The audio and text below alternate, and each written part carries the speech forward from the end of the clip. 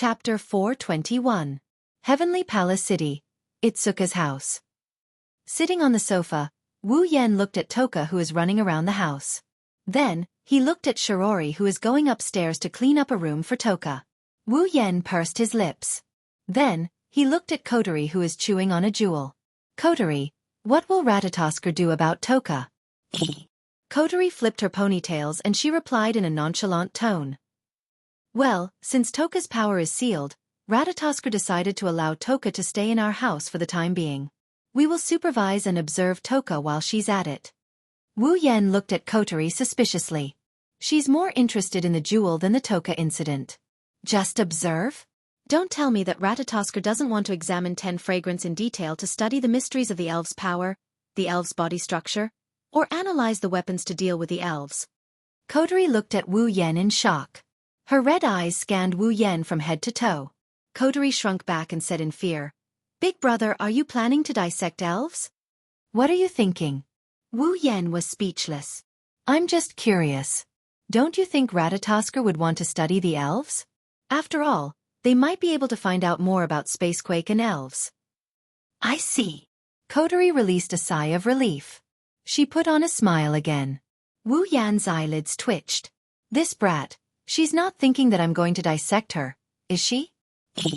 Actually, in the beginning, there were people who wanted to capture an elf alive and conduct research on it. But such a method went against the main purpose of Ratatoskr, so such a proposal was rejected. Wu Yen scratched his face. He didn't think much of it. An organization like this is bound to have a dark side. Ratatoskr's goal is good, but there's no guarantee that no one in the organization is plotting against the elves. In the face of ambition, the mission is nothing but something that can be changed at any time. However, Ratatoskr doesn't have such a thing. Wu Yen doesn't care about that.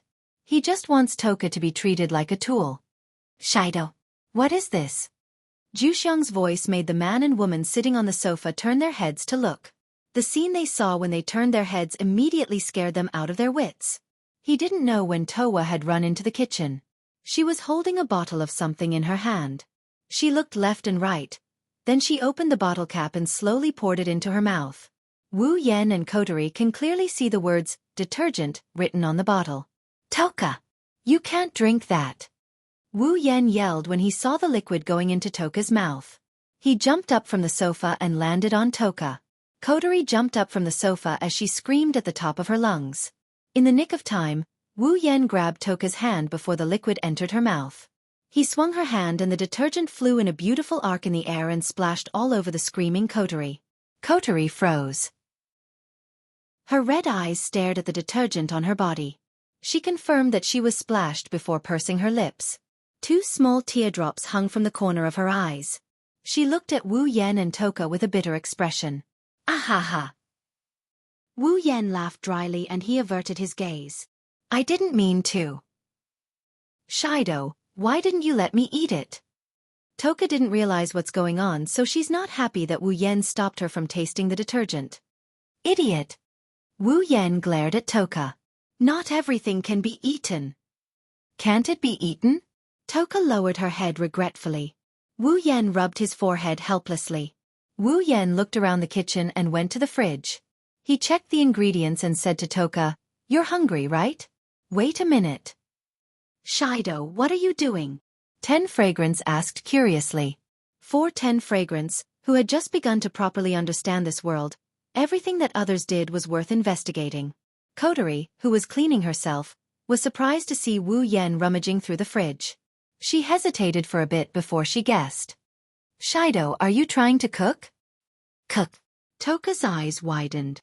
"Are the dishes edible?" Wu Yen ignored Toka and glanced at Kotori, who was in disbelief. "Do you need to be so surprised when I cook?" "But..." Kotori lowered her head and didn't say anything. She wanted to ask, isn't it enough for a vampire to eat the food dangling in front of them? And he knows how to cook? Kotori forgot that she had breakfast with Wu Yen this morning. When Kotori raised her head, she was startled to see a pair of wine-red eyes staring straight at her. "Although I don't know what you're thinking, why do I have an inexplicable feeling of displeasure?" Wu Yen narrowed his eyes and said meaningfully.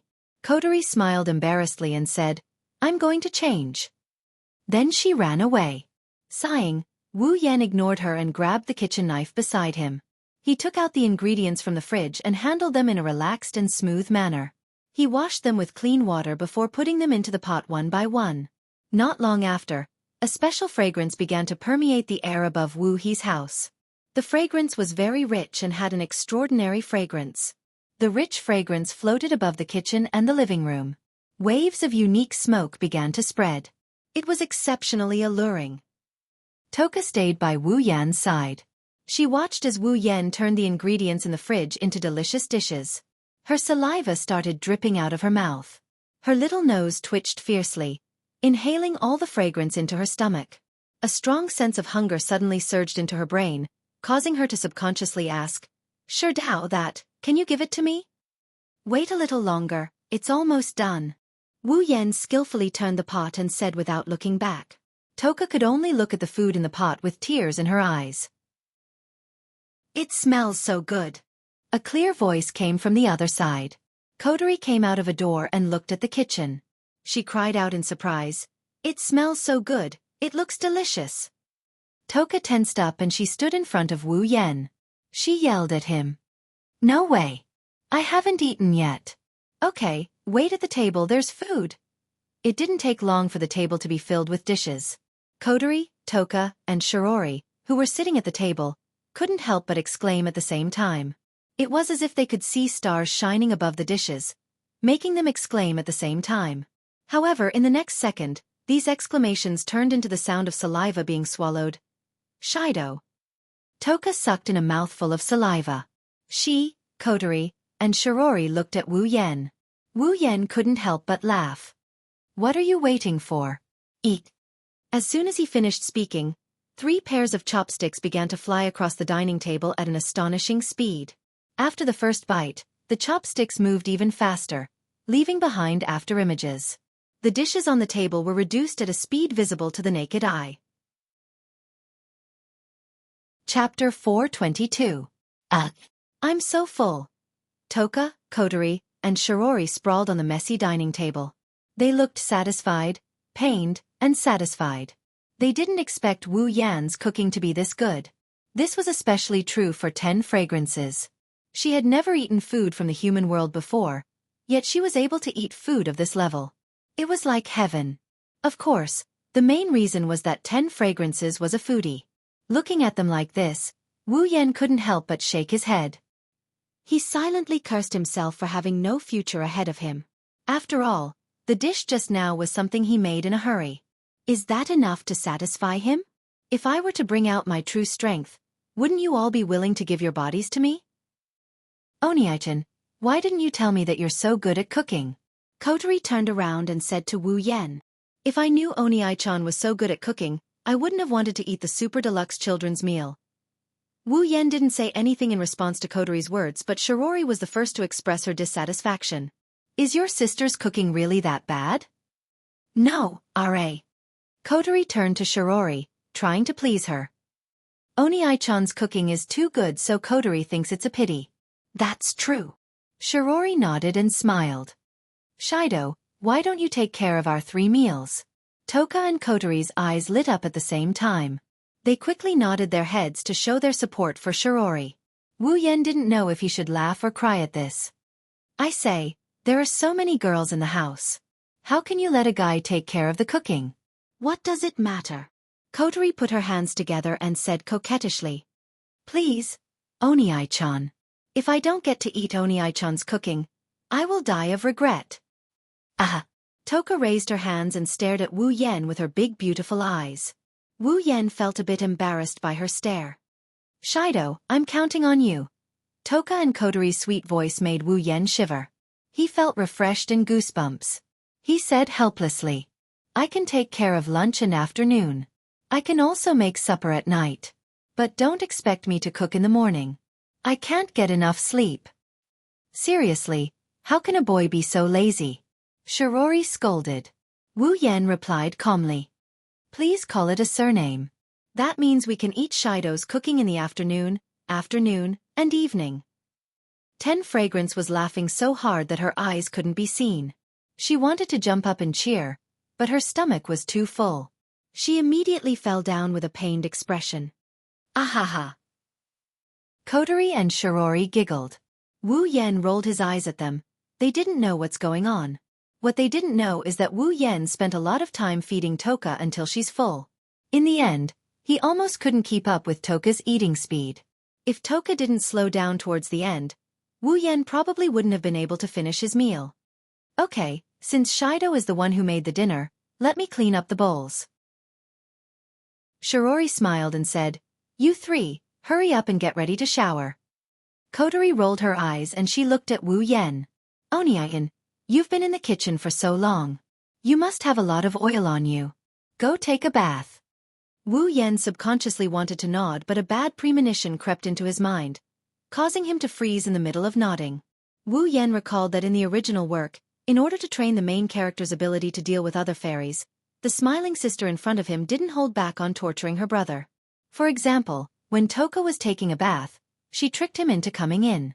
Or when Toka was in the toilet, she asked him to change the light bulbs. Or, she tricked him into taking a bath and then told Toka that there was no one inside. Strictly speaking, all of those things are benefits.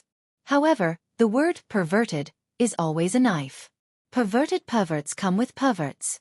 Even if Toka's fairy power is sealed, once a girl gets shy, the power she can unleash is enough to break through the sky.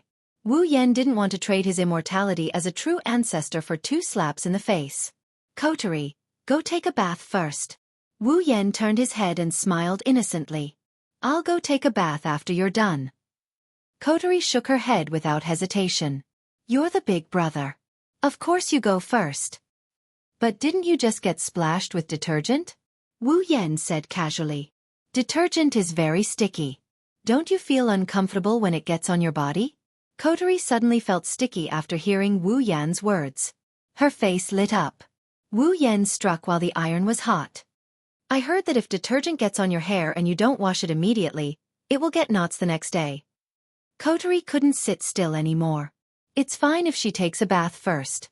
She can still have Toka attack Wu Yen when she comes out. Then I'll go take a bath first. Kotori sprinted towards the bathroom. It seems like Kotori cared about Wu Yan's words. Every girl cares about their image. Kotori is no exception.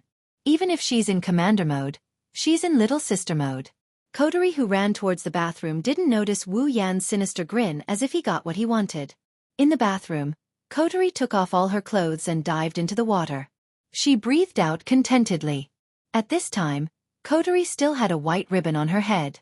For some reason, Kotori always has a ribbon on her head. Wu Yen was curious. After all, Kotori with a black ribbon is in commander mode. She with a white ribbon is in little sister mode. If she doesn't have a ribbon, which mode is she in? It's still a mystery. Kotori stretched her petite but voluptuous body. She stared at the ceiling with her red eyes. After a while, she touched the red sealing bracelet on her wrist.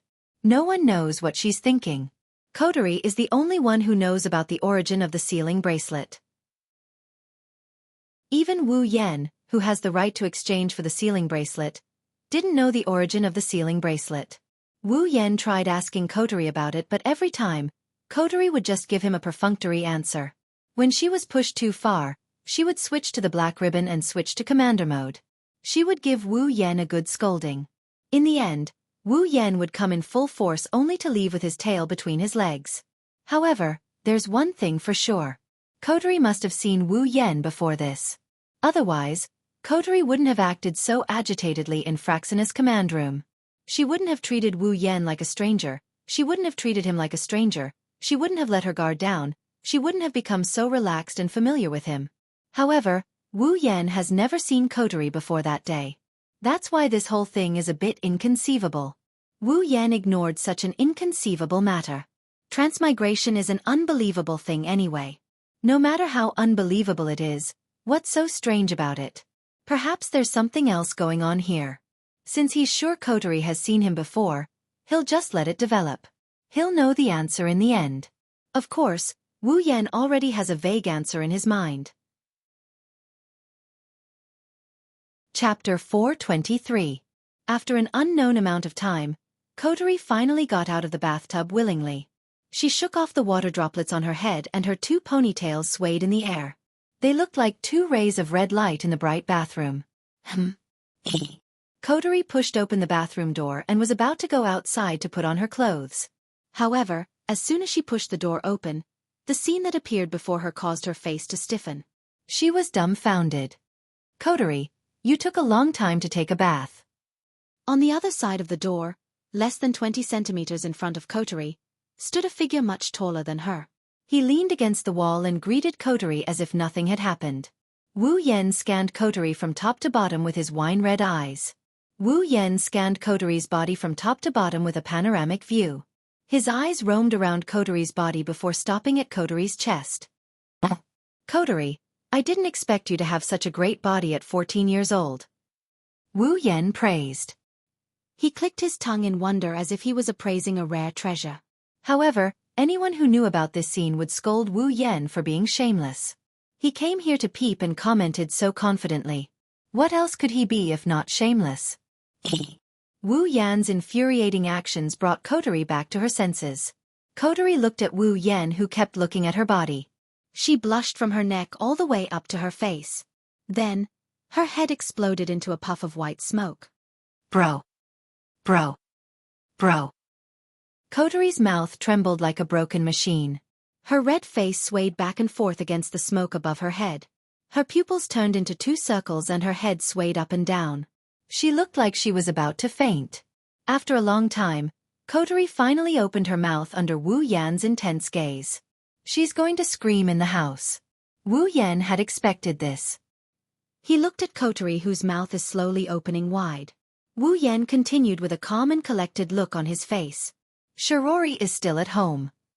What he meant was, now that you're screaming, our sibling relationship will be suspected. After all, no brother would peek at his sister when she's bathing, except for certain perverts. Kotori swallowed back her scream. She almost choked to death. She looked at Wu Yan with tears in her eyes. Then, she dove back into the bathtub at the speed of light and buried herself in the bathtub. Bro. You. How could you? Kotori looked at Wu Yan with shame and anger. She couldn't believe that Wu Yan would peek at her while she was bathing. Wu Yan didn't look ashamed at all. Instead, he walked towards Kotori. Kotori couldn't help but gasp. Bro. Don't come over. What's wrong with that? Wu Yan grinned. You don't know which brat will take advantage of you in the future. You might as well take advantage of me. Wu Yan glanced at Kotori's body and he praised her. Kotori's body isn't as good as most people's, in fact, it's not as good as most people's. But no matter what, Kotori is only 14 years old.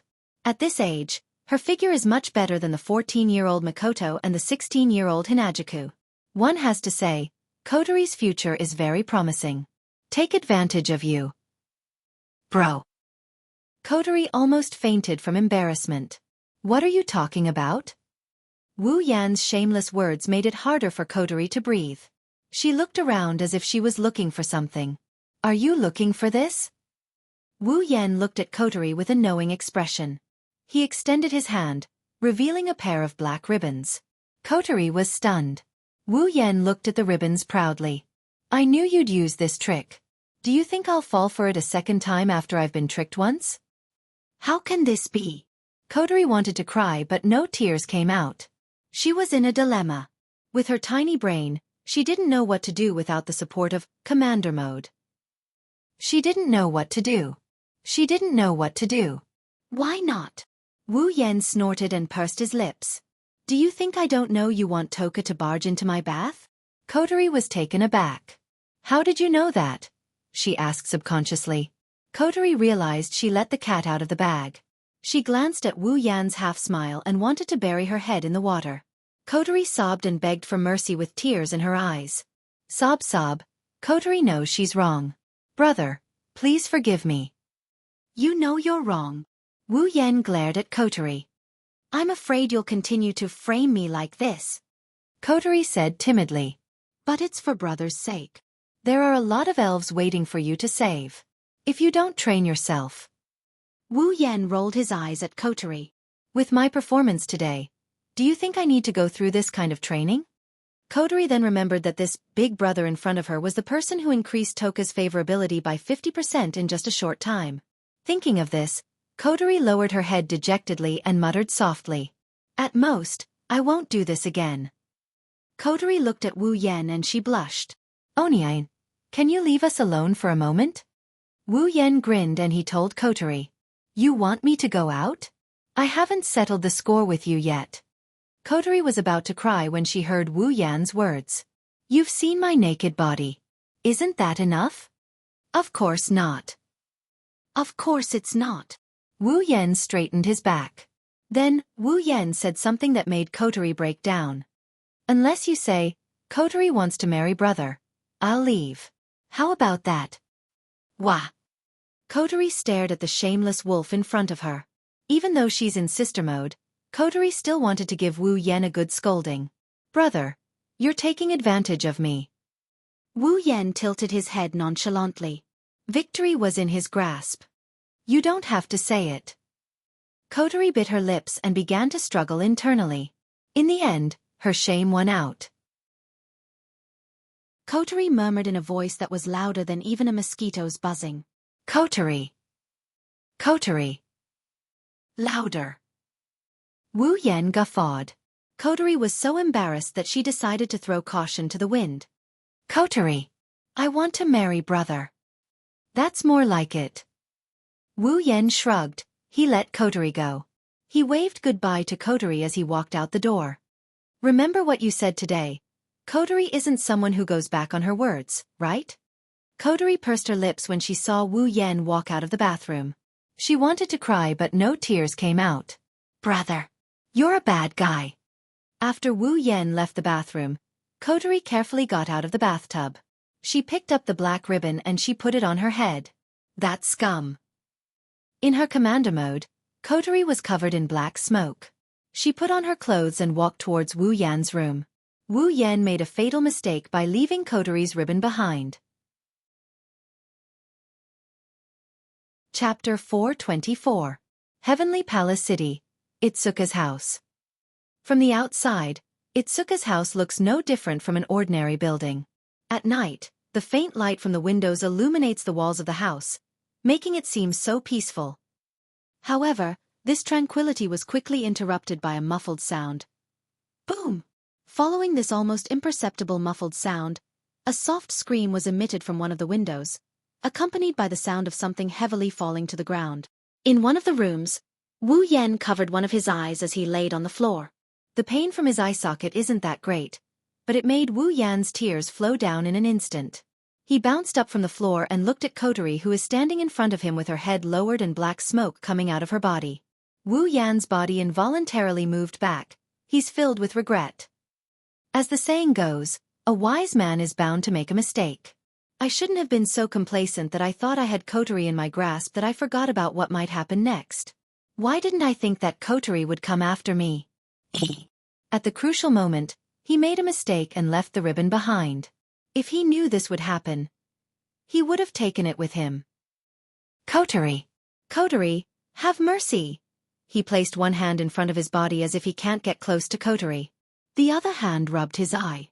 Wu Yan has no doubt that if it weren't for True Ancestor's amazing recovery ability, Kotori's punch would have given him a black eye. Ha, have mercy!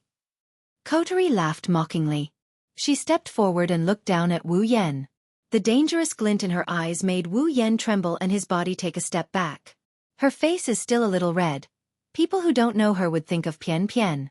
Kotori glared at Wu Yan with her red eyes and said gloomily, "Why didn't you show mercy? How dare you do such a thing? Death penalty.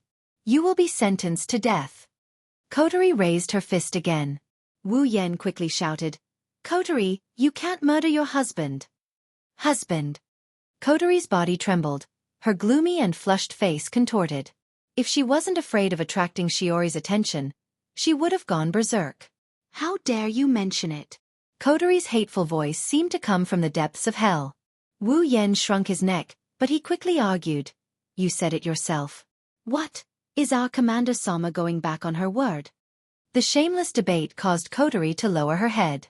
Her bangs covered her expression, making it impossible to see what's going on inside.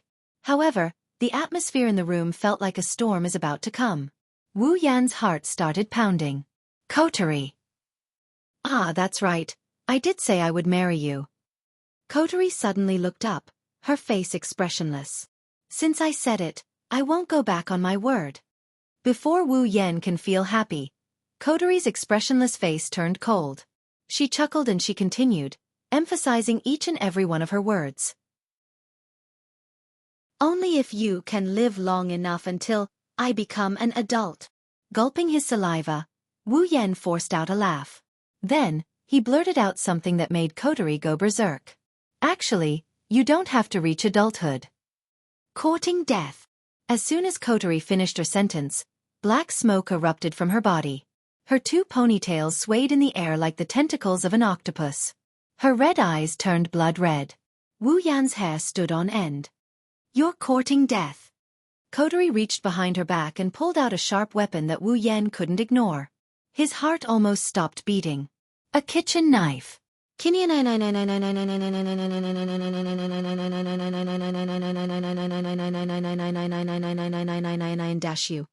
You can't play with this thing.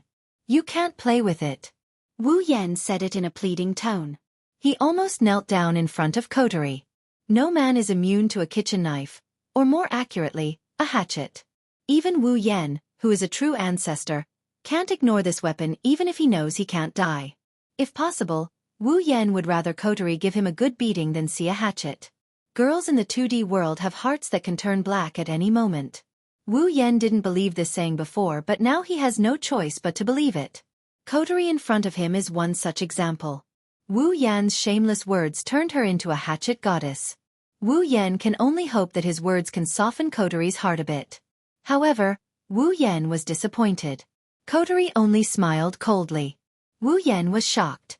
She swung the kitchen knife at Wu Yan, aiming at Wu Yan's crotch. This time, Wu Yan was scared out of his wits. Wu Yan's nerves tensed up as he watched the kitchen knife coming at his crotch.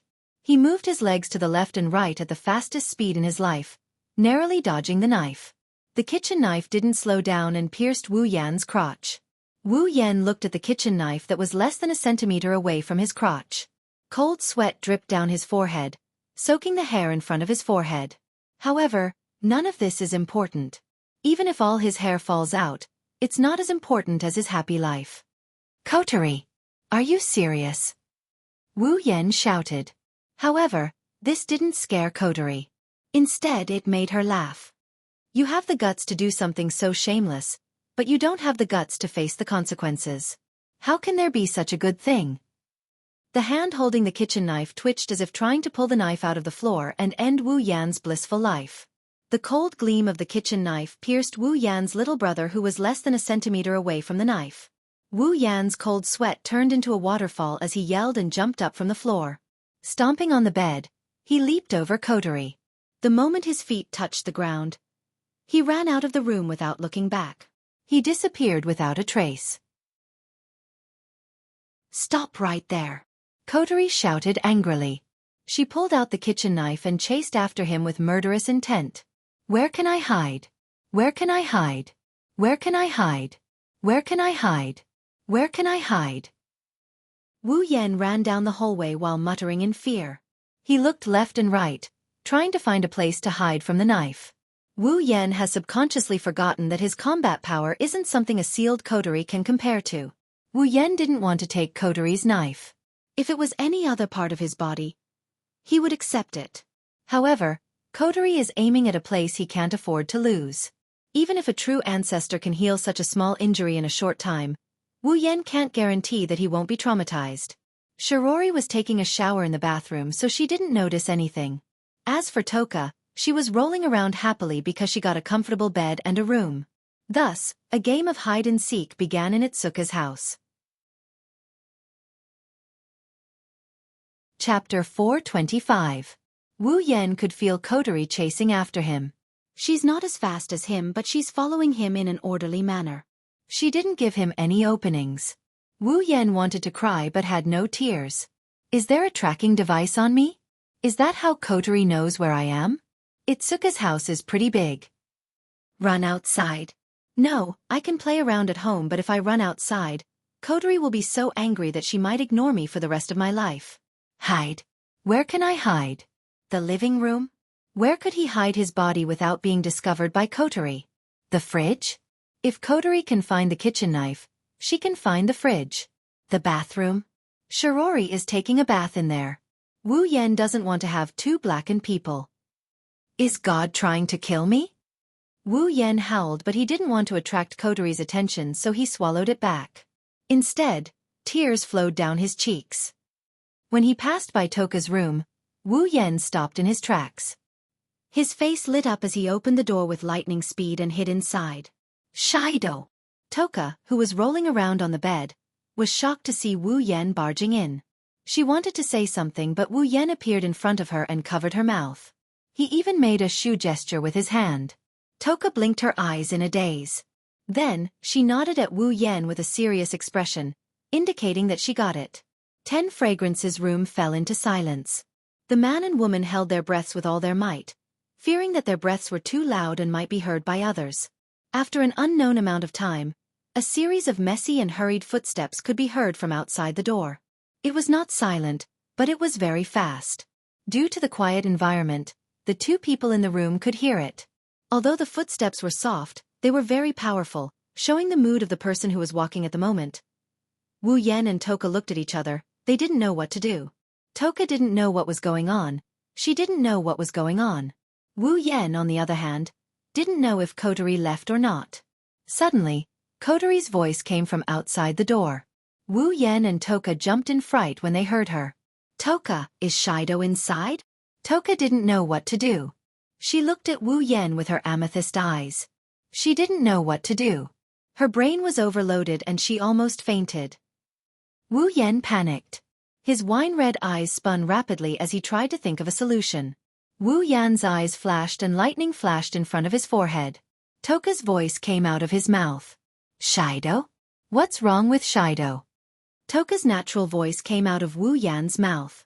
It's so lifelike that Toka was stunned.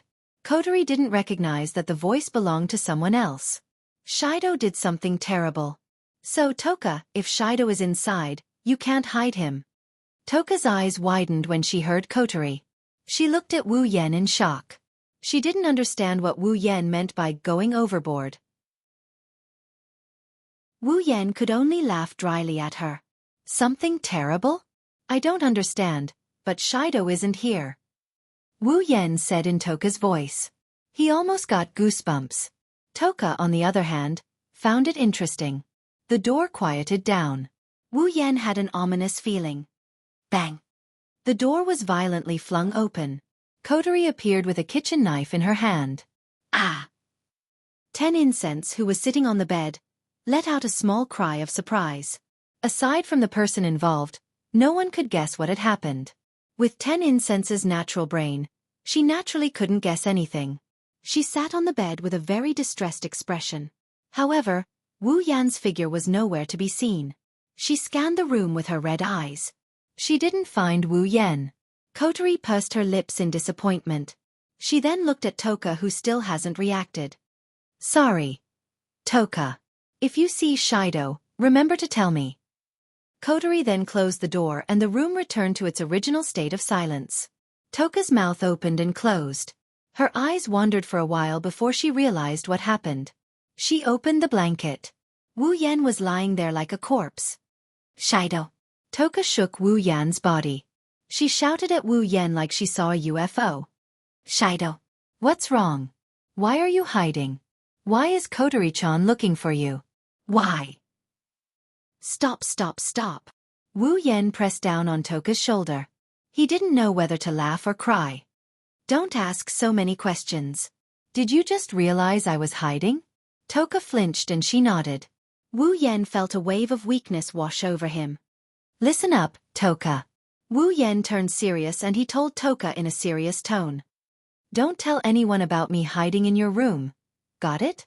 Toka turned serious and she nodded again. However, Wu Yan didn't feel reassured at all. This natural glutton would probably forget everything in the next second. Toka giggled when she saw Wu Yan's embarrassed look. She looked at Wu Yan's face seriously before she said in a soft voice. Shido, thank you. Wu Yan was surprised. Why are you thanking me? Because. Toka leaned against the wall and looked up at the ceiling. Her purple eyes shined as if she was reminiscing about something. Because I'm very happy today. Looking at Toka's smiling face, Wu Yan felt a bit touched. He could still remember that less than half a day ago, there was no trace of a smile on this smiling face. There was only endless sorrow and despair. Wu Yan's lips curled up. He leaned against the wall and sat next to Toka. Actually. What? Toka's eyes narrowed as she laughed. She turned around to look at Wu Yan with a twinkle in her eyes. If Wu Yan can feel touched by Toka's face, Toka can feel the same way. After all, the person in front of her was the one who brought her warmth, her home, and her laughter. He was the one who saved her from that hellish life. Wu Yan smiled warmly when he met Toka's gaze.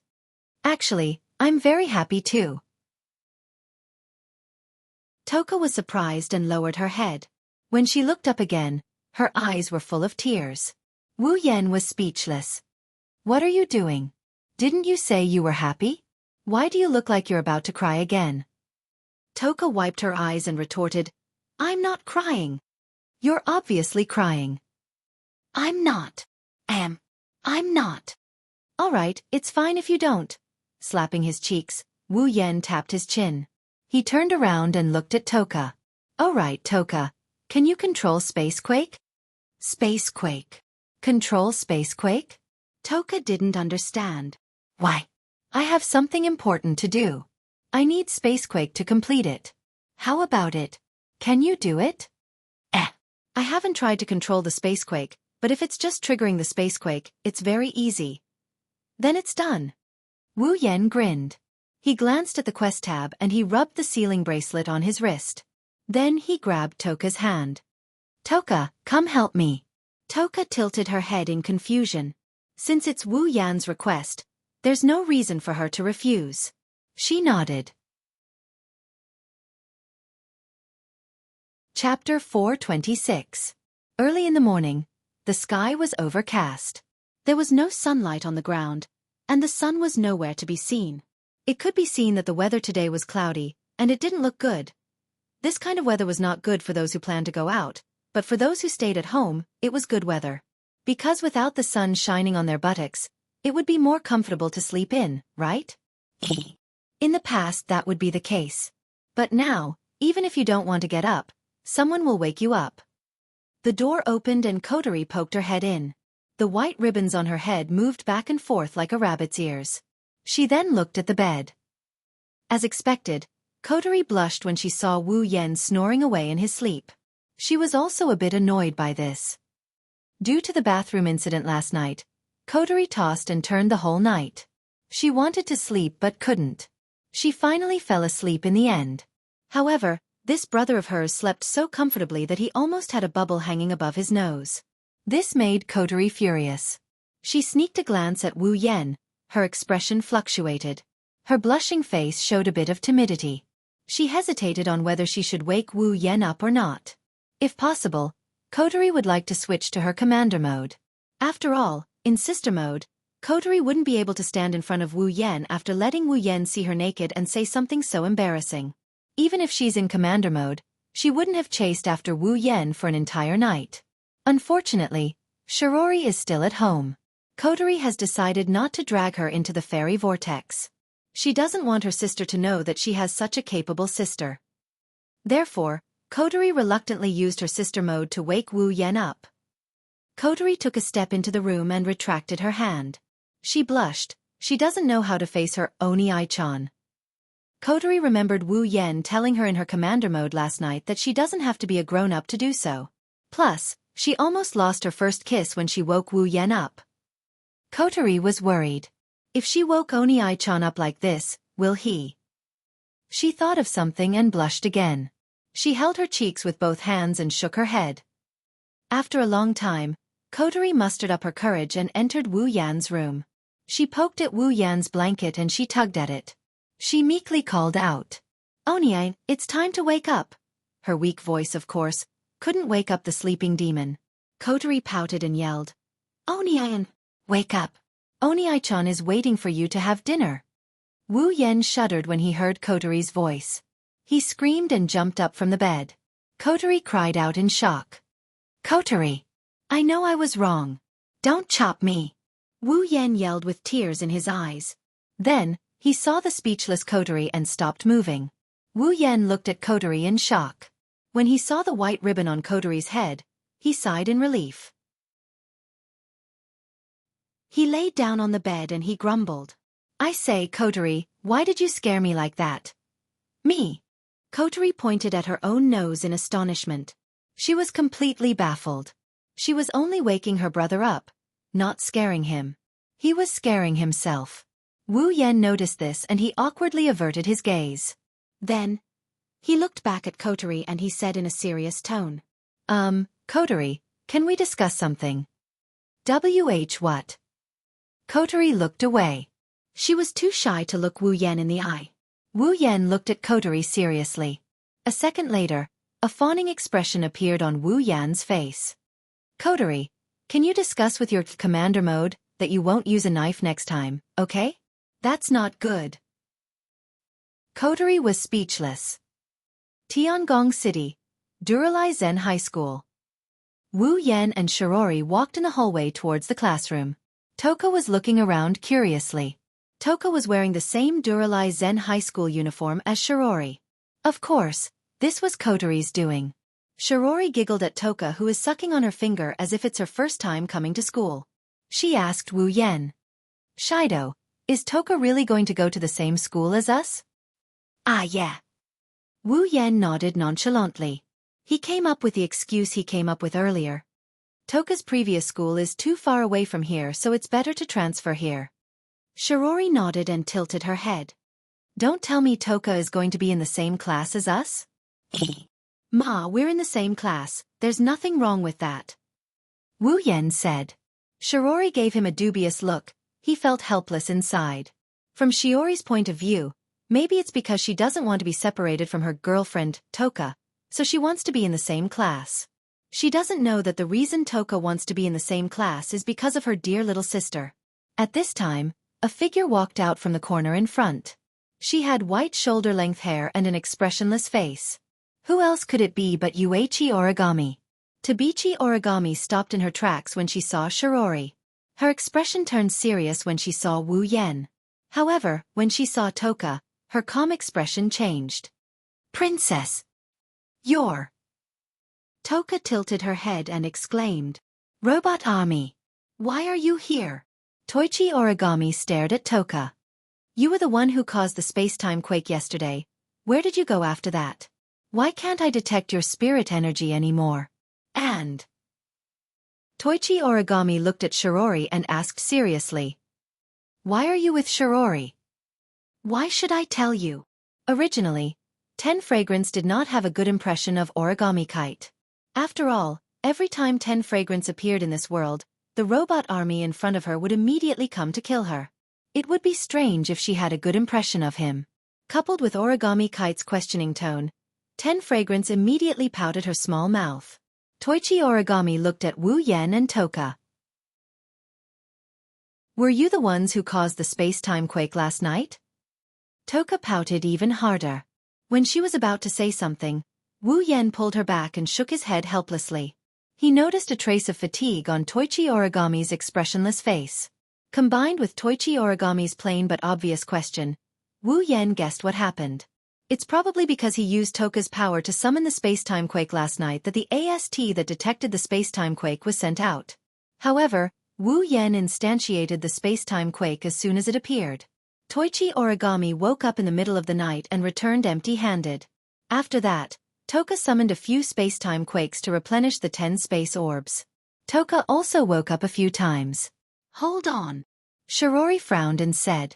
What robot army? What spirit energy? Who is Princess? Why is Toka related to the space-time quake? The three people who were confronting each other froze. Chapter 427. On a certain street in Heavenly Palace City, a figure is walking towards a certain direction. There are many bags hanging on his body, there are ingredients and clothes inside. Lifting the bag in his hand, he couldn't help but sigh. He couldn't help but grumble at Shirori. It's one thing if she wants him to buy groceries. It's not like he didn't buy groceries when he was Hinagika's butler in the Whirlwind Butler. But what's with asking him to buy clothes? Buying clothes is of course nothing. The problem is that these clothes are for Toka to wear. In other words, these clothes are for women, and there are underwear inside. Wu Yan can still remember when he walked into the underwear store, the staff and customers looked at him strangely. If he didn't say that he's here to buy for his girlfriend, he might have been treated as a pervert. In fact, even if Wu Yan said that he's here to buy for his girlfriend, those people still looked at him with suspicion.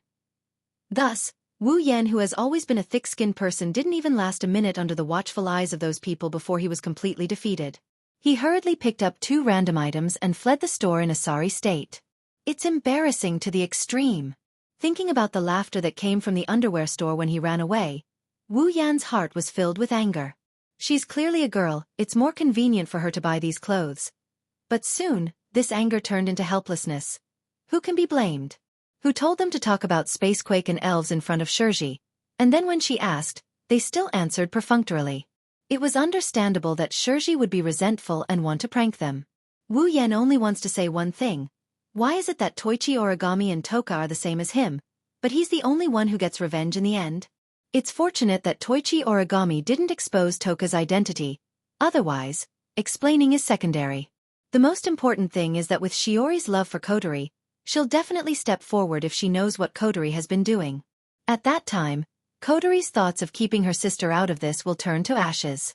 Perhaps, Tabichi Origami was the same as Kotori. They didn't want Shirori to be involved in such a dangerous matter. After all, the elves were very powerful. Even if they were caught in the crossfire, they could still kill people. In the original work, Kotori was only willing to let Shirori go because he had Kotori's power and was immortal. But in this world, if I'm not wrong, Kotori's power isn't sealed in Shiori's body, it's sealed in my own body. In other words, it's sealed by the sealing ring. In other words, Shirori doesn't have the power of immortality in the original work. Under such circumstances, Kotori can't bear to let Shirori be the front line against the elves. Wu Yan guessed that Toichi Origami, who's most likely a Yuri woman, wouldn't want Shirori to know about this. Wu Yan has a big question about Kotori's elven power being sealed by the sealing ring. It's not the origin of the sealing ring, or when Kotori put it on. Wu Yan has already decided to take things as they come, so he won't worry about it. What Wu Yan really cares about is the system's mission panel. Dungeon World, Date Battle. Dungeon Mission, Collect. Mission 1. Materialize all the spatial quakes around the world and collect them. Current progress, 1010, completed. Mission reward, equipment points, item points, ability points, summoning points, 50,000 each. Mission 2. Use the sealing ring to seal the elven powers of storyline characters Toka, Yoshino, Tokasaki Kurumi, and Itsuka Kotori. Mission reward, any 2 B grade and below equipment will be upgraded by 1 grade, B grade and Gate of Babylon excluded. Mission 3. Yet to be activated. Last night, with the help of Toka's power, Wu Yan successfully collected the Space Orb. With the completion of the first mission, the second mission was activated. Helping 4 storyline characters seal the elves' powers is just nice. It's another goal he's working on, so there's no conflict. However, last night, when the second mission was activated, Wu Yan stared at it for a long time. To be precise, he stared at Itsuka Kotori's name for a long time. When the second dungeon mission was activated, one of the names of the 4 elves was lit up. It was Night Sword God Toka. However, even though Kotori had sealed her power, her name did not light up. Could it be that Kotori's power wasn't sealed by the sealing ring? Then why did Kotori wear a sealing ring for no reason? Because it looks good? That's impossible. The mysterious appearance of the sealing bracelet and this strange dungeon mission too made Wu Yan think about the origin of Kotori's sealing bracelet. Now, he has a clear idea of where Kotori's sealing bracelet came from. Of course, guesses were just guesses.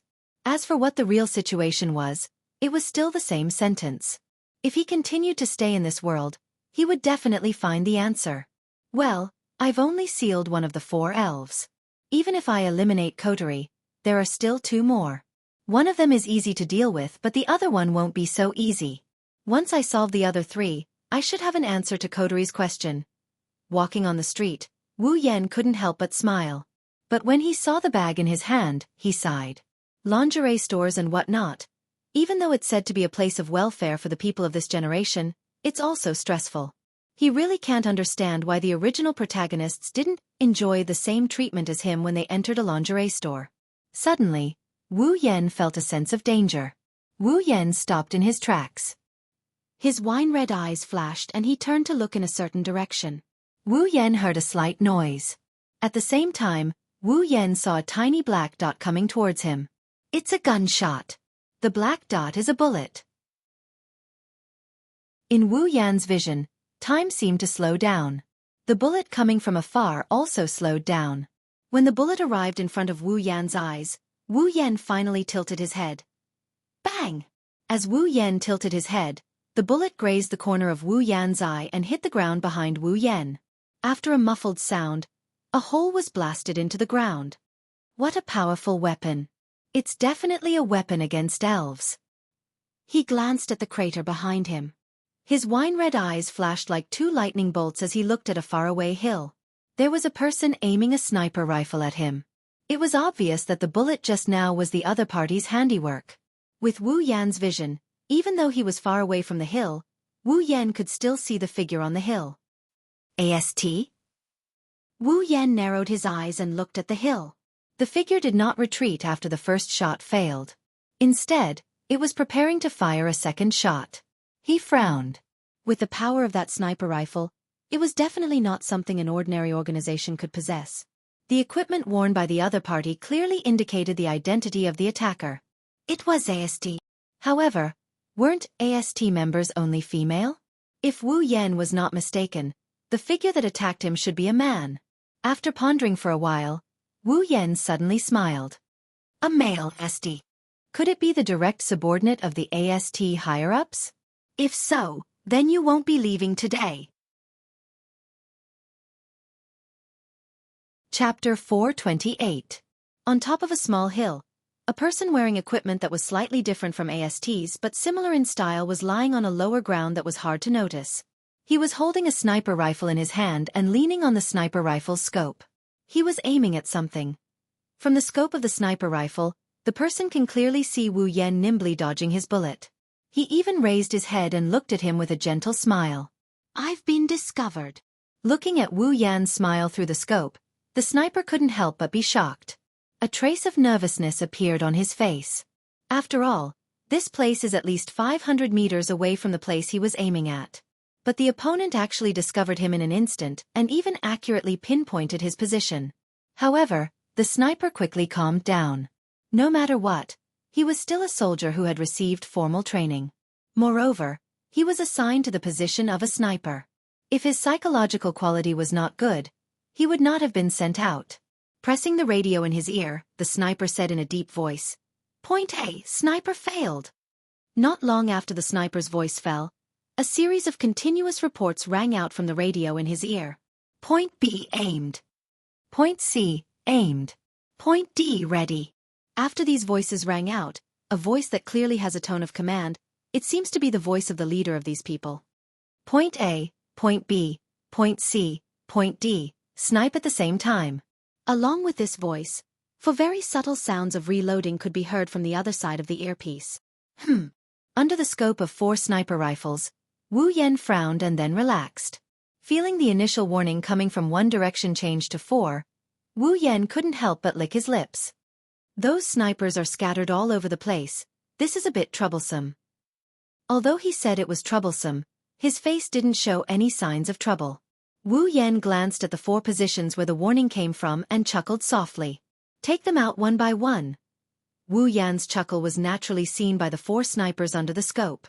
Immediately, the 4 sniper rifles in their hands pressed down on Wu Yan. 4 bullets basically sealed off all of Wu Yan's escape routes. The 4 snipers were full of confidence in their attacks. In this situation, even if the opponent is a powerful elf, there is no way she can avoid this round of coordinated attacks. So much so that they didn't even consider that there is no way to avoid their attacks. But, who said that they have to dodge?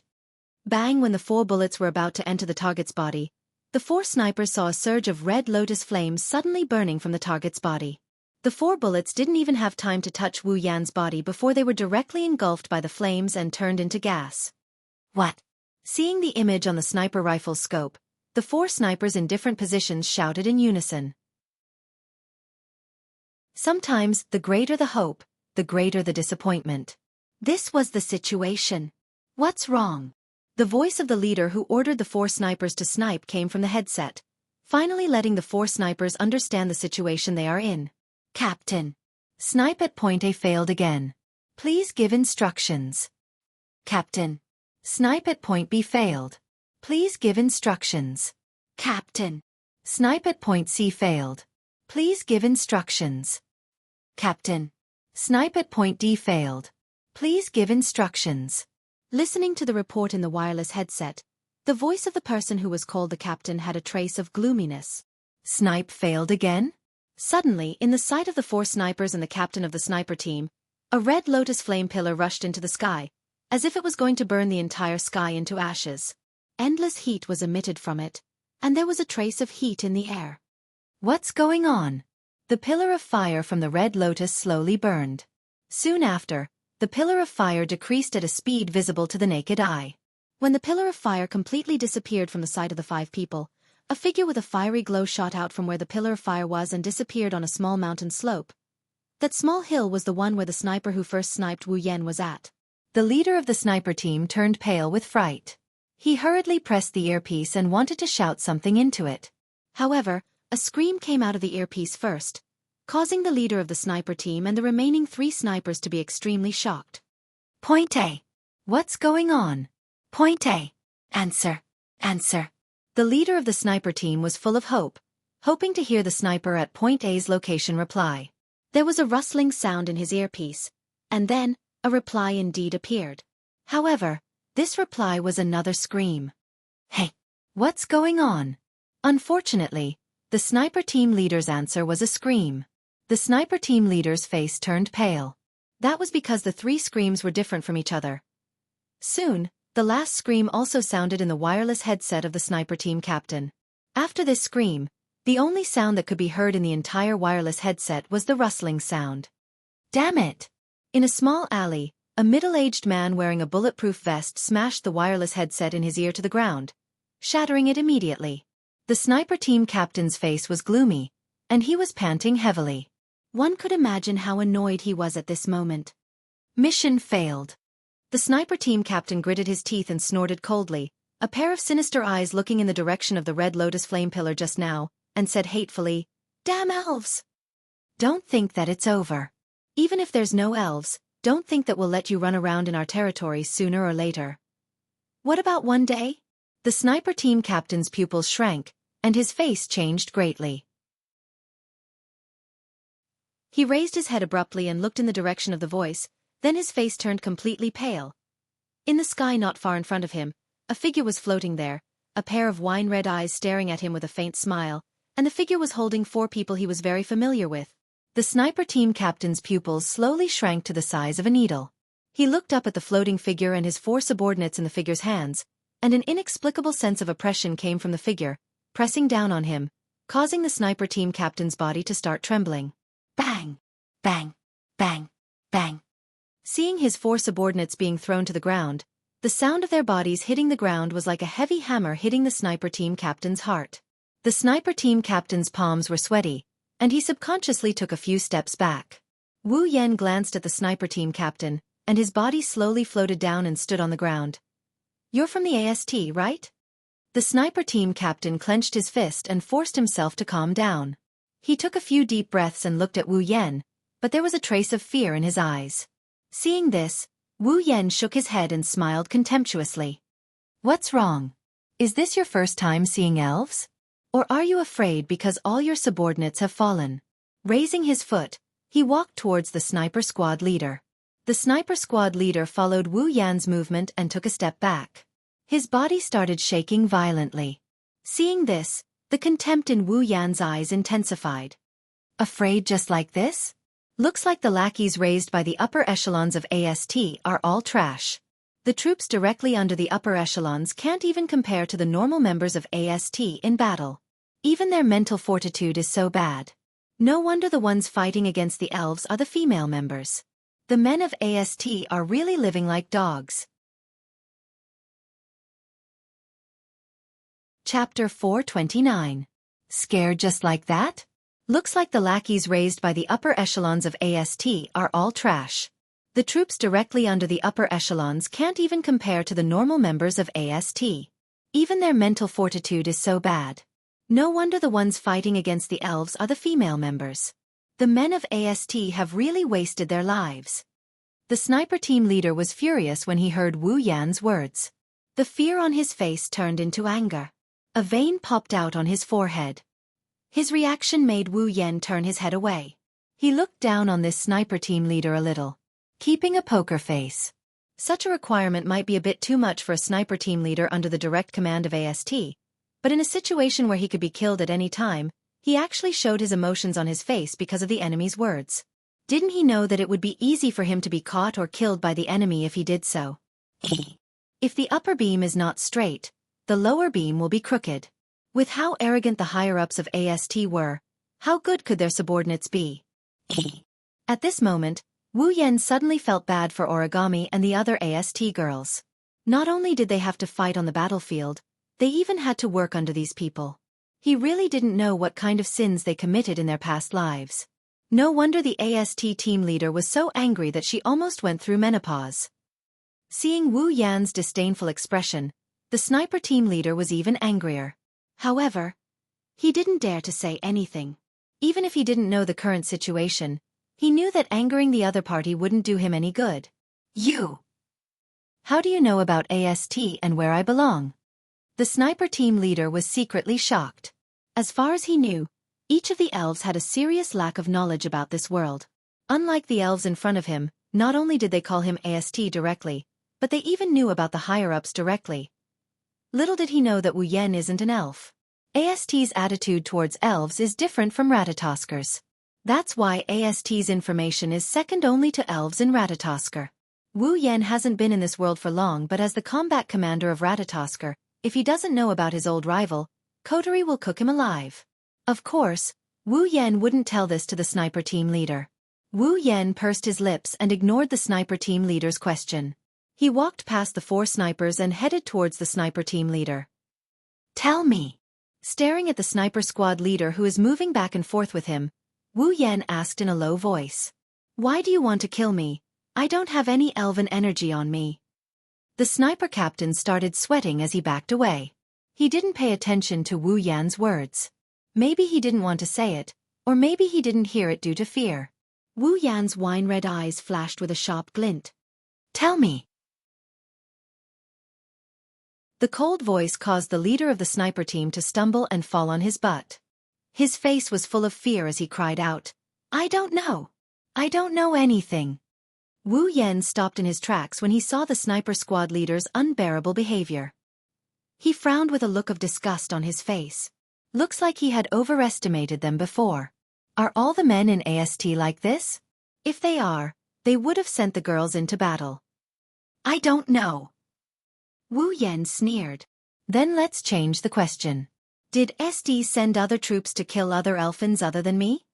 Wu Yan didn't expect the sniper squad leader to say something he didn't expect. Are there other elves who don't have elf waves living here? You don't know? Wu Yan looked at the sniper squad leader in surprise. He lowered his head when he saw the genuine look of bewilderment on the sniper squad leader's face and started thinking. The sniper team leader didn't say the reason why AST came to kill him, but Wu Yan could more or less guess. Originally, AST was established to kill elves. The existence of elves would bring a great disaster to this world. Even without the spacecrafts, their powerful strength was enough to make humans fear them. Now, the fact that he didn't have elf waves on him must have been known by AST.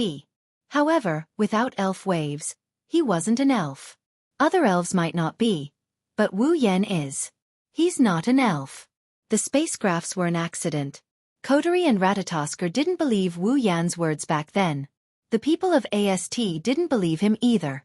That's why even if a nuclear bomb is frozen, it's still a nuclear bomb. Its destructive power won't disappear even if it's frozen. Similarly, an elf would still be an elf even if she didn't have any elven energy waves.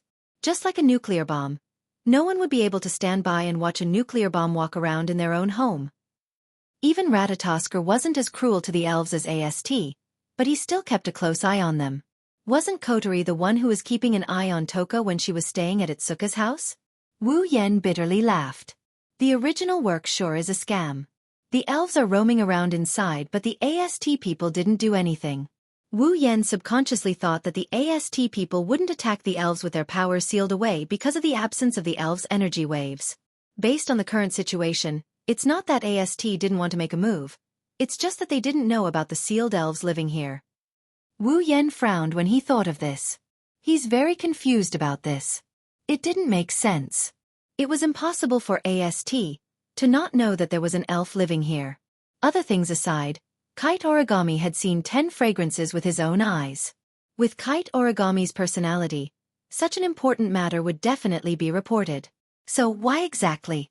Is there something else going on? The sniper squad leader looked at Wu Yen, who was deep in thought. The fear on his face disappeared and was replaced by a ruthless expression. He quietly reached his hand behind him. The moment the sniper squad leader reached behind him, he felt a chill coming from his chest. It was as if he lost something. The sniper squad leader was at a loss. The sniper team leader lowered his head and looked at his chest, which had become cool. The next moment, his eyes widened to the maximum. His face was filled with disbelief. On his chest, there was a hand, but the entire hand was gone. That's because the hand is inside his body. I didn't want to kill you so quickly. You're the one who asked for it. A faint voice came from the sniper squad leader. He raised his head with difficulty. A pair of wine-red eyes with a cold glint appeared in his vision. The sniper squad leader wanted to say something, but when he opened his mouth, nothing came out. All he got was a cold smile from Wu Yen. He slowly pulled out the hand from his body. Fresh blood dripped from Wu Yan's hand and sprayed out from the sniper squad leader's chest like a fountain. It sprayed out in front of Wu Yen and sprinkled on his body. However, not a single drop of blood touched his body. Instead, it dripped down like water droplets. The intense pain finally reached the head of the sniper team leader. The scene in front of him began to blur. At this time, the sniper team leader realized that his 4 subordinates were in the same situation as him. Their chests were pierced, and fresh blood flowed all over the ground beneath them. Chapter 430. Following the sound of the sniper team leader falling to the ground, the small alley fell into complete silence. However, no one could ignore the scene that unfolded before their very eyes. The 5 of them fell to the ground in different postures. There was a bloody hole in each of their chests. Blood kept flowing out of the holes. It was as if there were 5 blood fountains coming out of the ground. The ground was dyed in red. Under such a scene, a person stood in the middle of the 5 corpses. Blood flowed from his body, but his clothes were not stained by a single drop of blood. The blood flowed down like a leaf and dripped onto the ground. Similarly, there was a hand. After a long while, a faint sigh was finally heard from this bloody scene. The only figure standing had broken the silence of this place. Raising his hand and looking at the blood flowing on it, Wu Yan's wine-red eyes flashed with a golden glow. Although the urge to suck blood has been eliminated, a vampire is still a vampire. I can't help but want to suck in a mouthful of blood. Wu Yan smacked his lips and shook his head with a smile. He waved his hand and shook off all the blood on his hand. What a pity.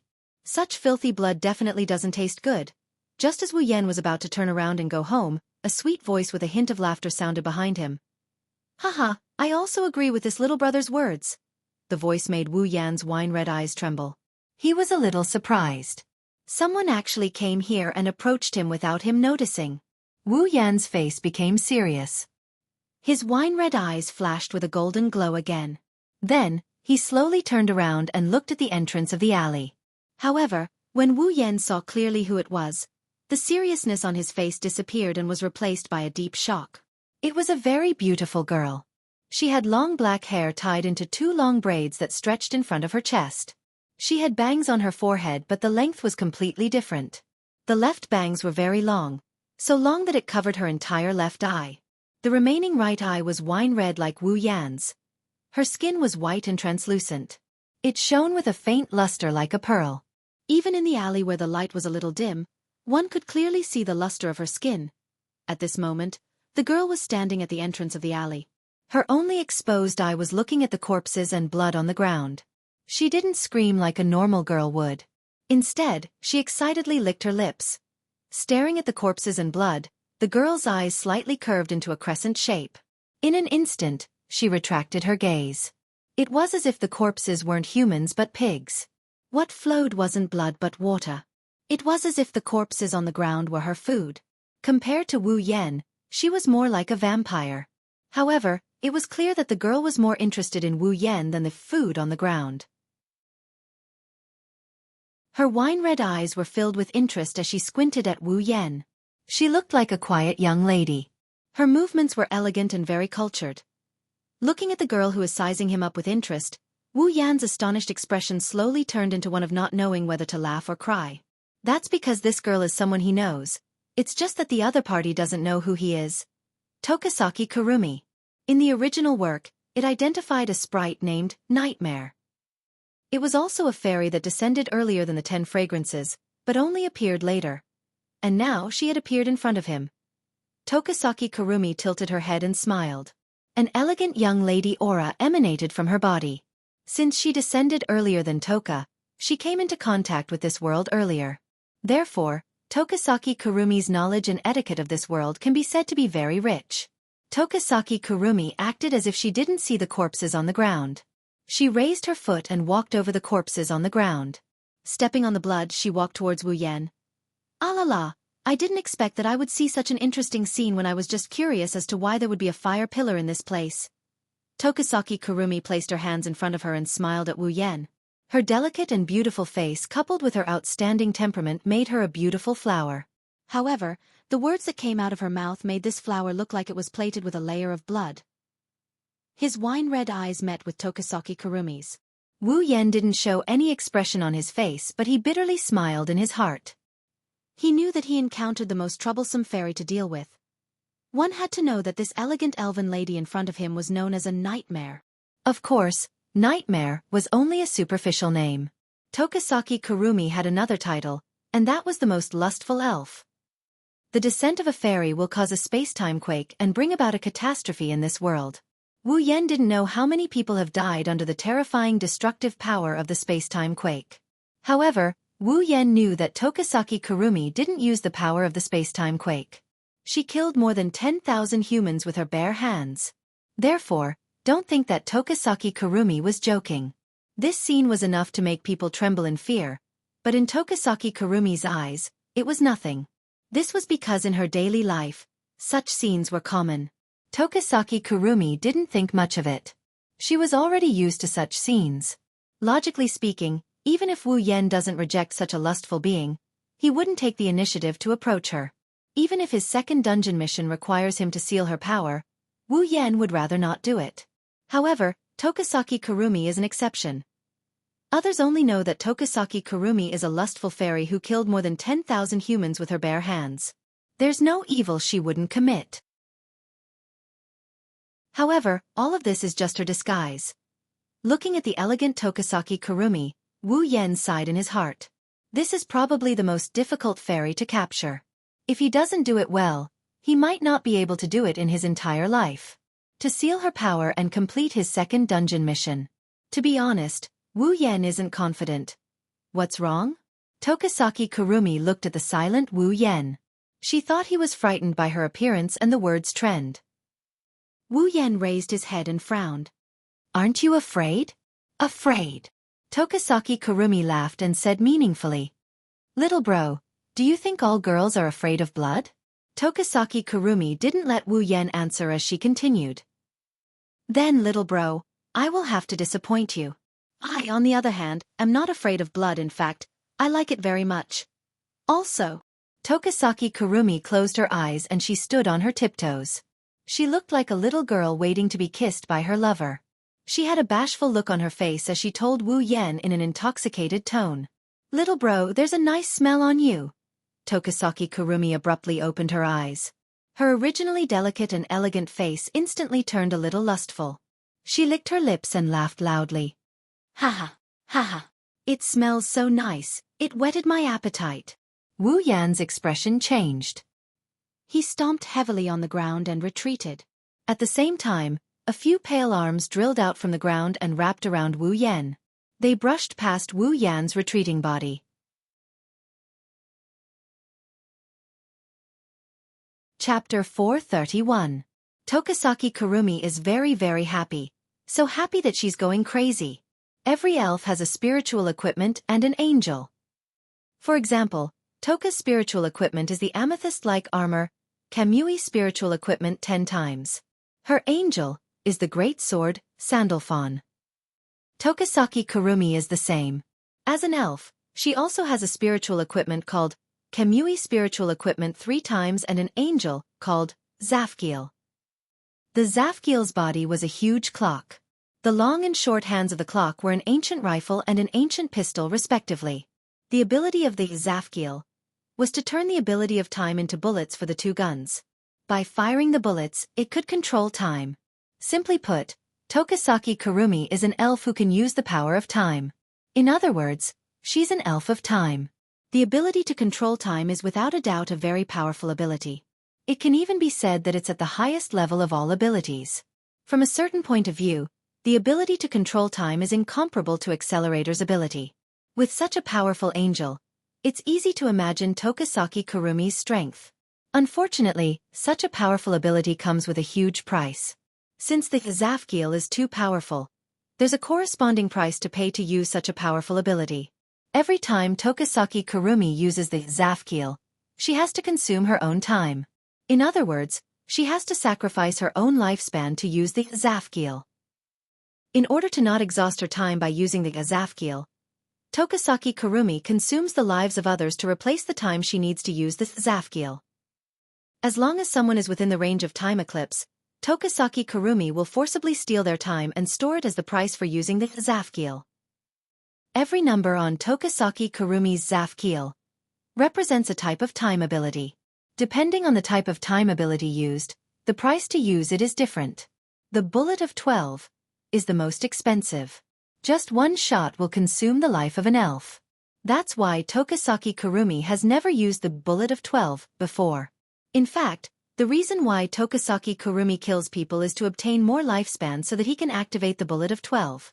He will return to 30 years ago and kill the first ascending elf to fulfill his sorrowful wish of erasing the existence of the elves. This way, the elves won't be enemies with humans. The elves won't be hunted down and humans won't suffer heavy casualties due to the space-time quake. However, the cost of using the bullet of 12 is the life force of an elf. If Tokasaki Kurumi used it recklessly, even if she didn't die on the spot, she would become extremely weak and unable to achieve her goal. Therefore, in the original work, Tokasaki Kurumi wanted to devour Itsuka Shido, who had the power of 3 elves sealed within his body. But now, Itsuka Shido no longer exists in this world. There's only Wu Yan and Itsuka Shirori who were given the name Itsuka Shido by Kotori. Itsuka Shirori also has the ability to seal elves. But in this world, Itsuka Shirori is no longer the one chosen by Ratatosker to talk to the elves. She doesn't even have the power of 1 elf, let alone 3. Without Itsuka Shido in the original work, Tokasaki Kurumi has no way to achieve her goal quickly. She can only consume the lives of humans slowly until the day she can use the bullet of 12. This was Tokasaki Kurumi's original plan.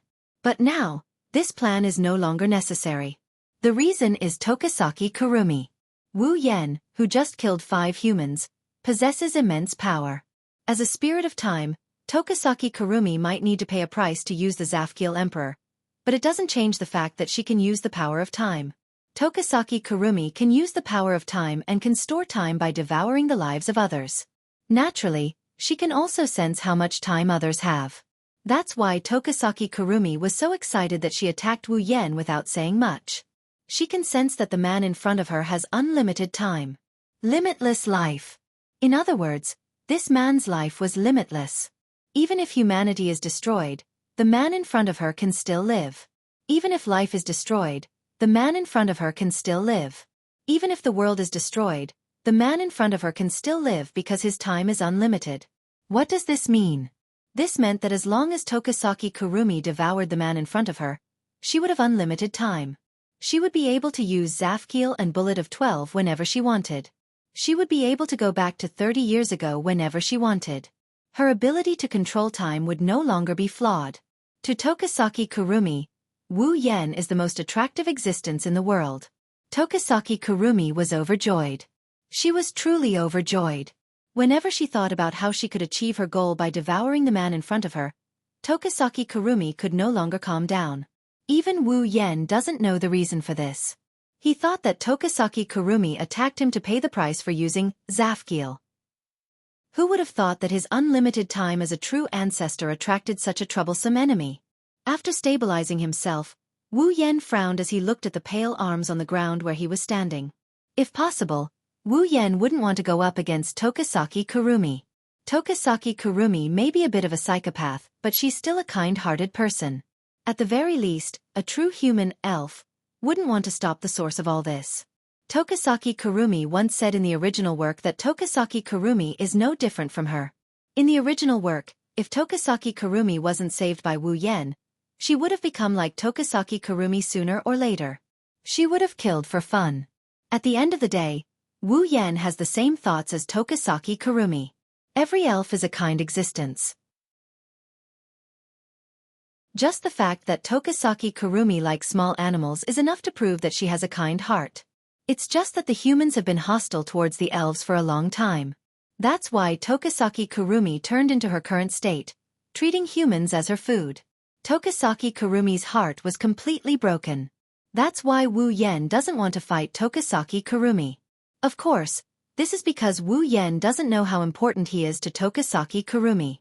It's even more important than how much Tokisaki Kurumi covets Tokisaki Kurumi in the original work. Tokisaki Kurumi won't miss out on Wu Yan's unlimited time. Under Wu Yan's gaze, Tokisaki Kurumi slowly raised her hand. Her body shook slightly and a dark purple aura surged out of her body and enveloped her. At the same time, a gloomy aura spread throughout the small alley.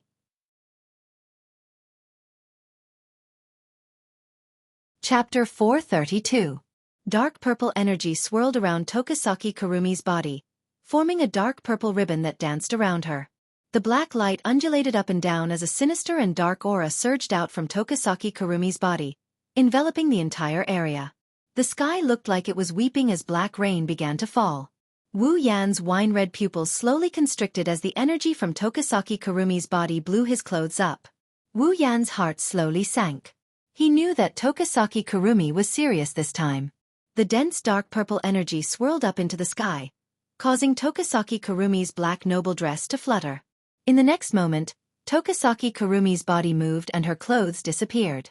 A pure white body appeared in front of Wu Yan under the cover of the dark purple energy. In the next moment, Tokisaki Kurumi's body flashed with a dazzling light, illuminating the entire dark alley. When the light dimmed, Tokisaki Kurumi's appearance had changed completely. She was wearing a noble Gothic dress that reached all the way to her chest. Her fair and smooth shoulders were exposed to the air, making her look like two ivory sculptures. Only two straps supported the Gothic dress. She wore wrist gloves with her palms exposed, only covering her elbows. Above her palms, a large bow was tied around her abdomen. Black stockings covered her thighs and a pair of black high boots were on her feet. Her long black hair was tied into two ponytails of different sizes, and a pleated head ornament that looked like a headband was placed on her head. Lu Haiki's eyes drooped down, and his wine-red right eye flashed with a strange light. Tokisaki Kurumi's left eye had also appeared, and it was a golden clock. Tokisaki Kurumi, level 75. At this moment, the golden clock in Tokisaki Kurumi's left eye was spinning. It was like a pupil, staring straight at Wu Yan with a trace of impatience. The clock in the left eye represented Tokisaki Kurumi's time. If Tokisaki Kurumi gets her hands on Wu Yan, the time inside the golden eye of the clock will come to a complete stop. Therefore, Tokisaki Kurumi's gaze towards Wu Yan was filled with passion and greed. She was like a hungry wolf looking at the most delicious piece of meat in the world. Wu Yan frowned deeply. His wine-red eyes flashed with dissatisfaction and anger. Wu Yan really didn't like the way she looked at him like he's food. He's also very dissatisfied with that look. Tokisaki Kurumi saw the dissatisfaction in Wu Yan's eyes. Her red and gold eyes flashed with surprise. Tokasaki Kurumi smiled at Wu Yen. Era, little brother.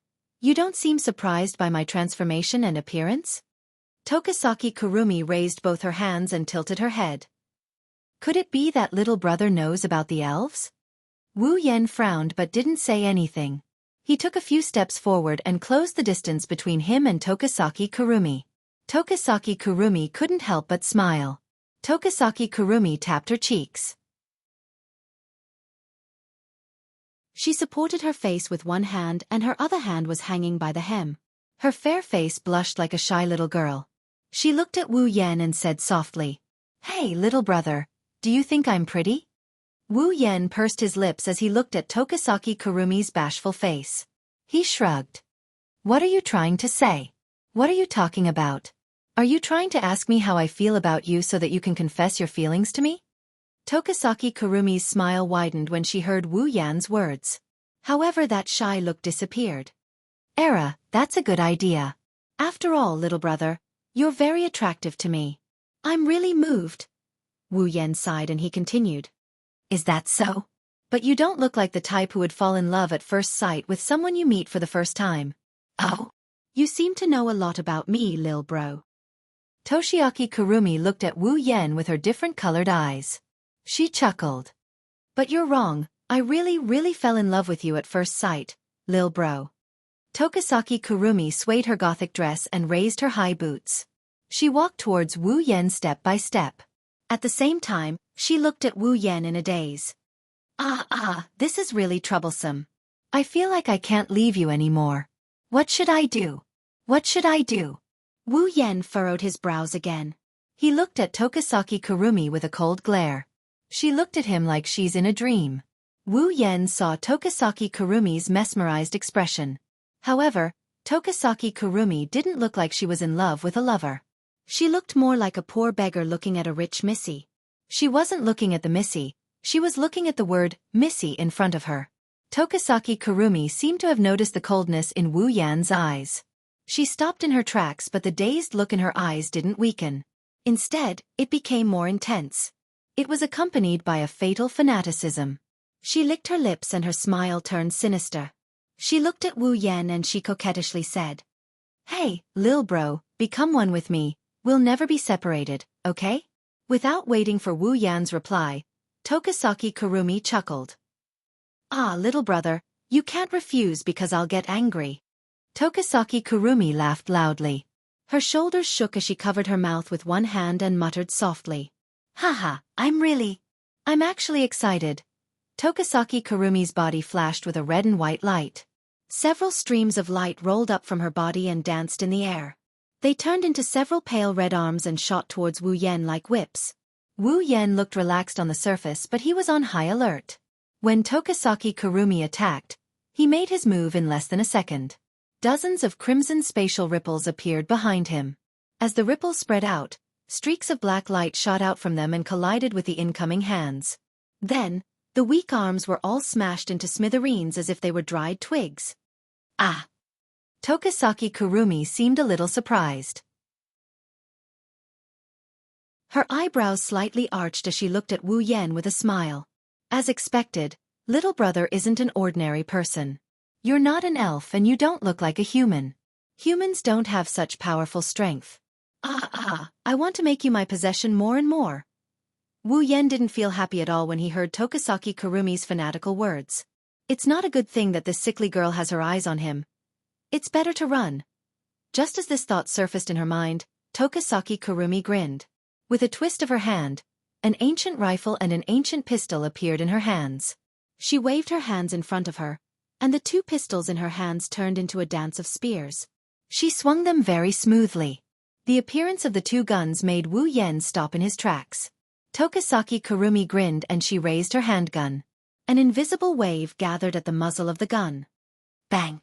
The sound of a gunshot reverberated in the alleyway. A bullet with enough force to shatter rocks came out of Tokasaki Kurumi's pistol. She fired at Wu Yan, who narrowed his eyes.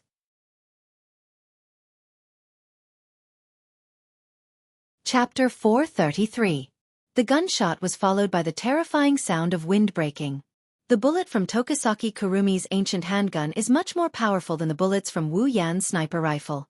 The reflection of the bullet in her wine-red eyes was getting closer and closer. Wu Yan didn't expect Tokasaki Kurumi to take out a part of her angel, without saying a word. Wu Yan's reaction was a little slow and he could only move his face to the side to avoid the bullet. The bullet grazed past Wu Yan's face and left a wound on Wu Yan's cheek. Fresh blood flowed down from his cheek. Era, what did I do? Seeing the blood flowing down from Wu Yan's face, Tokasaki Kurumi turned pale with fright. She held her cheek and said pitifully, I actually hurt little brother and made him bleed. What should I do? What should I do? I wanted to become one with little brother. How could I hurt little brother? As she said that, a hint of sadness appeared on her face. It was as if she was really afraid. If someone else saw this, they would probably forgive her even if they were shot. Wu Yan bitterly smiled. He wiped the blood off his face and he licked it. The wounds on his face melted away in less than a second. Tokasaki Kurumi stopped in her tracks. Her red and gold eyes showed an intoxicated look. Although the wound wasn't deep or heavy, it was still an injury. Even an elf wouldn't be able to recover in such a short period of time unless they had some special powers.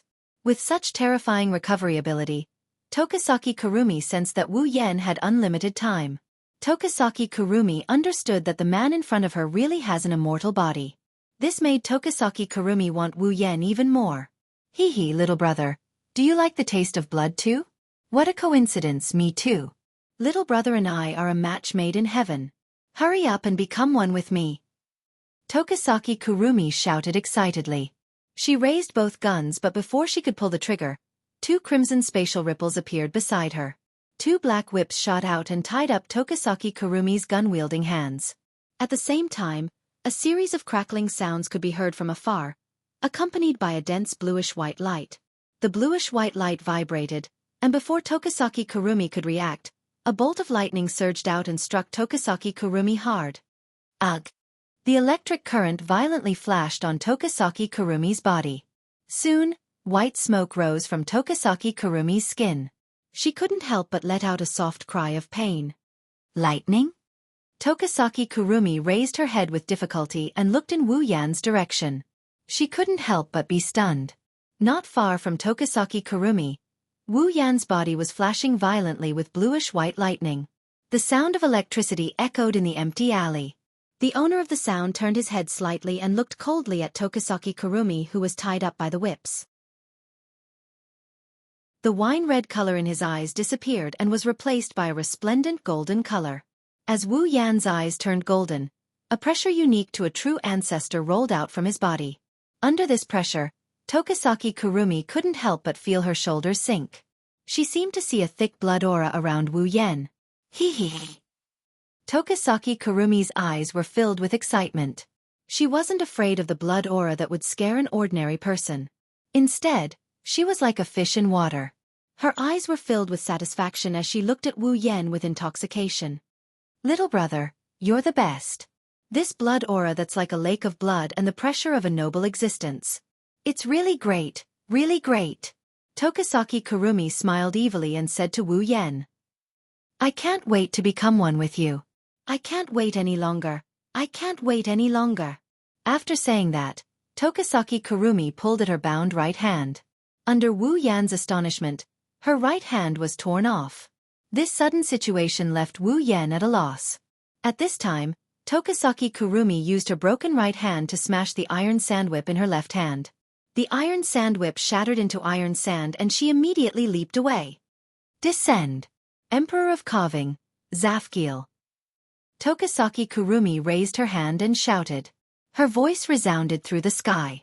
Following her voice, a black-red lightning bolt descended from the sky and struck Tokasaki Kurumi's back. However, the black-red lightning didn't cause any damage. Instead, it distorted Tokasaki Kurumi's back. The black-red lightning turned into a black-red light that drew a circle behind Tokasaki Kurumi. When the light dissipated, a huge clock that was twice as tall as Tokasaki Kurumi appeared behind her. Tokasaki Kurumi's angel. Emperor of Carving, Zafkiel. Wu Yan's expression tensed up. He wanted to retreat. He didn't want to fight Tokasaki Kurumi to begin with. Now, Tokasaki Kurumi even used Angel. It's clear that she doesn't want to let him go. Wu Yan bitterly laughed inside. What did he do to offend her? Why would she use Angel at such a high cost? Even if Tokasaki Kurumi has other people's lives as storage, it's still a waste. She's really willing to sacrifice so much for it. How could she be so generous? Wu Yan didn't know that once he fell into Tokasaki Kurumi's hands, the so-called price would be gone. Naturally, Tokasaki Kurumi didn't care about such a small amount of time. Even if she used it all up, as long as she had Wu Yan, she wouldn't need it. Bullet of 4, Dalit. Tokasaki Kurumi raised her left hand that was holding a pistol. The clock in her left eye suddenly sped up. The number 4 on the huge clock behind Tokasaki Kurumi lit up. A black-red stream of energy floated out and entered Tokasaki Kurumi's pistol. After the black-red stream of energy flowed into the pistol, Tokasaki Kurumi smiled and did something that would make others confused. She raised the pistol but didn't aim it at Wu Yan. Instead, she pointed it at herself and pressed it against her chin. Then, she pulled the trigger without hesitation. Wu Yan wasn't surprised by Tokasaki Kurumi's action. He knew what kind of ability Tokasaki Kurumi's bullet of 4 has. It's the ability to reverse time. The golden pupils turned towards Tokasaki Kurumi's right hand, which was suspended in the air by the iron sand whip. The broken right hand trembled slightly, and the iron sand whip loosened. The right hand didn't fall down, but flew back to Tokasaki Kurumi and reattached itself to her severed arm. Tokasaki Kurumi clenched her right hand and smiled sinisterly at Wu Yan. Let's start again. Wu Yan's body tensed up. His golden pupils turned and he focused all his attention on Tokasaki Kurumi. Tokasaki Kurumi seemed satisfied with Wu Yan's action and raised her pistol again. Bullet of 4, Dalit. This time, the number 1 on the huge clock behind Tokasaki Kurumi lit up. A black-red stream of energy floated out and entered Tokasaki Kurumi's pistol. Tokasaki Kurumi shot it into her head. Then, Wu Yan's expression changed. That was because Tokasaki Kurumi had already disappeared from her original spot and reappeared beside him.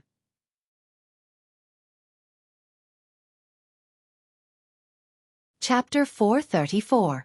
Every number on Tokasaki Kurumi's Angel represents a type of time ability. For example, the bullet of 4 can reverse time by shooting a bullet into one's body. After using the bullet of 4, no matter how much damage Tokasaki Kurumi suffered, he would be able to recover in an instant unless the golden clock on his left eye ran out. Otherwise, if Tokasaki Kurumi succeeds in using the bullet of 4 and shoots it into her body, Tokasaki Kurumi will return to her original state. Unlike the bullet of 4, the bullet of 1 is an ability that can be used on the user. However, it accelerates time, making Tokasaki Kurumi's speed unparalleled. In less than a blink of an eye, Tokasaki Kurumi has already moved to Wu Yan's side. Tokasaki Kurumi looked at Wu Yan's face that is inches away from her. She rested her head on Wu Yan's shoulder and caressed Wu Yan's face. She licked her lips with her little tongue and smiled. Ah, what a captivating taste! Tokasaki Kurumi's lips curled into a sinister smile. Her red and gold eyes stared at Wu Yan's golden eyes. They were red just a moment ago. How did they turn gold all of a sudden? Hey, little brother, can you tell me? Tokasaki Kurumi's unique fragrance wafted into Wu Yan's nose as she rested on his shoulder. If it were any other time, Wu Yan's heart would be stirred. However, no matter how carefree he is right now, he wouldn't think that this is the right time to do such a thing. Taking a light breath, Wu Yan didn't turn to look at Tokasaki Kurumi. Is this okay? You're touching my body without permission. Tokasaki Kurumi was stunned. Before she could react, the sound of lightning clashing echoed. Her face turned cold and she quickly moved away from Wu Yan's body. However, her hand that was caressing Wu Yan's face was inevitably injured. The lightning struck her hand and caused her hand to twitch. The pain was transmitted to her mind. Era! Tokasaki Kurumi shook her hand that was charred black from the lightning. She looked at Wu Yan and said, "You're not an elf but you can use such power." Lightning? If I'm not wrong, the pillar of fire just now should be little brothers. With such power and time, what kind of existence are you? I'm really curious. Time. Wu Yan didn't pay attention to Tokasaki Kurumi's words. Instead, he noticed one of her words. Combining his understanding of Tokasaki Kurumi and her ability as an angel, a thought flashed through his mind. No wonder Tokasaki Kurumi treated him like that. It was because of his unlimited lifespan, which meant unlimited time. Well, it doesn't matter. Little brother, you're going to be mine soon. I'm really excited. I'm really excited. Tokasaki Kurumi raised her right hand and pointed her rifle at Wu Yan's head. The next moment, a gunshot rang out. Blood flew into the air and scattered on the ground. Tokasaki Kurumi weighed the rifle in her hand and chuckled. He dodged it at such a close distance. Tokasaki Kurumi turned to look at the panting Wu Yan who's holding his forehead. Damn it! Wu Yan wiped the blood off his forehead. He clenched his teeth and looked at Tokasaki Kurumi. The ability of time is really troublesome. It's just a simple acceleration of time and I'm already in this state. If I use other abilities of time, I'll be in trouble. How did Kotori defeat this pervert in the original work? That won't do, little brother. Tokasaki Kurumi's red right eye flashed with a demonic blood-red light. She raised her foot and walked towards Wu Yan. I should have told you not to reject me. As Tokasaki Kurumi got closer, a black shadow spread out from her feet. It covered the entire alley, including Wu Yan's feet. Standing in the shadow, Wu Yan felt something flowing out from his body and into the shadow. This is... Wu Yan was shocked and his face sank. Could this be the City of Time eclipse? It's over, it's over. I finally found some fun and it's going to end just like that. What a pity, what a pity. Tokasaki Kurumi lowered her head in disappointment but she quickly raised it again with a happy smile. But to be able to become one with you, little brother, it's all worth it. Everything is worth it. Wu Yan pursed his lips after hearing Tokasaki Kurumi's morbid words. He raised his head and stomped on the ground. At the same time, electricity surged out from Wu Yan's body and shot towards the ground with unimaginable speed. Tokasaki Kurumi's face changed. On the huge clock behind her, a black and red stream of air flowed out and turned into a bullet. It flowed into Tokasaki Kurumi's gun and hit her body. In the next second, Tokasaki Kurumi disappeared on the spot, avoiding the electric current from the ground. However, the moment Tokasaki Kurumi disappeared, the shadow on the ground also disappeared. Wu Yan relaxed. Although his time was unlimited, who knew if Tokasaki Kurumi would pull him into the shadow and devour him? If he was pulled into Tokasaki Kurumi's shadow, Wu Yan didn't think that his true ancestor body would be able to keep him safe. Even if he didn't die, he wouldn't be able to avoid staying in the shadow of the City of Time eclipse for the rest of his life. Tokasaki Kurumi was annoyed. She came in front of Wu Yan and the clock in her left eye started spinning again. A huge clock appeared behind Tokasaki Kurumi. On the number 8, 2 black and red streams of air flowed out and were shot out by Tokasaki Kurumi. Bullet of 8, Chet. A shadow spread out from under Tokasaki Kurumi's feet. However, this time, the shadow wasn't the City of Time eclipse. Pale red glowing arms extended from the shadow. Then, as if they were crawling out of a hole, they supported themselves on the ground. Tokasaki Kurumi crawled out from the shadow and looked at Wu Yan with an evil smile. Bullet of 8, Chet. The ability to recreate one's past self in different timelines. Seeing the Tokasaki Kurumi walking towards him, Wu Yan couldn't help but smile bitterly. No way, you're using a cheat. Seeing Wu Yan's bitter smile, Tokasaki Kurumi felt her heart ache. She raised her hand and tapped her chin. But what she said only made Wu Yan's bitter smile even more bitter. This time, I won't let you escape. I won't let you escape. Bullet of 7, Zayin. The number 7 on the clock lit up. Black and red streams of air flowed into the guns in Tokasaki Kurumi's hands. Then, Tokasaki Kurumi shot the bullet of 7 at Wu Yan. Not good. Wu Yan quickly retreated and dodged the bullet of 7. His heartbeat quickened. The bullet of 7's ability can stop time. If he's hit by the bullet of 7, he won't be able to move and can only be dragged into the City of Time eclipse by Tokasaki Kurumi. Bullet of 7, Aleph. However, just as Wu Yan dodged, Tokasaki Kurumi's voice rang again. Before Wu Yan could react, Tokasaki Kurumi appeared in front of Wu Yan. She raised her rifle and pointed it at Wu Yan's forehead. Bullet of 7, Zayin. looking at Tokisaki Kurumi, who had a sickly smile on his face. His golden pupils constricted as he stared at him. Chapter 435. When he felt a cold sensation between his eyebrows, Wu Yan finally saw the rifle in front of him. His golden pupils shrunk, and in the next second, the sound of a gunshot reverberated through the empty alley. Bang! Clang! At this critical moment, a crimson spatial ripple appeared between Wu Yan's eyebrows. Black iron particles quickly floated out from it and condensed into a small ball of iron particles at the muzzle of Tokisaki Kurumi's rifle. It blocked the bullet that was about to hit Wu Yan's forehead, saving Wu Yan from danger. Tokisaki Kurumi's attack was neutralized in such a manner. She couldn't help but pause her movements for a moment, giving Wu Yan a chance to catch his breath. Wu Yan understood that there was still a gap between his strength and Tokisaki Kurumi's. After all, he was only comparable to someone at the beginning of rank 8. Tokisaki Kurumi, on the other hand, was level 75 and had a powerful angel like Zafkiel. If things continued like this, he would only end up as fertilizer. A trace of ruthlessness flashed in Wu Yan's golden pupils. Instead of retreating, he charged forward. Electricity surged from his body. He stretched out his hand and pressed it on Tokisaki Kurumi's forehead. All the electricity in his body was transferred to Tokisaki Kurumi's body in an instant. Tokisaki Kurumi didn't expect that her prey would choose to counterattack instead of running away.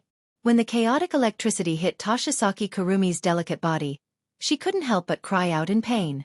After a while, her fair and smooth skin was charred black all over. Wisps of smoke rose from her body as if she was just cooked meat. A faint smell of stew wafted from her body. The reincarnations of Tokisaki Kurumi in the past finally reacted. They raised their guns and fired wildly at Wu Yan. Bullet after bullet entered Wu Yan's body. In a short moment, Wu Yan's body was filled with black holes. Blood flowed out from the holes and stained Wu Yan red. Ha! Wu Yan gritted his teeth. He endured the pain coming from every part of his body. He yelled and he sent Tokisaki Kurumi flying with a kick. The consequence of this was naturally a new round of frenzied shooting. Bang bang bang bang bang. The continuous gunshots were accompanied by blood that floated into the air. The random gunshots echoed in the empty alley. When the gunshots stopped, the bloodied Wu Yan was already half kneeling on the ground. The intense pain constantly invaded Wu Yan's mind, causing the ruthlessness in Wu Yan's eyes to become more and more intense. It even turned into madness. Wu Yan ignored the injuries on his body and raised his fist. Lightning flashed from Wu Yan's body again. The violent electric current rushed to Wu Yan's fist, causing it to shine. Then Wu Yan punched the ground fiercely. Boom! After a loud bang, the ground collapsed with the fist as the center. The ground in the empty alley collapsed into pieces of broken stone slabs. The surrounding ground turned into a huge pit. The reincarnations of Tokisaki Kurumi in Wu Yan's timeline were all caught off guard and fell into the pit. At this time, Wu Yan flew into the air. Above Wu Yan, a crimson spatial ripple expanded as Wu Yan soared into the sky. Along with it, the hilt of Nyedon Shana emerged. Wu Yan flew to the crimson spatial ripple and grabbed it, pulling it out with force. Burn it all up. A low voice came from the figure in the air. At the same time, the flames of the red lotus fell from the sky like lightning and crashed into the deep pit. Boom! In an instant, the red lotus fire burned fiercely in the deep pit, turning everything on the ground into a sea of fire.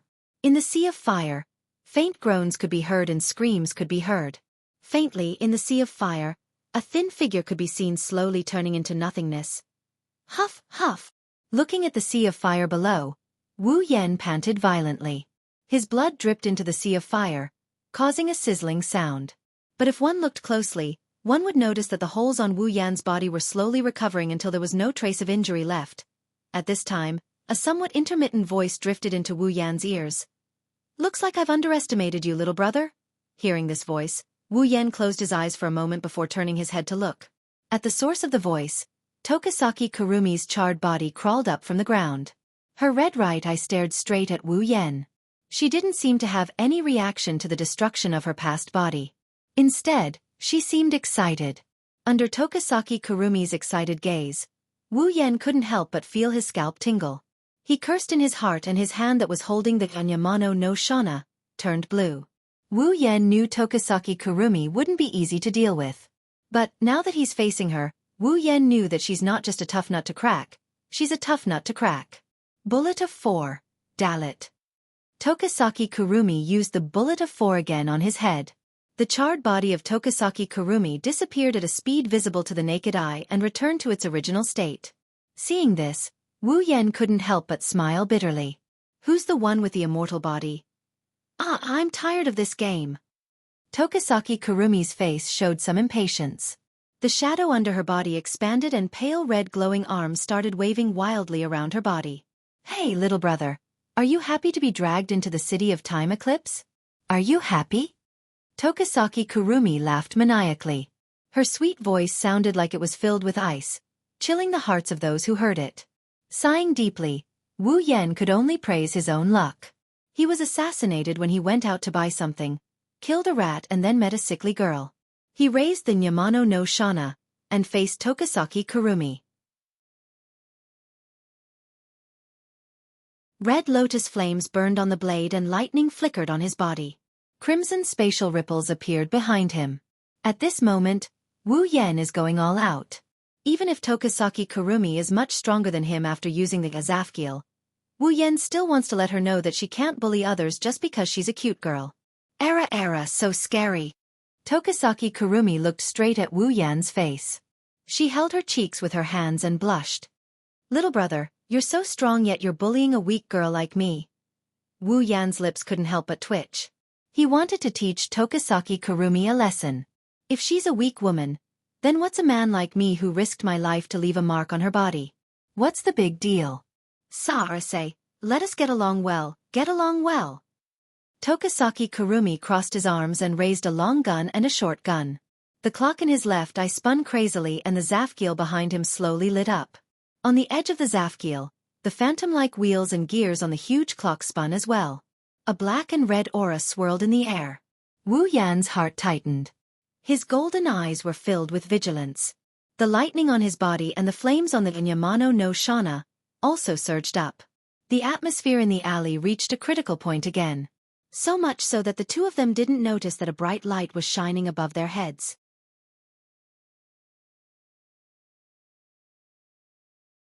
Chapter 436. In the empty alley, the solemn atmosphere seemed to be about to materialize, reverberating in this space. Under this atmosphere, the two people facing each other had different expressions. One face was filled with seriousness and vigilance, while the other was filled with excitement and fanaticism. Just as Wu Yan and Tokasaki Kurumi were about to start their second round of battle, a beam of light suddenly appeared in the sky. It descended towards the empty alley at a speed no slower than either of them. Before the two of them could react, the beam of light had already appeared above the empty alley. When the two of them felt that something was wrong, they quickly raised their heads. Only then did they see the scene above them. They saw an extremely resplendent beam of light descending at lightning speed. In the next moment, the beam of light landed on Wu Yan, who had just raised his head, and enveloped him. What's going on? Wu Yan was shocked.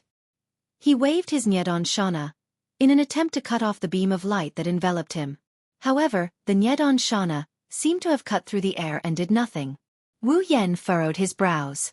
When he felt that the beam of light had no effect on him, Wu Yan let out a sigh of relief.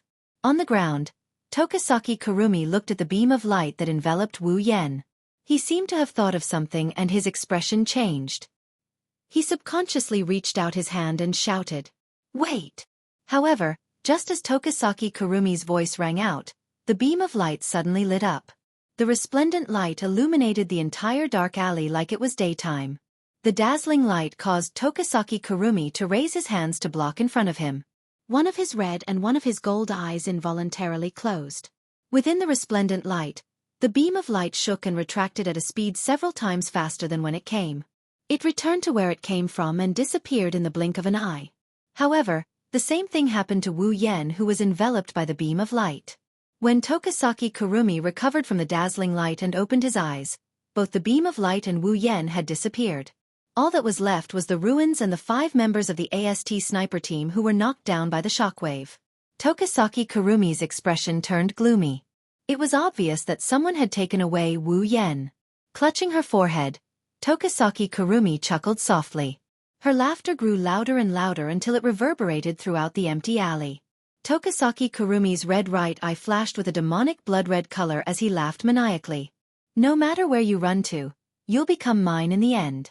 You can't escape, you can't escape. Behind Tokasaki Kurumi, the clock Zafkiel disappeared without a trace as soon as she finished her sentence. Tokasaki Kurumi lightly sighed and pursed his lips into a smile. Era, seriously, I'm getting hot in advance. However, the good stuff should be saved for last. So it's you again? At this time, an indifferent voice was heard from behind Tokasaki Kurumi. Hearing this voice, a faint smile appeared on Tokasaki Kurumi's face. She seemed to recognize the owner of this voice. She turned her head and looked towards the source of the voice. A petite girl of about 14 years old with dark blue hair tied in a ponytail and a mole under her left eye stood not far from Tokasaki Kurumi. Her brown eyes scanned the empty alley. When she saw the 5 corpses on the ground, she wasn't surprised at all. Instead, she frowned when she saw the mess on the ground. Her emotionless eyes stared at Tokasaki Kurumi. There was an unconcealable numbness in her eyes. The girl said, "Why didn't you use the word eat this time?" "Nightmare." Tokasaki Kurumi chuckled and said to the girl, "If I said I didn't do it this time, would you believe me?" "Ah, is that so?" The girl didn't care at all. It was obvious that she didn't take Tokasaki Kurumi's words to heart. Tokasaki Kurumi didn't care at all and shrugged. The number of people who died in Tokasaki Kurumi's hands is 1,000 times more than the number of people here. If she were to count them one by one, who knows how long it would take even if all of AST's members were to do the math. Adding in 5 more wouldn't matter. Seeing that Tokasaki Kurumi was silent, the girl's gaze sharpened. Then, a light flashed from her body. After the light dimmed, a light armor similar to AST's appeared on her body. But it was of a different color. The girl pulled out a lightsaber from her back and pointed it at Tokasaki Kurumi. "Then please die again," the girl said in a numb tone. It sounded like she's killed Tokasaki Kurumi multiple times already. Tokasaki Kurumi grinned. He didn't retort or resist. He looked at the girl rushing towards him and put down his gun. He looked up at the sky. "Ah, next time." Before he could finish his sentence, the light sword in the young girl's hand slashed across Tokasaki Kurumi's throat, cutting off the rest of his words. Fresh blood sprayed into the air. Above Heavenly Palace City, Fraxinus. On a platform in the invisible airship, a beam of light suddenly rose up and illuminated the platform like a light bulb. Then it slowly dimmed. As the light pillar dimmed, a figure appeared on the high platform. The clothes on his body were in tatters, as if he had just come out from a refugee area. However, a glint flashed across his wine-red eyes from time to time, telling others just what kind of energy he possessed. The one who appeared here is naturally Wu Yan, who was taken away by the beam of light. His wine-red eyes scanned the scene. When the familiar scene imprinted itself into Wu Yan's eyes, Wu Yan felt relieved. He also roughly guessed why he appeared here. "Welcome back." In front of the platform, Rain Murasame, who always has dark circles under her eyes, stared blankly at Wu Yan. Her tired voice sounded like she didn't sleep at all. Wu Yan felt powerless when he heard it. Where's Kotori?" Jumping down from the platform, Wu Yan looked at Rain Murasame. "It should be Kotori's idea to send me back through the teleportation device." Rain Murasame nodded and walked outside. "Let's go, the commander is waiting for you in the command room." Wu Yan scratched his face and followed Rain Murasame to the command room. In the command room, all the members of Ratatoskr looked up at the big screen in front of them. Their eyes were filled with seriousness, fear, hesitation, and uncertainty. They all fell silent, causing the command room to become silent. Kotori, who was sitting on the command platform, was included as well. On the big screen in front of them, the battle between Wu Yan and Tokasaki Kurumi is being broadcasted. Looking at the battle on the screen, everyone is impressed by Wu Yan's strength. Even when facing such a powerful elf, he can still hold his ground. Even though he's at a disadvantage, no one will look down on Wu Yan. That's because they all witnessed Tokasaki Kurumi's ability as an angel. However, right now, they were thinking more about the sprite that could identify Nightmare. After all, they They saw with their own eyes Tokasaki Kurumi's strength, bloodthirst, madness, and wickedness. This was completely different from the elves they knew in the past. From this, they can see why Tokasaki Kurumi is called the evilest elf. It's because Tokasaki Kurumi's existence is constantly disrupting people's understanding of elves.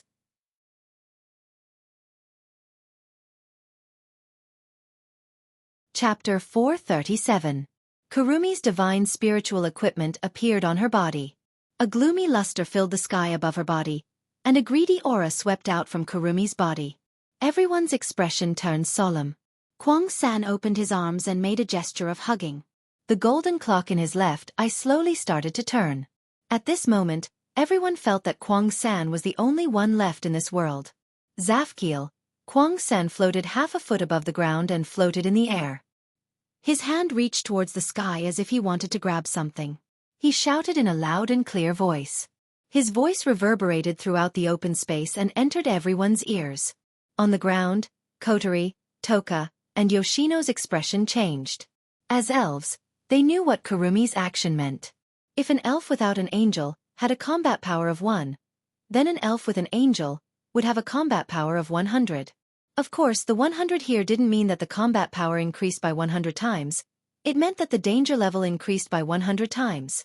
Under everyone's attentive gazes, a black lightning bolt descended from the sky and landed on Kwang-san's back.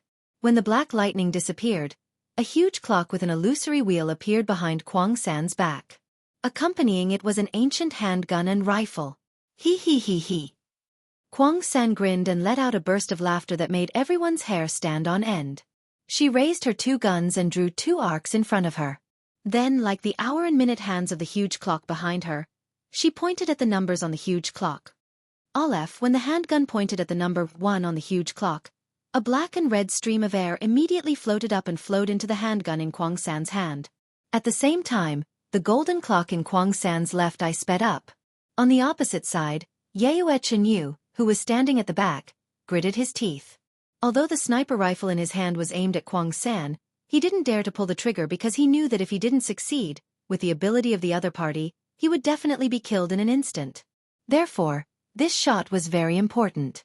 Yue Chenyu knew that in terms of combat power, he might be stronger than ordinary people, but compared to Shina, the gap was not small. After all, Shina not only underwent body modification, but also had the latest equipment.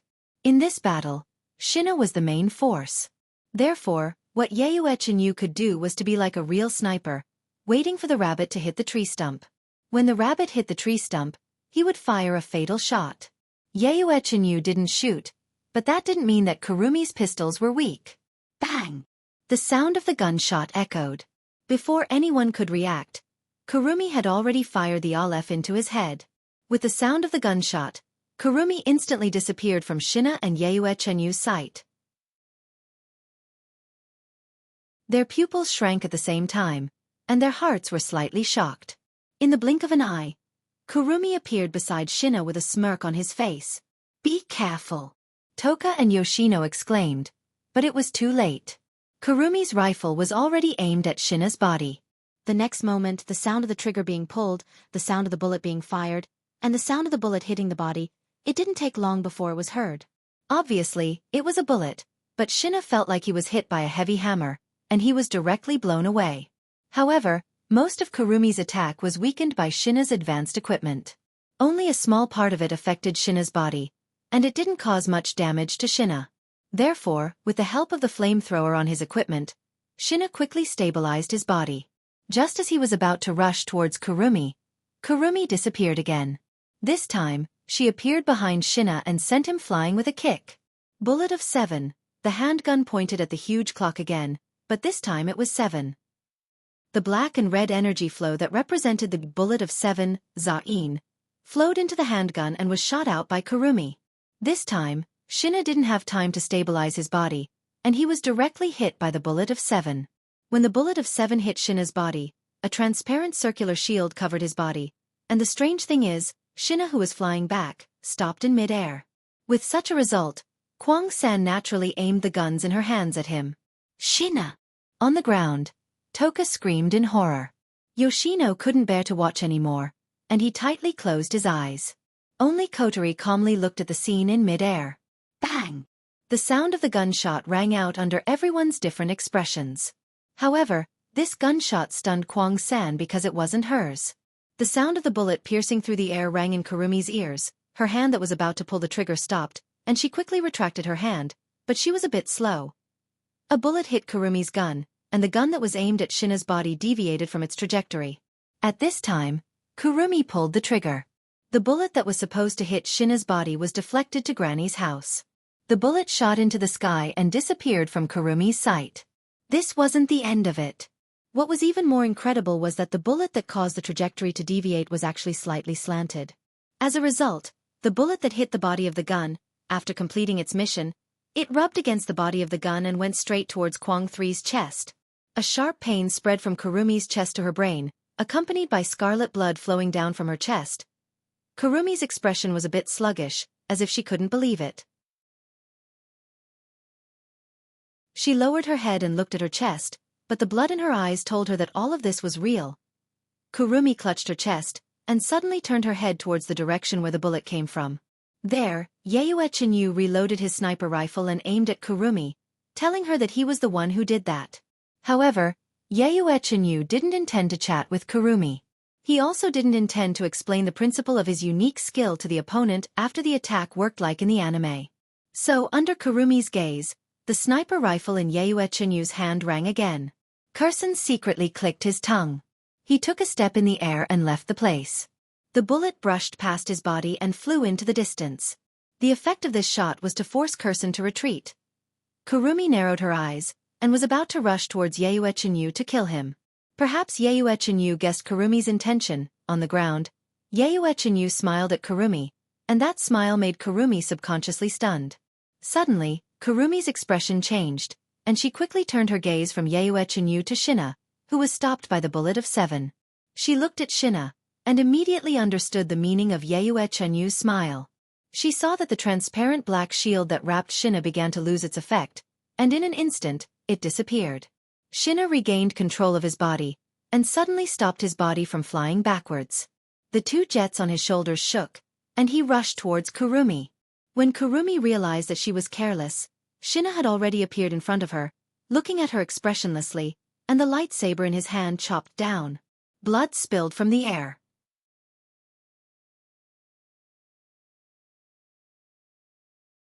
Chapter 438. After Kotori made the decision, someone in the command room responded and went to carry it out. Tozaki Kurumi will be the main target of Ratatasker's surveillance. At the very least, Tozaki Kurumi's sudden appearance shouldn't happen again. After Kotori finished speaking, the command room fell into silence once more. Only the symphony of battle and Kurumi's maniacal laughter could be heard on the big screen. After some time, Wu Yen suddenly recalled the assassination attempt by AST's higher-ups. Wu Yen turned to Kotori. "All right, Kotori, before I met Tozaki Kurumi, I was assassinated by AST's people."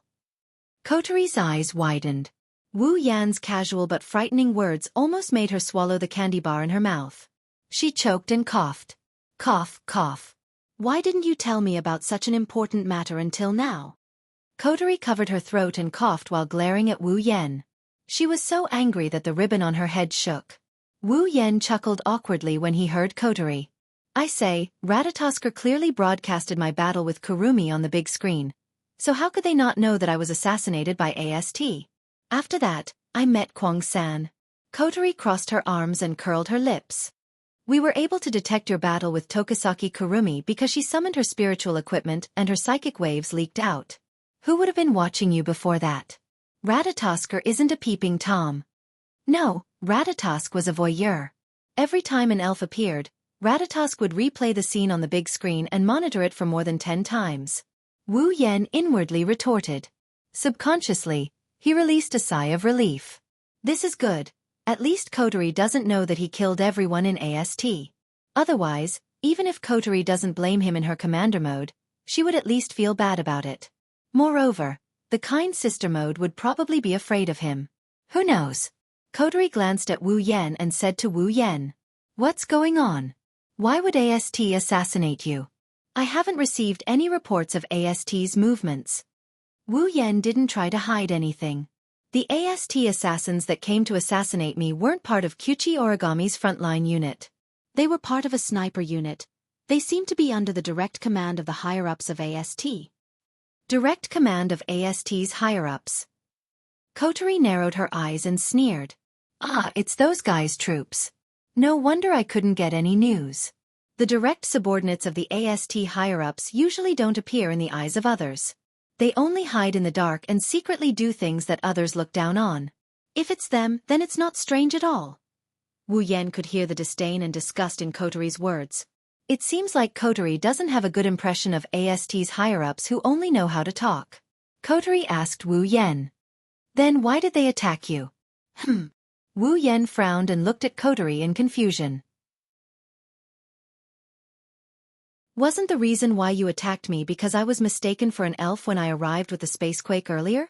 After all, I only explained to you guys that I'm not an elf. But you don't have psychic waves. Kotori froze as if she thought of something. It's not just Kotori, Kamizuki Kyuhei and Murasame Rain also had a strange feeling. This made Wu Yan even more confused. Even if there's no psychic wave, the people from AST saw me descend with their own eyes. Perhaps they thought that I used some method to conceal my psychic wave, or perhaps they would rather kill the wrong person than let me go. That's understandable. Hasn't AST always been aiming to destroy the elves? Lucian asked. Wu Yan looked at Kotori with his red eyes. Oh right, Kotori, if I was attacked, what about Toka? She shouldn't have been attacked, right?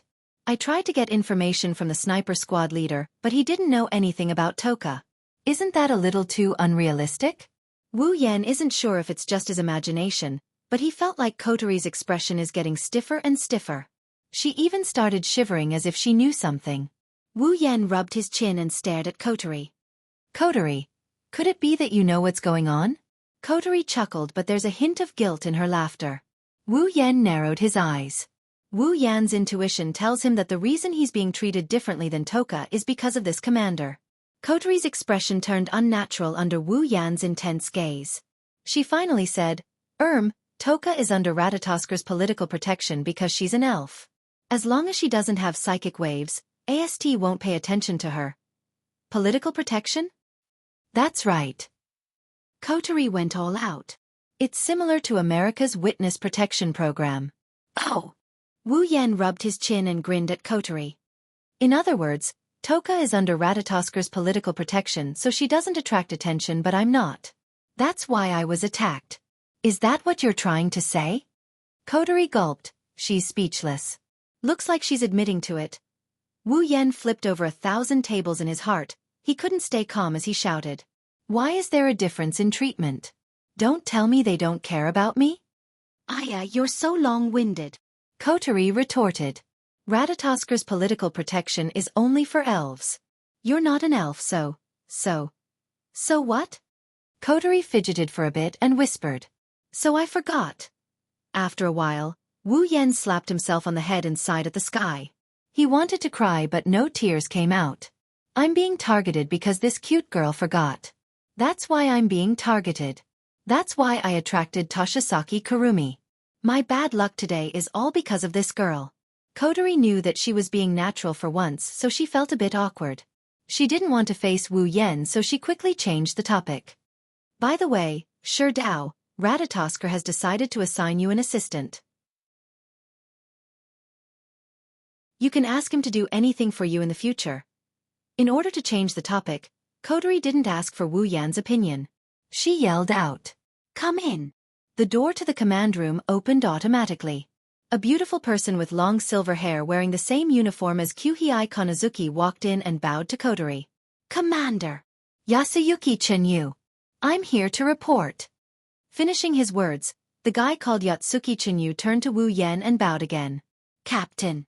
I'm Yasuyuki Chinyu. I'm looking forward to your guidance." Seeing that his so-called assistant is pretty, Wu Yan's expression lightened up a bit. "Thank you for your guidance, beautiful lady." "Yes, Captain." Yasuyuki Chinyu smiled at Wu Yan. Wu Yan smiled back. But what Yasuyuki Chinyu said next made Wu Yan's smile freeze. "By the way, Captain, I'm a man." Wu Yan channeled his innate chi into his head. Wu Yan looked at the smiling beautiful girl in front of him and he started crying.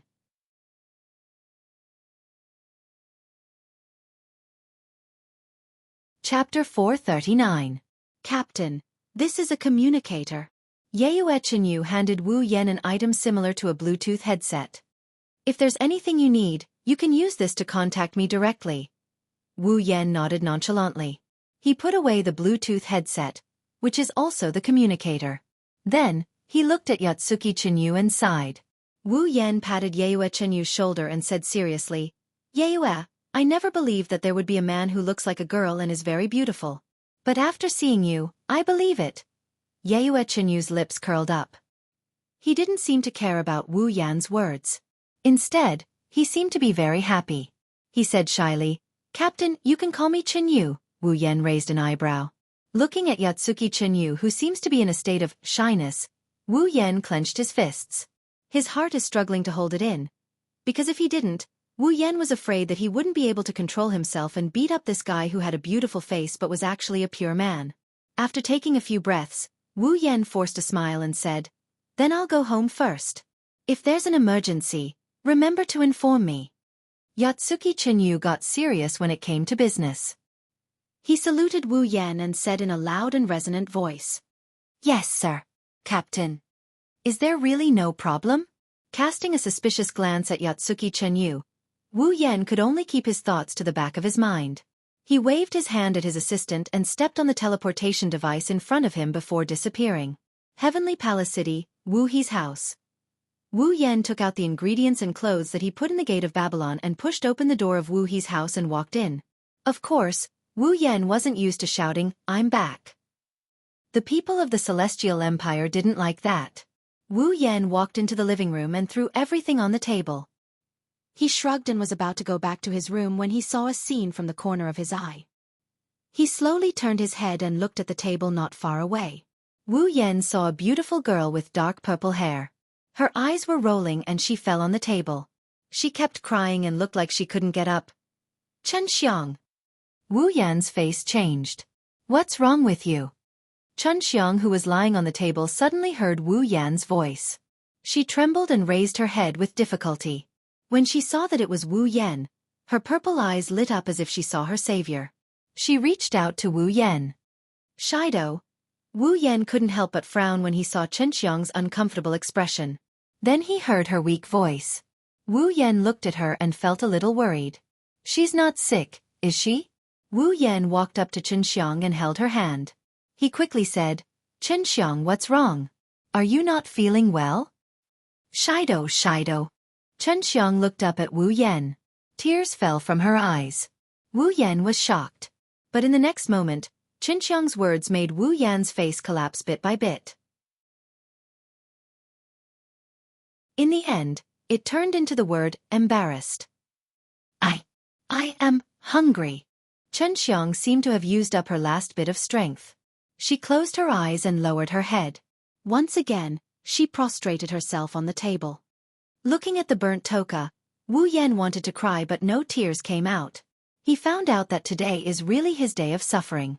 Not only did he run into an assassination attempt, he ran into a sickly girl, he ran into a trap, and now, he almost got screwed over by this glutton of his. Where's Shirji? Xianxia, don't you know how to ask Shirji to get you something to eat? Wu Yan helplessly rubbed Xianxia's head and sighed. His tone was full of helplessness. Xianxia didn't look up. Her muffled voice came from the table. Shirji, she said she ran out of ingredients so she can't cook. Toka struggled to lift her head. She looked at Wu Yan with teary eyes. She whimpered. Shido. Dinner. Got it, I will make it for you now. Wu Yan waved his hand and he walked towards the kitchen. Toka finally smiled when she saw this. She looked at Wu Yan with eyes full of hope and anticipation. While Wu Yan was cooking, Shirori caught a whiff of the aroma coming from upstairs. She immediately came to the living room. Kotori followed behind her and she sat down with Shirori and Toka at the dining table. She looked at Wu Yan in the kitchen with glowing eyes. Smelling the aroma wafting through the air, she looked like she's intoxicated. Naturally, the three of them were very satisfied with the meal that followed. While Shirori was cleaning up the table, Kotori tore open a treasure and put it in her mouth. She enjoyed it like a dessert after a meal. She licked the pearl in her mouth and glanced around the living room. When she saw Xianxia rubbing her belly, Kotori thought of something and turned to Wu Yan. Her red eyes turned and a sly smile appeared on her face. "Big brother, it's time to take a bath," Kotori said casually as if she was talking to her family. "Oh, okay." Wu Yan nodded. He stood up from the table and looked at Xianxia. "Sure, Xiang, I've bought your clothes for you. They're on the sofa over there. Go try them on and see if they fit." Okay. Xianxia nodded. She spread her arms and pounced on the sofa. Wu Yan chuckled and shook his head. She then walked to the bathroom. When Wu Yan disappeared from the living room, Kotori's nonchalant expression changed. She sneaked a glance at Xianxia, who was happily fiddling with the clothes. She covered her mouth and giggled. "Humph. Damn brother. This time, Kotori will definitely get her revenge." Kotori was still holding a grudge over what happened last time. Kotori quickly swallowed the pearl in her mouth. When she felt it was almost time, she turned to Toka. "Xianxia, big brother should be done. You can go take a bath now." "Okay." Xianxia didn't suspect anything. He didn't expect Wu Yan to take a bath in less than 5 minutes. He picked up a set of clothes and ran to the bathroom. Kotori giggled when she saw Xianxia go in. She stood up and ran to the bathroom as well. Of course, she wasn't going to join them. She was just there to watch the show. Kotori schemed against Wu Yan again. She wanted to take revenge for what happened last time. It was the same as the last time she schemed against Wu Yan. She wanted to train Wu Yan. Originally, Kotori thought Wu Yan didn't need to go through so much trouble with the skill he displayed when he took down Toka. Also last time, Wu Yan saw her naked in the bathroom and he didn't even bat an eyelid. He might be a bit shameless, but in terms of objective, Wu Yan met Kotori's requirements. This time, Kotori found out about Tokasaki Kurumi. Even Wu Yan can't do anything about this elf. Kotori herself couldn't come up with any ideas either. She could only try to stimulate this elf. Who knows, maybe she'll come up with a solution in the blink of an eye. It was because of this that Itsuka Shido was able to live a happy and painful life in the original work. Kotori hid behind the stairs and watched Toka walk into the bathroom. Kotori let out a sigh of relief. She peeked her head out and looked at the bathroom, waiting for some noise. For example, Toka scream, Toka scream, Toka scream, Toka scream.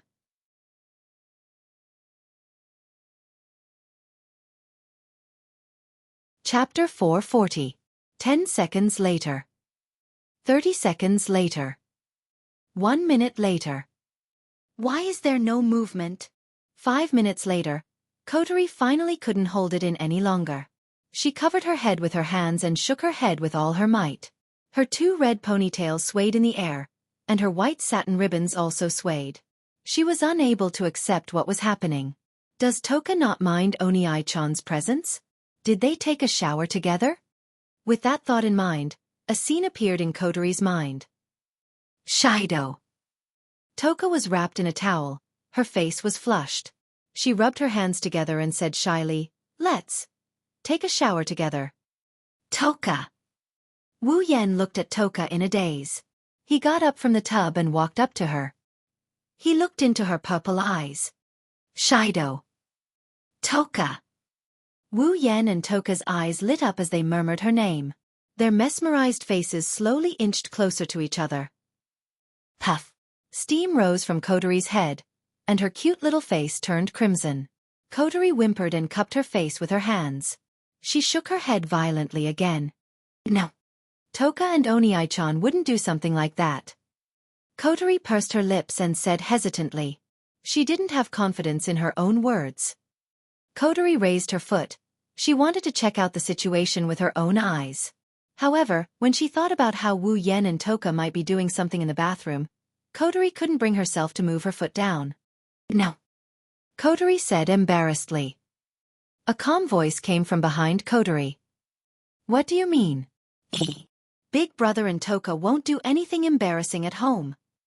Kotori answered subconsciously, and then her whole body froze. I won't. Kotori's eyes were filled with tears. She tried to comfort herself, but this time, she wasn't talking about the bathroom. Instead, She was talking about the voice behind her. Kotori gulped. Her neck cracked as though it had rusted. She turned around slowly, and when she saw the figure looking at her with a spurious smile, all the joy in her heart flew away. Kotori crooked her head and forced a smile. Oh! Oni-chan. Oh ho ho, good morning. Wu Yan raised an eyebrow. He turned his head to the side and looked at the night sky outside the window. The moon can be seen clearly in the night sky. Then, he nodded with a brilliant smile on his face. Ah, good morning to you too. Kotori shuddered when she saw Wu Yan's brilliant smile. She looked like she's about to cry, but no tears came out. Why? Why am I here and not in the bathroom? Wu Yan narrowed his eyes and he pressed down on Kotori's head. He chuckled. Haven't you heard that the same move is useless against a Saint Seiya? No, I mean against me, your brother? Plus. Wu Yan rubbed his chin and he chuckled as he reminisced. What's more, you failed the first time you used the same move. Kotori shuddered when she saw the smile on Wu Yan's face. She didn't forget the price she had to pay when she fell at the hands of her older brother. Kotori whimpered and said meekly, "Be big brother, I know I was wrong." Wu Yan's face turned cold when he heard that. You know you were wrong? I remember that you said the same thing the last time. Do you think I'll believe you? Gulp. Kotori gulped and forced a smile. Brother, you'll forgive Kotori, right? Kotori is your cute little sister. Yeah, my cute little sister. Wu Yan caressed Kotori's red hair.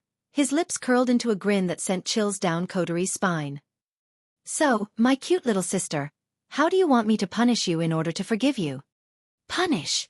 Punishment, punishment, punishment, punishment. Kotori's face paled. Was this so-called punishment referring to the one from last time? Kiss. A blush crept up Kotori's neck and covered her entire face. Kotori's face turned red when she saw the smile on Wu Yan's face. She screamed and she turned around to run. However, with her power sealed, Kotori is just a normal human. Wu Yan, who is on the verge of reaching Tier 8, is no different from trash in terms of speed. Kotori only managed to run 2 steps before a hand grabbed her collar and pulled her back. When Kotori realized she was back to her original position, a smirk on his face enlarged in her eyes. In the next instant, the mischievous smile on his face and the panicked face on his face directly overlapped with each other at almost 0 distance. Kotori's red eyes widened. She couldn't believe her eyes. Her first kiss was taken away by her cheap older brother just like that. His arms encircled Kotori's waist and he squeezed her soft and petite body into his embrace. Wu Yan straightened his head and he bent Kotori's body a bit. Then, he used his tongue to force open her teeth and he stuck his tongue into her mouth. Kotori's mouth rapidly widened. When Kotori recovered from her daze, her small tongue had already been entangled by a large tongue. Moreover, the large tongue even coiled around her small tongue domineeringly and began to stir irregularly. Ugh! Ugh! Kotori whimpered. Her small hands couldn't help but touch Wu Yan's chest. She wanted to push but she couldn't muster up any strength. She wanted to hit him but she couldn't raise her fist. In the end, Kotori could only watch as the man enjoyed her lips. Her consciousness started to blur. At the top of the stairs, 2 figures were tightly in contact with each other. Their heads were constantly moving left and right. From their overlapping lips, sounds could be heard endlessly, adding a bit of warmth to this cold staircase. Their tongues intertwined and the pleasure was transmitted into their minds. The man was intoxicated and the woman was absent-minded. The man was even more intoxicated and the woman was becoming more and more absent-minded. This scene was repeated repeatedly. After a long time, the 2 lips finally parted. Their expressions once again entered the eyes of the 2 people. However, one of them was normal and seemed to have mastered the Tao. As for the other, her face was flushed red. Her eyes were blurred and she was panting heavily. She was unable to control herself. Kotori clutched Wu Yan's clothes tightly as she slumped into Wu Yan's embrace. The white ribbons on her head swayed as if she's shy. Kotori gasped for air as she looked at Wu Yan with her misty eyes. She mumbled something while gasping for air.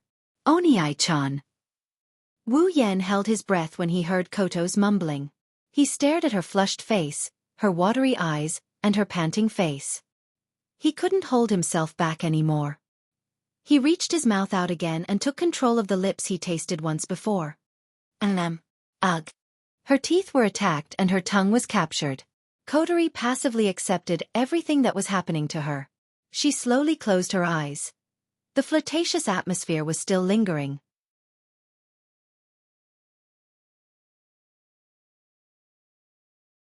Chapter 441. The next morning, the sky once again turned gray. The originally good weather was completely covered by the dark clouds that covered the entire sky. The earth also seemed to have dimmed a little, and the vitality also dissipated a little. Everything became a little listless. Looking up, people can only see the dark clouds rolling in the sky. The birds also seemed to be frightened by something and flew away. Everything looks so listless. Only experienced people know that it's about to rain. On a street in Heavenly Palace City, Wu Yan, Kotori, Toka, and Shirori are walking towards the school. At this time, Toka is beside Wu Yan, happily eating a piece of bread in her hand. Wu Yan is lazily yawning. He looks like he didn't sleep enough. Kotori walked in front of everyone. She didn't even look back. Her usual cheerful expression is gone, replaced by a blush from time to time. Ever since they left the house, the four of them have been walking in the same manner. Shirori has been staring at Kotori ever since she left the house. Her eyes flashed with a thoughtful light. When they were about to go their separate ways, Shirori turned her head and whispered into Wu Yan's ear, "Shido, don't you think Kotori is a bit strange today?" "Is that so?" Wu Yan blinked his eyes that are already tearing up from yawning as he replied nonchalantly. Shirori didn't mind. She knew that Shido was always like this. They would never have the energy to wake up in the morning, so she continued, "Normally, Kotori is always smiling when she goes out, and it's inevitable that she would jump up and down when she walks. She's always so cheerful, but look at her today. Not only is she smiling, she doesn't even say anything. She just keeps walking forward. She's not like the usual Kotori at all." Shirori continued, "Also, Kotori was acting strangely in the morning. Usually, Kotori's laughter is heard at home." Wu Yan looked at Kotori who is walking in front of him. His wine-red eyes scanned every inch of Kotori's body. When he noticed that Kotori's face is slightly red, he couldn't help but chuckle.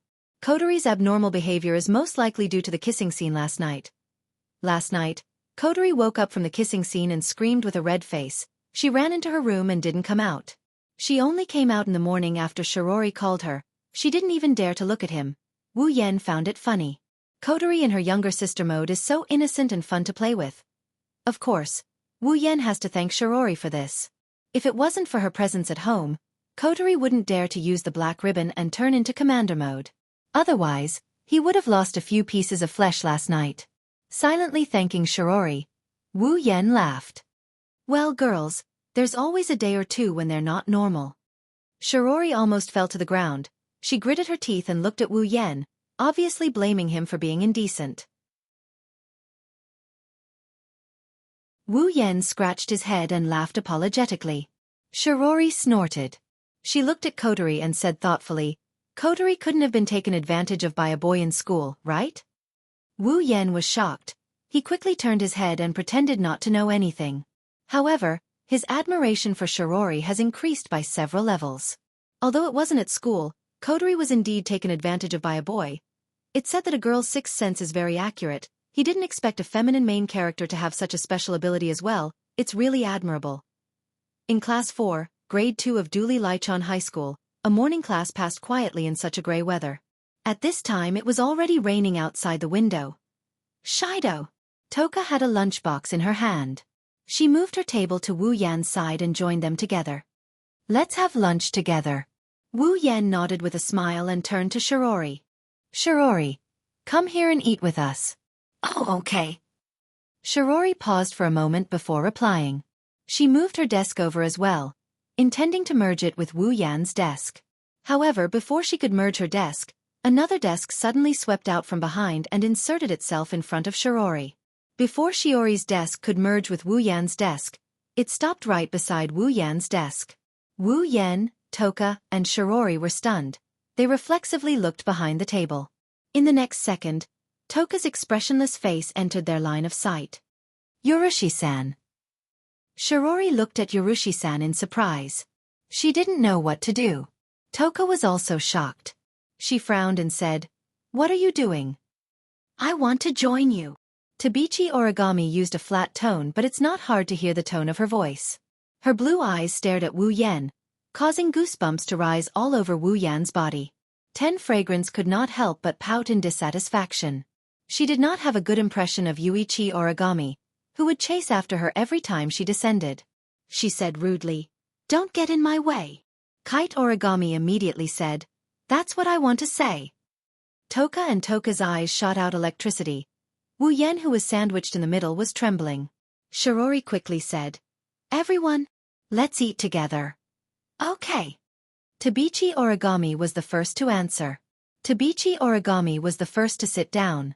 Tabichi Origami had nothing to say and sat down with Shirori. As a result, a very strange scene appeared. Shirori sat up straight like a high school student. She picked up her lunchbox nervously. Toka stared at Tabichi Origami with unconcealed hostility. Tabichi Origami stared at Wu Yan with an emotionless expression.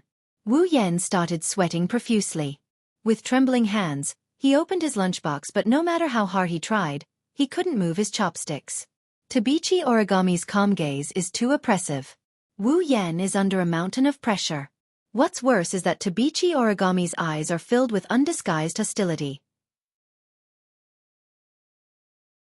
However, the hostility in Tobarama's eyes was different from that of looking at an enemy. The hostility in Tobarama's eyes was more like looking at a love rival. He nervously picked up a piece of meat and put it into his mouth. Wu Yan couldn't stand Toichi Origami's gaze, so he put the lunchbox to his mouth and buried his head in it. He started eating without caring about anything else. Toka was finally satisfied. She turned around and opened her lunchbox. She looked at Shirori, who was busy eating. She picked up a piece of food and brought it to Shiori's mouth as she spoke calmly. "Please eat." The air suddenly froze. Shirori stared blankly at the expressionless Tokichi Origami in front of her. She then stared blankly at the chopsticks in front of her. She couldn't help but swallow her saliva. She forced a smile and said, Tokichi. Just call me Origami." "Ha." Shirori looked at Toka awkwardly and said, Origami, I have my own lunchbox. Please eat." As if she didn't hear Shiori's words, Tabichi Origami continued in a declarative tone. She stared at Shirori with an oppressive gaze. This time, Shirori finally got a taste of what Wu Yan felt just now. Shirori hesitated for a while and then ate the dish that Tobi Origami fed her. She chewed it with a strange expression. Tobi Origami then sent another dish to her mouth.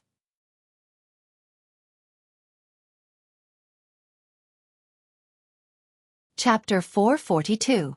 Looking at Shirori sullenly accepting Tabichi Origami's feeding, Wu Yan didn't feel happy at all. Instead, he felt a deep sense of sympathy for Shirori. Although Tashiichi Origami was also a cute girl, the pressure of having no subordinates was already very high. When he was facing it, he almost broke out in a sweat, let alone Shirori. The scene in front of him and the way Tokichi Origami looked at Wu Yan as if she was looking at a rival made Wu Yan very certain. Tokichi Origami really became a lesbian. Wu Yan's thirst for gossip is burning.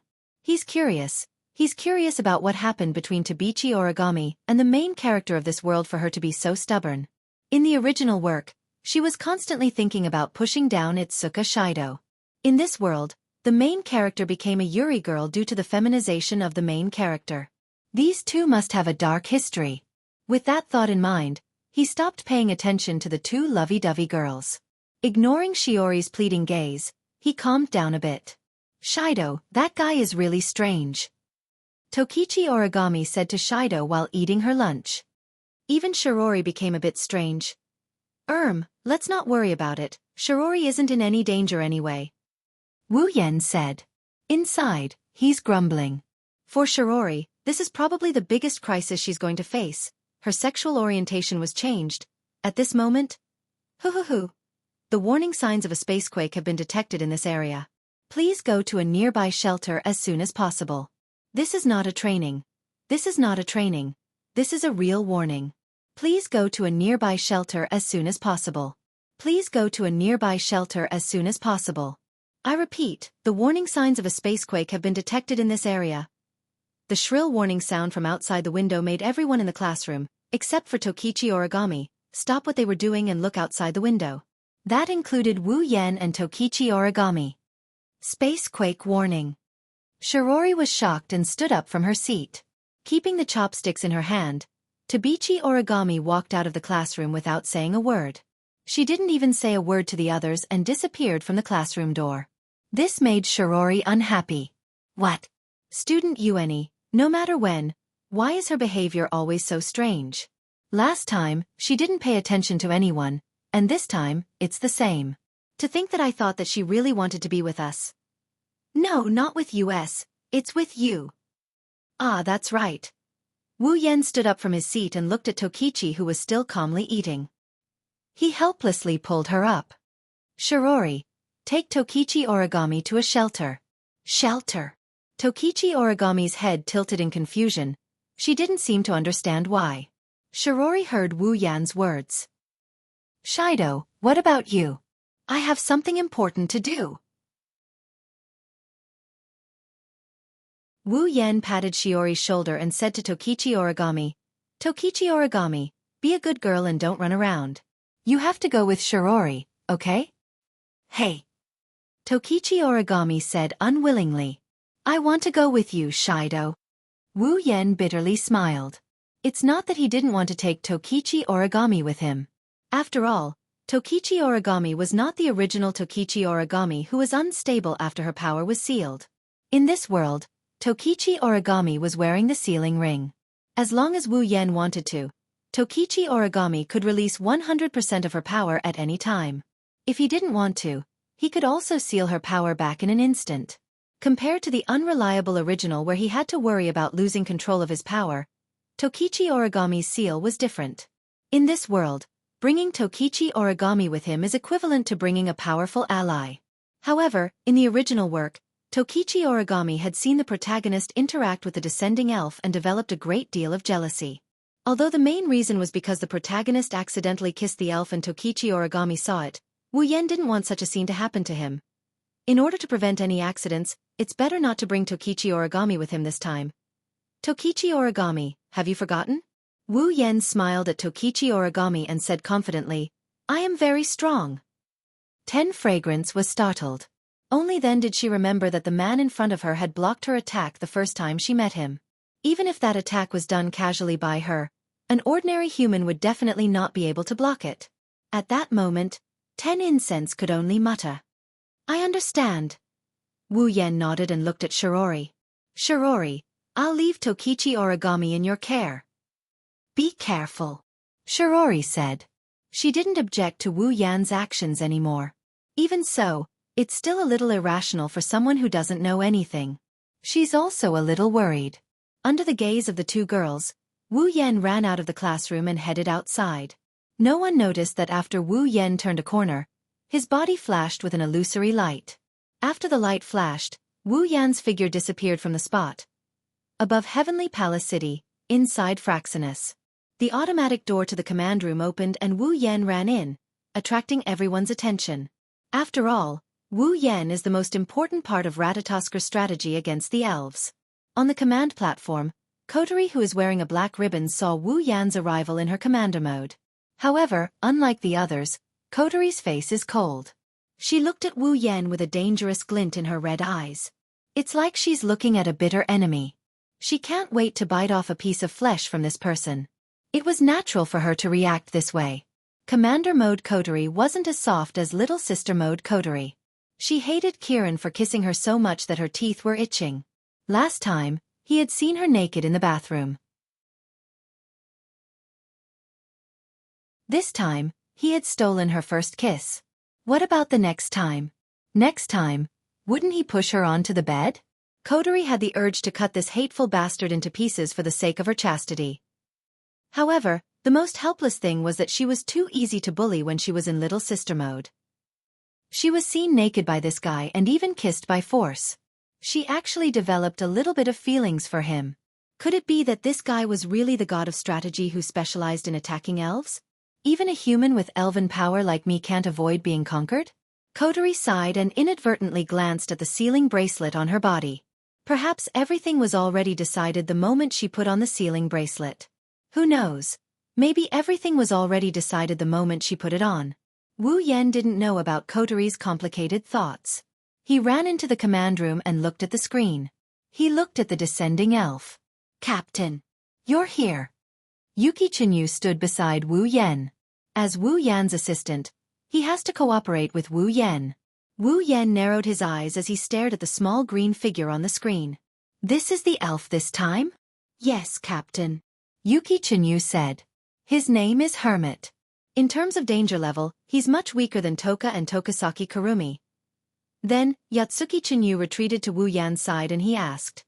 Captain, are you confident we can take down this elf? Well.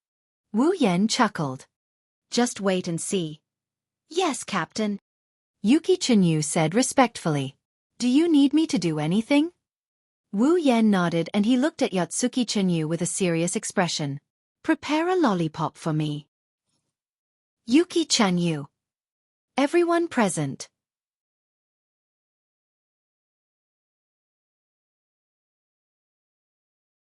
Chapter 443.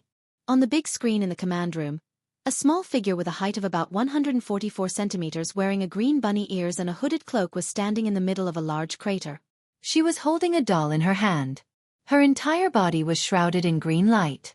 Under the sci-fi rendering on the big screen, she looked like a character from a painting. That's the elf who descended this time. Her identification name is Hermit. She's a little lowly. While the atmosphere in the command room was tense with Wu Yan, a red alarm flashed on the big screen.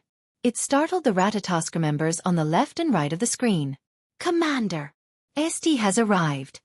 As soon as the voice fell, the people in the command room saw a large number of light spots flying from afar towards Hermit who was standing in the middle of the crater. When their armor-like attire was imprinted in everyone's eyes, they raised their weapons at the same time. In the next moment, countless cannon fire blasted towards the small figure in the middle of the crater. Under the watchful eyes of every member of Ratatosker, the little green figure flew out from the deep crater that was shrouded in smoke and artillery fire. It dashed out of the encirclement of AST, but what greeted it was an even fiercer barrage of artillery fire. For a moment, the entire sky was filled with the sound of cannon fire. The Hermit was flying rapidly under the cover of the cannon fire. The sound of the Hermit flying through the air to avoid the attacks also soared into the sky. Under the gray clouds, the light of the fire kept flashing. Looking at the small figure who was constantly struggling under the cannon fire without any resistance, Wu Yan's heart was filled with anger. An inexplicable murderous glint flashed across his wine-red eyes. The temperature of the scene suddenly dropped to freezing point. Everyone in the command room felt a chill run down their spines. At this moment, Wu Yan's favorable impression of AST dropped by dozens of points. Since the other party was an elf and they were only following orders, it was their duty. However, if they could indiscriminately attack a little girl like this, at least Wu Yan could not use such a rational reason to convince himself to understand AST. Sure Dao. Feeling the pressure coming from Wu Yan, Kotori hurriedly called out to him, telling him to calm down. Otherwise, the ordinary people in the command room would have to lie on the ground. Captain! Yatsuki Chinyu patted Wu Yan's shoulder. Wu Yan's aura is only a tiny bit, but Yatsuki Chinyu is just a normal person. It's no wonder Kotori assigned Yatsuki Chinyu as her assistant if he can remain calm under such a small amount of aura. He was the combat officer, and as the assistant of the combat officer, how could Yue Chinyu not have any combat ability? Wu Yan came back to his senses and noticed the heavy expressions on the faces of the people in the command room. He took a deep breath and slowly calmed down the anger in his heart. Kotori! Wu Yan turned to Kotori, and for the first time in the command room, his face was serious. Give the order for the next operation. That child, I must bring her back. Kotori smiled. Even if it was just a small smile, it was enough to let others feel how happy Kotori was at this time. As expected of my brother. Kotori suddenly stood up, and the aura of a superior spread from her petite body throughout the command room. There was no doubt that at this moment, Kotori's body was full of endless majesty. Everyone! Prepare for the first level of the strategy. Yes. Everyone present was infected by the pressure and majesty displayed by this pair of siblings. Their blood was boiling, and there was a fire burning in their hearts. Everyone's face was flushed red, and they were eager to give it a try. The atmosphere in the command room was also raised to the highest point. Kodori turned to look at Yue Chenyu below the platform. Sure Dao, you are in charge of full support.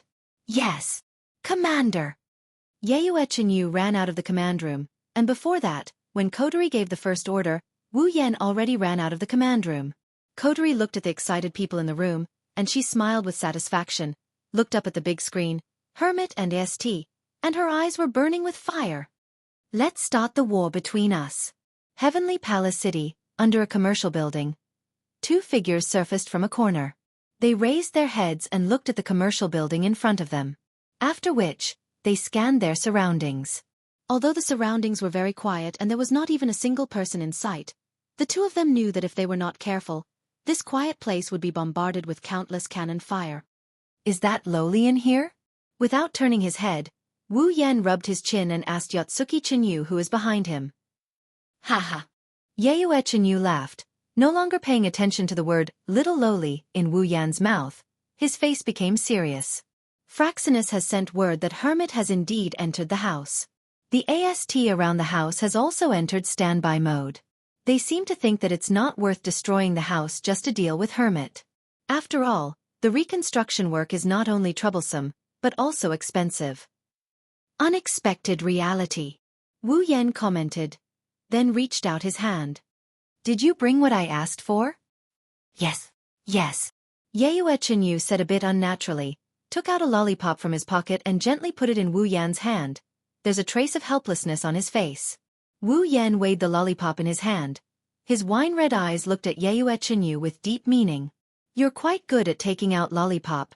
You must have done this a lot, right? Yue Chenyu almost hit his head on the wall. Captain, can you not make this kind of joke? Wu Yan clicked his tongue. I'm praising you as a necessary skill for the 21st century's youth, to be able to practice it to such a level. Yue, you have a bright future. Yue Chenyu could only make an ugly smile. He said helplessly. Captain, are you sure you want to use this lollipop to deal with an elf? Yue, this is where you don't get it. Wu Yan patted Yue Chenyu's shoulder, and he continued in a serious tone. Any creature that is related to Loli, even if it's a fairy, Lolita's destructive power is limitless. Is that so? Yue Chenyu's face was full of doubt, but since his captain said so, Yue Chenyu had nothing to say. Then I wish you success, Captain. Well, just wait and see. Therefore, from the corner, a lightning-like figure flew out from it and streaked across the sky. With a slight whoosh sound, the figure flashed into the commercial building in front of him, leaving behind a young girl who was struggling with the lethality of the lollipop. She was hesitant there. In the commercial building, Wu Yan pressed the wireless headset in his ear. He flew upstairs, he said. Kodori, where's Hermit? Kodori's voice came in not long after. It's just one more level up. One floor up. Wu Yan looked ahead. There's a big door at the corner. Is it there? Ah, it's in there. Yue Chenyu's voice came from a small communication device in Wu Yan's pocket.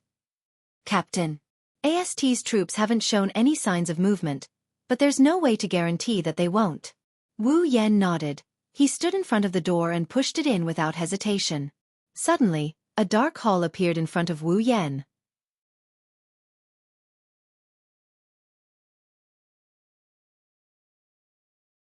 Chapter 444. In the quiet floor, the darkness completely isolated this area. Walking here, one could clearly hear their own footsteps, and even a trace of echoes. Around them, there were some mannequins standing in different postures. In the dark environment, these mannequins seemed to be shrouded in a layer of shadow and coldness, making the atmosphere in the entire space a little strange. Even Wu Yan felt a bit nervous in this eerily silent environment. Perhaps every building has the potential to become a haunted house at night. Wu Yan looked around and tilted his head. Where is she?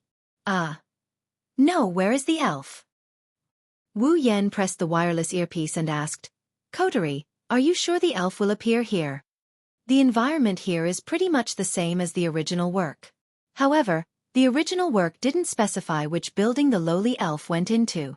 Also, unlike the original work, Wu Yan didn't meet the elf before she descended. Thus, it wouldn't be strange if the plot changed. According to the results of the analysis, Hermit should be there. Can you be a little more patient? Don't tell me you're afraid? Wu Yan raised an eyebrow at Koteri's taunting. As expected, Commander Mode Kotori needs to be taught a lesson. Suddenly, a bunny doll fell from the sky in front of Wu Yan and hung upside down in front of Wu Yan. Are you here to bully Yoshina too? The sudden appearance of the doll in front of him and the voice gave him a fright. He almost shot out an electric shock gun. Luckily, Koteri's voice came from his wireless earpiece. Otherwise, things would have gotten out of hand. Looking at the bunny doll, Wu Yan lifted his head to look at the ceiling. He saw the sprite he once saw on the big screen, and now, it's the sprite he saw on the big screen. It was a beautiful young girl who looked like a French doll. Her long blue hair was slightly curly, casually scattered in front and behind her, looking like two blue torrents. A green cloak with rabbit ears covered her small body, all the way to her calves. She wore a pair of green boots on her feet, and behind her, there was also a tail-like accessory connected to a white fur ball. At this moment, the rabbit-eared hoodie was still on her head, covering her head under the hoodie. As long as she lowered her head slightly, she would be able to cover the area above her nose. Under the hoodie, a pair of large eyes were looking forward. They were the same sky blue pupils that looked as if they were formed by a lake. It was very captivating. She has a dreamy appearance and a petite figure. She's about the same age as Flandre-chan. She's also holding a bunny doll with a black eye patch that looks like a pirate's eye patch on one of its eyes. Without a doubt, this was a very adorable little girl. In terms of appearance, even if there was an unconcealable immaturity, there was no way to hide her lovable temperament. Compared to little Flandre-chan, she was only on par with her. She was simply too adorable. Yoshino, level 70. Hermit. Yoshino, the water and ice elf. Looking at this girl who looks like she just walked out of a manga, she's a manga character. Even though he's been through the baptism of at least 10 girls who aren't any less beautiful than Yanban, Wu Yan couldn't help but be dazed for a moment. He has to admit, this elf girl in front of him is too cute. After all, this is the first time he met her. The scene in front of him is the same as in real life. Of course, it was only for a moment, not even 0.1 seconds. The elf girl in front of Wu Yan didn't notice it. The fairy who was hanging upside down on the ceiling stared at Wu Yan with her blue eyes. He couldn't see any emotion in her eyes. It's as if she had nothing to do with this. She lifted her leg and landed on the floor. She looked at Wu Yan while raising the rabbit plushie in her hand. She's Yoshino, so this is Yoshino, right? Wu Yan narrowed his eyes as he looked at the single-eyed bunny doll in Yoshino's hand. Don't think that this is just an ordinary bunny doll. This doll called Yoshino isn't an inanimate object. It's another personality created by Yoshino's spiritual power. In other words, there was an independent personality in this small doll. As long as Yoshino's spiritual power connected it to his hand, this independent personality would appear. This personality would replace Yoshino's introverted self to communicate with the surrounding things. Therefore, if one wanted to conquer Yoshino, then this puppet with an independent personality, Yoshino could not be ignored. Because if you want to come in contact with Yoshino, you have to go through Yoshino first. Oh yeah. Yoshino's mouth doesn't show any signs of moving, but a sharp voice came out from it. Coupled with Yoshino's exaggerated dance, it looks like she's talking. Why aren't you wearing any of those disgusting armors? Aren't you here to bully Yoshino? Before Wu Yan can say anything, Koteri's voice came out of the wireless earpiece. Sure Dao. Wait for a moment. Let us help you analyze how to carry out the conversation to achieve the best effect. Wu Yan couldn't stay calm after hearing Koteri's words. Let those old men who are lazy and can only go to nightclubs, and those women who specialize in beating up villains and are under observation help me conquer Yoshino? Why don't you just ask me to throw this little lowly out of the window and reduce her favorability to 0? Koteri, no. Before Wu Yan can finish, a voice came from the other side of the earpiece. Sprite data loaded into inventory. Analysis AI activated.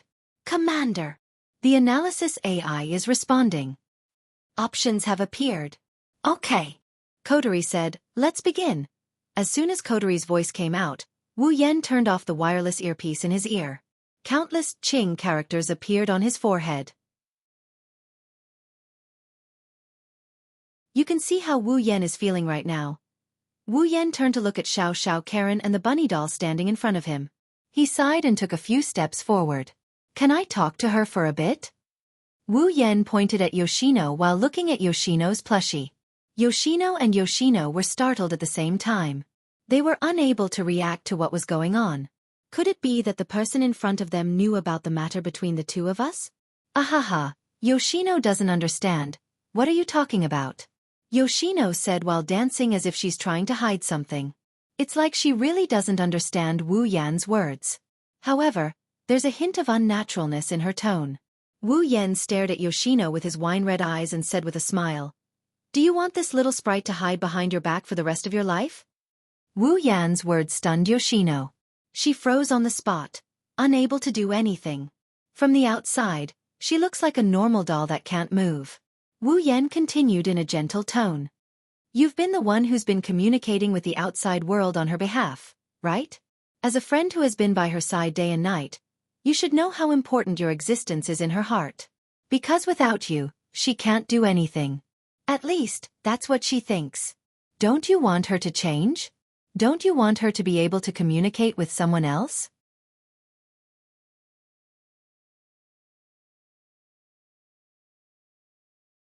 Chapter 445.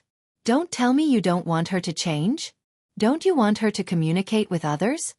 Hearing Wu Yan's words, Sharona was silent. How could Shino not understand the situation of the two of them? Sharona is a docile and timid person. She almost doesn't dare to talk to people directly. She's very afraid of humans. She's so afraid that just a little contact will make her shrink her body like a snail. Because of this, Sharona was born. Due to Yoshino's extremely introverted character, he would usually communicate with others through Yoshino. When it came to external matters, Yoshino would also be the one to deal with it. However, due to Yoshino being the one to deal with external matters, Yoshino himself did not have the slightest bit of contact with others. This caused Yoshino's mind, which was originally afraid of strangers, to directly enter a closed state. Just like what Wu Yan said, Sharona knows what kind of position she has in Shiona's heart. It can be said that Sharona herself is Shiona's goal. Because Sharona is weak and timid, Sharona, who has a strong personality and is cheerful and talkative, is equivalent to spiritual support in Shiona's heart. Once she loses Shiona's support, Sharona will easily panic as if she has lost everything. Even her mental state will be a bit off. At this time, as long as there's a little stimulation, Sharona will lose her mind and reflexively attack. However, Sharona is a docile person. In her heart, she actually hopes that she won't hurt anyone because Sharona is a person who hates pain and fear very much. So, Sharona doesn't want to bring pain and fear to others. Sharona can't leave Shiona's side because she will be afraid. Once she's afraid, her spirit energy will go out of control and hurt others. Sharona was born by relying on Sharona. Once she leaves Shiona's hand, without the support of Shiona's spirit energy, she will fall into a state of slumber and can't appear. The two of them rely on each other and support each other. Actually, Shitonai knew that the reason why Shitonai treated her as his spiritual support was because of her personality. Shitonai deeply longed for her personality. In Shitonai's heart, she hoped that she could be as strong as Shitonai and not be so cowardly. But the problem is, Sharona doesn't dare to communicate with others. How can she become strong? That's why when Wu Yan said, "Don't you want her to change? Don't you want her to be able to communicate with someone else?" Shino fell silent. How could it not want to toughen up the 4 Nai? This is Shiona's wish. Of course, after thinking so much, it was only a moment of silence outside. Sharona has already raised her head and said to Wu Yan, Why do you know so many things about Sharona?" Hearing Shiona's words, Wu Yan smiled and said, "Don't worry about that. I just want to ask you, do you want this little elf to change? I don't need you to care about Shiona's matters." Sharona said in an unfriendly tone, "You humans bully Sharona every time, and almost hurt Sharona every time. Why should Sharona believe you humans?" Hearing this, Wu Yan sighed. "Indeed, I don't have anything worthy of your trust, but I trust you." "Trust us?" Sharona is stunned. "Yes." Wu Yan nodded firmly. "I believe that an elf like Sharona is definitely not a bad guy. So, I want to help you." As soon as he finished speaking, the entire place fell into silence. Although there is no way to see any changes on Shiona's body except for her tone, Wu Yan can feel that Sharona is carefully observing him, sizing him up. Not long after, Sharona said, "Why do you trust Sharona?" Wu Yan chuckled, raised his head and looked at the ceiling. "Because in my home, there is such a kind, pure and adorable elf." "There is an elf in your home?" This time, Sharona is surprised. "Impossible. Aren't humans very hostile to elves?" "So they have been attacking elves, and elves are also very hostile to humans because humans are constantly attacking elves. How can humans and elves live together?" Indeed, in the beginning, she was very hostile to humans. Wu Yan bitterly smiled and shook his head, but then he smiled and said, "But, when she recognized the gentleness of this world, she became my family." "The gentleness of this world?" "Yes." Wu Yan nodded and said, "Among elves, there is Sharona, and Sharona who are gentle and kind. Among humans, there are also people who are not hostile to elves, but you haven't met such people before, so you are afraid and hostile to humans. Now I am here. As long as you trust me, then in this world, no one will bring you pain and fear." Looking at the smiling Wu Yan in front of her, Sharona lowered her head and became silent again. Following Shino's silence, this space once again became silent. In this dark environment, only the faint sound of breathing could be heard clearly. It wasn't until a long time later that Sharona said, "Sharona, in fact, also hopes that she can be strong, and Sharona also hopes that Sharona can be strong." After that, Sharona raised her head and looked at Wu Yan. Can you help Sharona?" Wu Yan smiled. "Of course." After pondering for a moment, Sharona said, "But, what should I do to make Sharona change?" "That's why I want to talk to her." Wu Yan shifted his gaze from Yoshino to the quiet Yoshino. He didn't know if she didn't hear anything, or if she couldn't understand their conversation. He continued, "I want her to know that interacting with others is a very joyful thing." "Happy," Sharona muttered softly, and then looked at Wu Yan. What should I do?" Scratching his face, Wu Yan nodded and said to Sharona, "If possible, I hope you can leave Sharona for a while." "What?" Calm down, I have my reasons." Wu Yan quickly said, "Think about it, as long as you are by Shiona's side, Sharona will not take the initiative to communicate with others and entrust everything to you, right? In that case, if you are not here, Sharona will have to use her own mouth to communicate with others. This way she can slowly change Sharona." But Sharona hesitated. She had no choice but to hesitate. She knew very well what would happen to Sharona if she left. To put it bluntly, once she left, Sharona would be afraid. If something went wrong, this place would very likely be razed to the ground by Sharona. This was not only what Sharona didn't want, but also what Sharona didn't want. How could Sharona be at ease and leave Sharona alone? As if seeing through Shiona's heart, Wu Yan said softly, "Don't worry, leave everything to me. Soon you will be together again. Moreover, the next time you face me, you won't be alone, but together with Sharona." Staring at Wu Yan for a long time, Sharona finally nodded her head. The corner of his mouth raised into a smile, and at the same time, he breathed a sigh of relief. He stretched out his hand and directly took Sharona from Shiona's hand.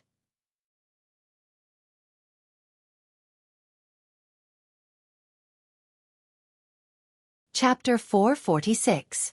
The moment Shitonai left Shitonai's hand, Shitonai's blue eyes went blank. Then she collapsed to the ground as if her life force had left her body. She stared blankly at Shitonai in Wu Yan's hand. She was speechless. A moment later, Yoshino's big eyes suddenly fluctuated, and his little face immediately became incomparably flustered. With a face full of bewilderment, he stood up from the ground. She ran to Wu Yan and tightly grabbed Wu Yan's clothes. She looked at Shitonai in Wu Yan's hand and whispered, "Please, give it back to me." His wine-red eyes were filled with Shitonai's helpless and pitiful little face.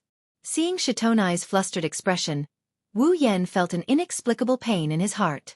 He suddenly felt guilty as if he had done something unforgivable. Wu Yan quickly rubbed the little lowly's head and said softly, don't be afraid. Shitonai won't leave you." Hearing this, the panic on Cuyu's little face calmed down. However, her blue eyes were still filled with nervousness. She did not know what to do next. Wu Yan lowered his body. The wine-red and blue eyes looked at each other. Then Wu Yan said, Shitonai should have heard my conversation with Shitonai. Shitonai stared blankly at Wu Yen for a while. After a long time, Shitonai slowly nodded her little head. The bunnies on her head also nodded. Coupled with Shitonai's cute lolicon face, it almost made Wu Yan's nose itch. Wu Yan awkwardly rubbed his nose. After making sure he didn't lose his composure, he exhaled and said to Shitonai, "Then, you should know that Shitonai wants you to be strong. That's why she chose to leave you temporarily. Now that you want to take Shitonai back, do you want to disappoint Shitonai?" "I don't want to disappoint Shitonai. That's more like it." Wu Yen squatted down and rubbed Yono's head through the hood of her cloak. "So, in order to not disappoint Shitonai, leave Shitonai with me first, okay?" Seeing that Shitonai was still a little flustered, Wu Yen smiled and said, "Shitonai, as long as you listen to me today, I'll return Shitonai to you tomorrow. How about it?" Is that true?" Yono tightened her grip on Wu Yan's shirt. Her eyes were filled with anticipation and nervousness. Seeing how cute Shitonai was, Wu Yen couldn't help but smile. Of course it's true. After all, Shitonai is Shitonai's hero. She's also Shitonai's ideal self, right? Shitonai blinked her eyes and nodded with a slightly red face. Then, as if to confirm, she nodded again. She was really cute. Wu Yen smiled and stroked Shitonai's hair. He looked straight into Shitonai's eyes and said, "Then today, you have to work hard." Hearing Wu Yan's words, Shitonai became anxious. "I will be okay alone? Don't worry." Wu Yen smiled and shook his head. He said softly, "Even without Shitonai, your hero will not disappear. At least for today, let me be Shitonai's hero."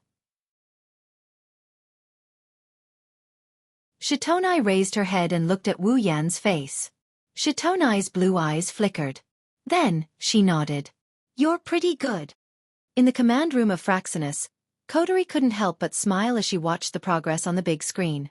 More than 2/3 of the favorability points had filled up the progress bar of Fraxinus' favorability points. As expected of the commander's older brother, Kanazuki Kyuhei looked at Wu Yen on the screen like he was on a pilgrimage. He almost knelt down and put an incense stick in his mouth. Even though he's a fake, not everyone can fake the commander's older brother. Kotori's smile widened when she heard Kyuhei's words. She froze when she heard Kyuhei's words. It's a good thing he's the commander's brother. He won't do anything to the commander. Otherwise, the commander might have been taken down by him too. Kanazuki Kyuhei patted his chest. He didn't notice Kotori's darkened expression and continued talking to himself. Well, that's true. Even if he's a fake, they're still siblings. Why would he lay his hands on his sister? Even if he did, the commander wouldn't fall for his older brother. It's not like he's a prostitute. As soon as he said that, a giant foot came down from the sky and kicked Kyuhei in the face, sending him flying and crashing into the wall behind him. Why? Kanazuki Kyuhei said as he collapsed against the wall. Kotori's face was livid as she stared at Kyuhei. Thinking about what he said, Kotori's anger rose even higher. Why? How dare he ask why? What do you mean he won't lay his hands on his sister? That guy did it with his mouth. Also, what did he mean by it's not like he's a prostitute? Isn't that the same as calling me a prostitute? Kotori completely forgot that Kyuhei said, it's not like he's a prostitute, under the premise that he won't fall for his older brother. Kotori snorted and looked back at the screen. Her face reddened as she thought of something. As for Kyuhei, he fainted. Inside the commercial building, Yatsuki Chinyu stared blankly at the cute loli hiding behind Wu Yen. He still hasn't recovered from the shock. No way. Yatsuki Chinyu's lips twitched. He couldn't stay calm. That's it? Oh my god. It's only been 15 minutes. Time isn't going to stop my great career. Wu Yen looked at Yatsuki Chinyu with disdain. Ever since Wu Yen found out that there's a real man under that pretty face, he's been a lot more casual with Yatsuki Chinyu. Yatsuki Chinyu didn't care about Wu Yen's disdain. Instead, he looked at Wu Yen with admiration. Captain, how did you do it? Please teach me. Wu Yen pursed his lips and smiled. He didn't answer Yatsuki Chinyu's question. Instead, he pointed at Yoshino and pushed Yoshino, who was hiding behind him, a little bit so that Yoshino's head was exposed to Yatsuki Chinyu's eyes. Yatsuki Chinyu was petrified. At this moment, Yoshino was holding a lollipop in his hand. He was slowly licking it. Although there was no expression on his face, one could faintly see a bit of joy in his blue eyes. Yatsuki Chenyu's mouth opened into an O shape. Don't tell me. He was defeated by a lollipop? After that, Yatsuki Chenyu looked at Wu Yan. At this moment, Yatsuki Chenyu's admiration for his captain was like the water of the Yangtze River. No wonder he's called the god of strategy by all the members of Ratatosker. After that, Yatsuki Chenyu secretly glanced at Yoshino who was licking the lollipop. He secretly remembered this trick in his mind.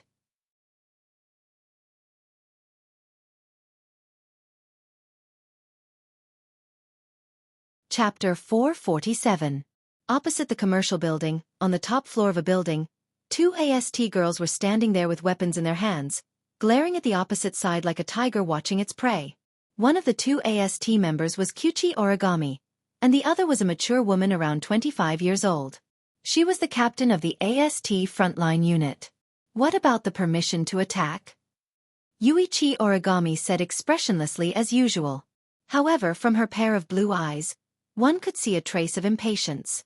It was as if as long as elves existed in front of her eyes for a second, she would not be able to tolerate them.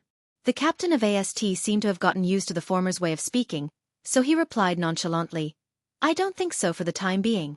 After all, our opponent is that cowardly hermit. It's not worth it for us to destroy such a big building and send out a reconstruction team. It's different from that powerful Princess Pasha." After saying that, she seemed to have thought of something and turned to look at Tokichi Origami. But it's really unbelievable. No matter how you look at it, there's a girl who looks like a princess who transferred to Duli Zen High School that you're studying in. Not only is she in the same class as you, but there's also no elfin reaction on her, and there's nothing suspicious about her household registration. What's going on? The captain of AST didn't know that all of this was Ratatosker's handiwork. Ratatosker had activated the political protection plan against the elves, completely concealing her identity and hiding among the masses. As long as Toka didn't show any psychic waves, AST would at most treat her as a girl who looked like a princess. There would be nothing suspicious about her, and AST would have an excuse to kill the wrong person rather than let her go. From this, one could see how brilliant Ratatosker was. Perhaps AST didn't know that they had an opponent hiding in the dark. Unfortunately, the powerful Ratatosker had a commander who was usually very astute but would occasionally go against nature. As a result, a certain true ancestor would be shot when he was walking. Tabichi Origami opened her mouth slightly when she heard her captain. After a while, she regained her expressionless face and looked at the building in front of her. No one knows what she's thinking. It was not until a certain moment that a voice came from their radio that the two of them turned their attention back to the conversation. "Captain. Hermit spotted." The two of them froze at the same time and turned their heads to look in the direction of the commercial building. Then, the two of them quickly discovered a green figure running out of the commercial building and running towards the other side of the street. The captain of AST could not help but frown. Hermit has come out of hiding? Why isn't there any psychic wave? Moreover, why didn't they fly but run instead? While the captain of AST was muttering, Toichi Origami stomped on the ground and fired the propellers on her back at full power. She flew towards the green silhouette on the ground at full speed. Wait. The captain of AST was shocked. He gritted his teeth and shouted, "This origami kite always acts without permission." Seeing that Koichi Origami was already on the move, the captain of AST could not let him deal with the elves alone, so he could only follow. Everyone, attack! Suddenly, the sound of ejectors firing continuously rang out from the top of the buildings surrounding the commercial building. They rushed towards the green figure running on the ground. At the same time, continuous artillery fire also rang out. The originally undamaged street was mercilessly attacked by the cannons. The sound of explosions echoed through the sky and smoke covered the entire street. After the cannon fire subsided, the previously undamaged street became riddled with holes. Amidst the smoke, the green figure rushed out. Other than some dust on her body, nothing else happened to her. Seeing this, AST no longer hesitated and continued to fire at the figure on the ground. However, under the barrage of attacks, the green figure was like a vigorous warrior. He dodged left and right, dodging the incoming attacks. At the same time, he continued to move forward unwaveringly. It was this movement that allowed him to evade the earth-shattering barrage of attacks. The AST captain clenched his teeth as he looked at the heavily damaged street. His heart was filled with hatred. Originally, AST did not want to cause too much damage to the cowardly hermit. That was why they did not make a move when Hermit entered the commercial building. Who would have thought that Hermit would be so cunning? Instead of attacking them from the sky, he chose to run on the ground like a rat, causing damage to the streets. It seems that the reconstruction team will have to be mobilized this time. Flying in the sky, Origami Kitsune mercilessly pulled the trigger of her cannon. She continuously fired at the green figure on the ground. Seeing the figure nimbly dodging the cannons, Origami Kitsune frowned. She felt that something was wrong. However, Yuichi Origami's hatred for the elves quickly suppressed the uneasiness in his heart. Yuichi Origami's figure flashed, and the frequency of the heavy cannon in his hand increased by a few notches. What Origami didn't know was that the feeling she had in her heart was right. If one were to take a closer look, they would notice that the green figure running on the ground was twice as tall as Hermit. Unfortunately, the AST members could only vaguely see a green silhouette flying high up in the sky. They were unable to discern its exact height. On the ground, the figure in the green cloak was dodging the incoming cannon fire as she dashed into the distance. From the perspective of the AST members, a beautiful face was buried in the green cloak. She looked like she was about to cry, but no tears came out. 10 minutes ago. What? Yayue Chenyu looked at the green cloak in his captain's hand in disbelief. He shouted, "You want me to distract AST? Is there a problem?" Wu Yan said matter-of-factly. Yayue Chenyu almost jumped up. "There's a big problem, Captain. It's not like you don't know how strong AST's firepower is. Even the elves might not be able to avoid it. If you want me to go, won't I die?" "Well, don't say that." Wu Yan smiled and patted Yayue Chenyu's shoulder. "You might not be as strong as the elves, but I believe you can still avoid them. If you can't even do that, Kotori wouldn't have arranged for you to be my assistant." "But Captain, isn't it safer for you to come?" "I have no problem with that." Wu Yan pursed his lips at Yoshino. "As long as you have the confidence to appease Yoshino." Yayue Chenyu recalled the conversation 10 minutes ago. Yayue Chenyu was sweating profusely while dodging the cannons. "Why don't I have the ability to pick up girls?" As Yayue Chenyu ran for his life, the AST members gradually disappeared at the end of the street. Inside the commercial building, Wu Yan held Yono's hand as he strutted out of the building. He looked at the rubble on the street and he silently prayed amen. "Brother." "Shido," Yoshino said uneasily. "Is that person okay?" Wu Yan smiled. "It's okay. That uncle won't die that easily." "Uncle." "Well, you can call him that from now on."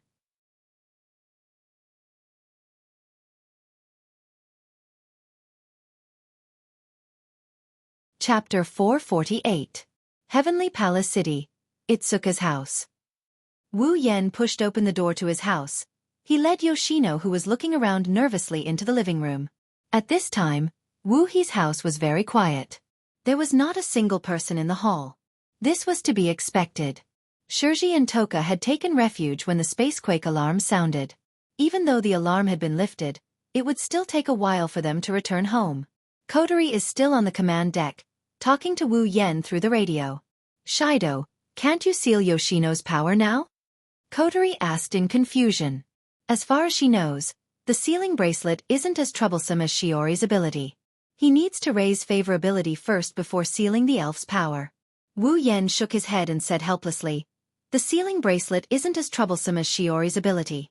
In some ways, it's much more troublesome." "Much more troublesome?" "Yes."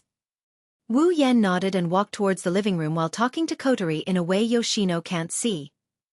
To use the sealing ring, you must first clearly explain the ability of the sealing ring to the other party. Then, the other party must be willing to put it on for it to take effect.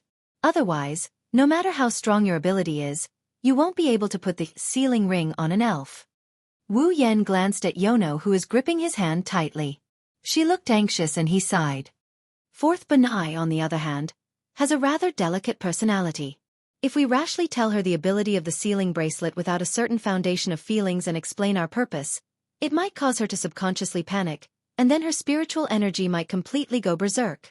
This is going to be troublesome. Kotori felt a headache coming on. Wu Yan and Yoshino's conversation was captured on the big screen in the command room. Based on their conversation and Yoshino's cowardly behavior, Wu Yan's claim is entirely plausible. Then what should we do? Kotori asked.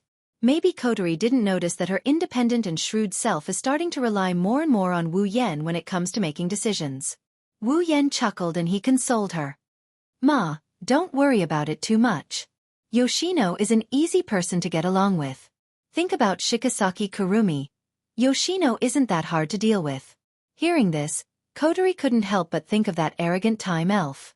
Her head that was originally a little headache really got a lot better, and her complexion also became better. This made Rain Murasame stare at her for a while until Kotori felt embarrassed. Wu Yan smiled as if he predicted Kotori's reaction. Do you feel better now? Don't worry. Don't worry, I'm confident I can put the sealing bracelet on Yoshino before tomorrow. In the command room, Kotori looked at the confident Wu Yan on the big screen.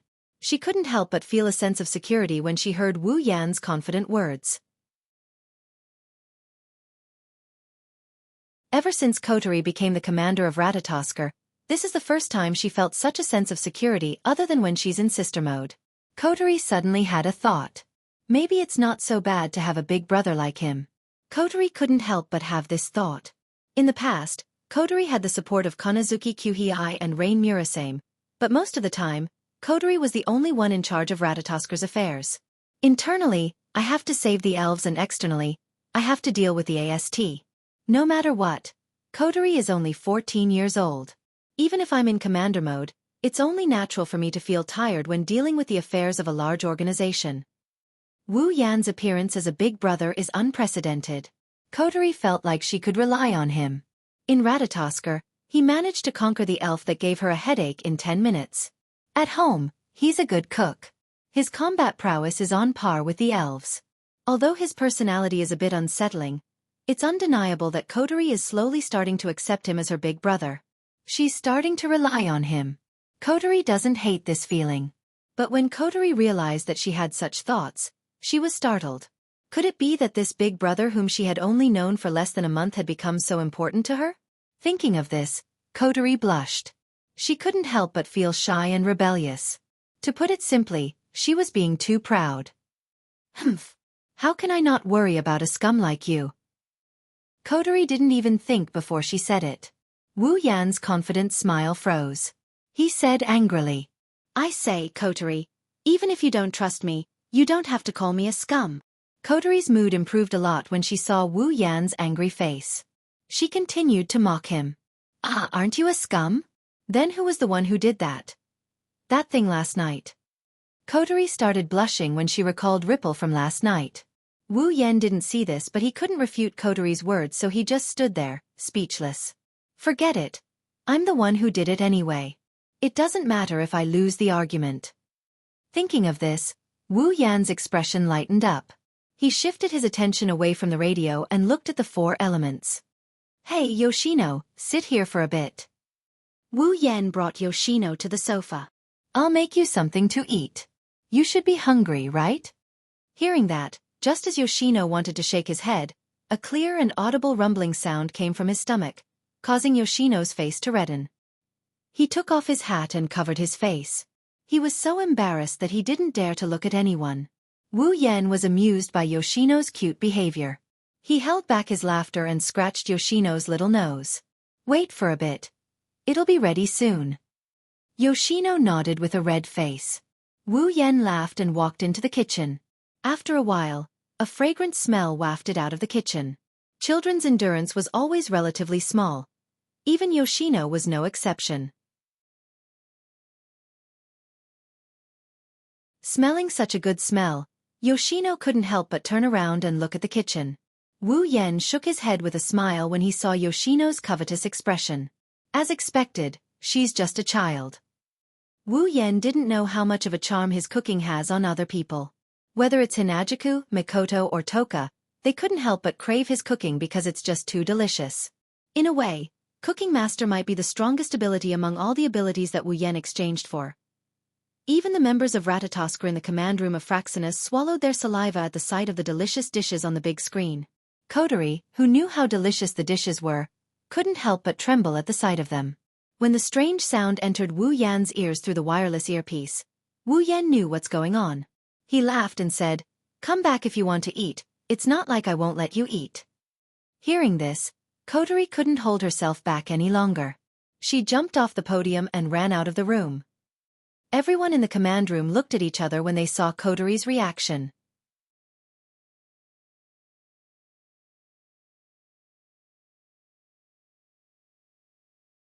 Chapter 449. At this moment, two delicate voices suddenly rang out from the main entrance. "I'm back." The moment the voice rang out, Siyu, who was sitting on the sofa, jumped in fright. Her small face immediately became incomparably flustered. Her head looked left and right, as if she was looking for a place to hide. For a moment, she was actually at a loss of what to do.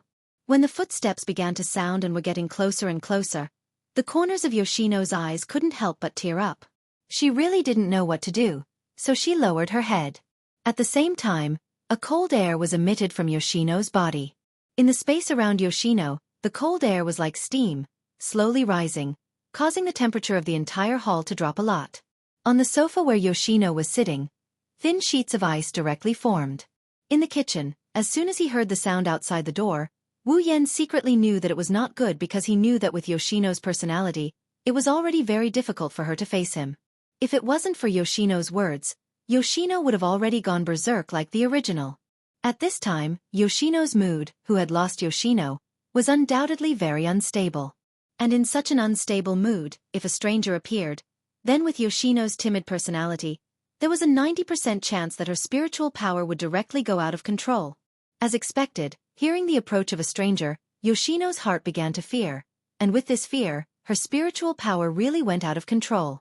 Looking at the cold air that began to spread to the surroundings, Wu Yan quickly flashed.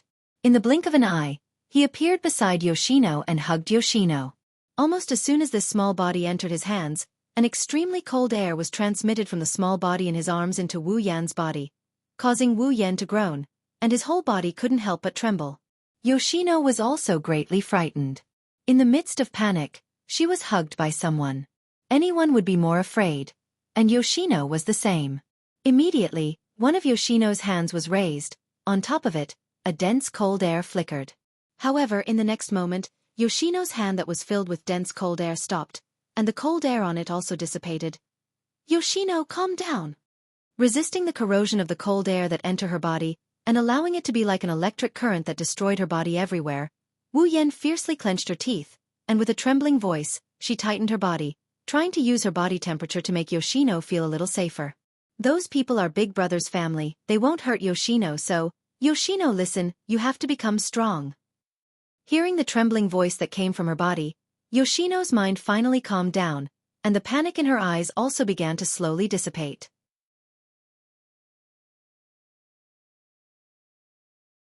The consciousness that she nearly lost due to fear also gradually returned to her mind, allowing Yoshino to regain her senses. After regaining her senses, Yoshino realized what she had done. Looking at the sofa that had turned into ice, and the body that was hugging her and trembling non-stop, Yoshino panicked again. That.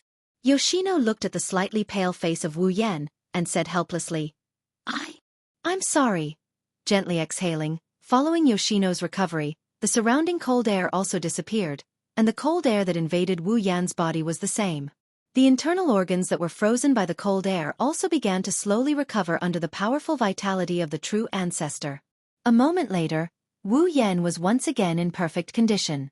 Looking at the flustered and guilty Yoshino in his arms, Wu Yan chuckled and rubbed Yoshino's head. "Don't worry, everything has to be done slowly. It's normal that Yoshino hasn't gotten used to it yet, but Yoshino, don't be afraid, even if Yoshino isn't here, I'm still here." Hearing this, Yoshino raised her head and looked at Wu Yan. Although there was still guilt in her big blue eyes, most of the fear and panic had disappeared. She touched Wu Yan's body, and only when she confirmed that Wu Yan was fine, did Yoshino relax. Seeing this, Wu Yan also let out a sigh of relief. He looked around the hall that was almost frozen, and the sofa that was already frozen. Hearing the approaching footsteps outside the door, he quickly waved his hand. A scarlet spatial ripple appeared in front of Yoshino's surprised eyes. The handle of the Nyedon Shana extended out and was held in Wu Yan's hand. In the next second, following a soft muffled sound, the red lotus flame burned on the Nyedon Shana. The temperature in the hall that was a bit cold due to Yoshino's ability immediately rose up. Yoshino's small body began to tremble. Seeing the red lotus flame on the Nyedon Shana, Yoshino grabbed Wu Yan's clothes in fear. For Yoshino, who can control ice and water, the red lotus flame of the Nyedon Shana is like her natural enemy. If Wu Yan wasn't holding her, Yoshino would have lost control again. He waved his hand that was holding the Nyedon Shana in front of him. The red lotus flame exploded into sparks and landed on the sofa and various parts of the hall. After that, the thin ice disappeared at a speed visible to the naked eye. The strange thing was that when the thin ice disappeared, the red lotus flames also disappeared without a trace. They didn't damage anything in the hall at all. When all the thin ice disappeared, Wu Yan immediately put away the Nyedon Shana and put the frightened Yoshino back on the sofa. At this time, at the entrance of the hall, the owners of the two voices finally appeared. It's Toka and Shirji. Shido. Toka squealed in delight. Back in the shelter, Shirori told her how dangerous it is outside after the spacequake alarm went off. That's why Toka has been worried about Wu Yan since a while ago. If it wasn't for Wu Yan's order that Toka must follow Shirori, and if it wasn't for Wu Yan's strength, Toka would have already gone out to look for him. Shirdao, you really came back. On the contrary, it was Shirji who had expected this. When I came in through the door and smelled your fragrance, I knew you were back. Ah, I'm so sorry for making you worry. Wu Yan scratched his cheek and smiled. At this time, Toka and Shirji also noticed Yoshino standing next to Wu Yan. The two girls were shocked and Wu Yan's heart skipped a beat. After all, in the original work, when Toka saw Yoshino with the main character, her reaction wasn't normal. Now, in a different place, the same thing is happening. Wu Yan can't help but worry that Toka will lose her temper. Why do you give me a familiar feeling? Toka's expression didn't change. She blinked her eyes and said with a bit of surprise, could it be that you're a Toka? Realizing that Toka probably guessed Yoshino's identity, Wu Yan quickly interrupted her. Are you hungry? I made a lot of delicious food for you. Toka's eyes lit up. She nodded her head and ignored Yoshino's identity. While Wu Yan was relieved, he couldn't help but feel confused. What's going on? In the original work, when Toka saw the main character with Yoshino, her jealousy went off the charts. Why didn't she react at all? Does Toka not have feelings for me? But I'm not worse than the main character in the original work. In fact, I'm much better. Wu Yan guessed wrong. In the original work, Toka was mad because Yoshino accidentally fell down and kissed Shido. Toka just happened to see it. Plus, Yoshino has a bad habit of going overboard when talking. That's why Toka almost went berserk. Since there's no drama here, Toka has no reason to be jealous. After all, Toka doesn't even know what love is.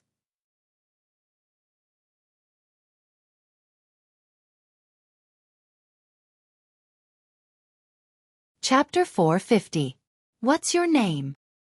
Shiori's blue pupils secretly glanced at Shirori, then immediately lowered her head and said in a small voice, I am Shirori. Yono? What a cute name. Shirori smiled and moved closer. Hey, Yono-chan, where's your family? Mom and dad? Family. Shirori couldn't help but raise her head and blinked her big eyes. She looked so cute that it almost made Shiori's eyes twinkle with stars. I have no family. Shirori flinched and the smile on her face slowly faded away. What replaced it was a look of pity. She turned around and looked at Wu Yan.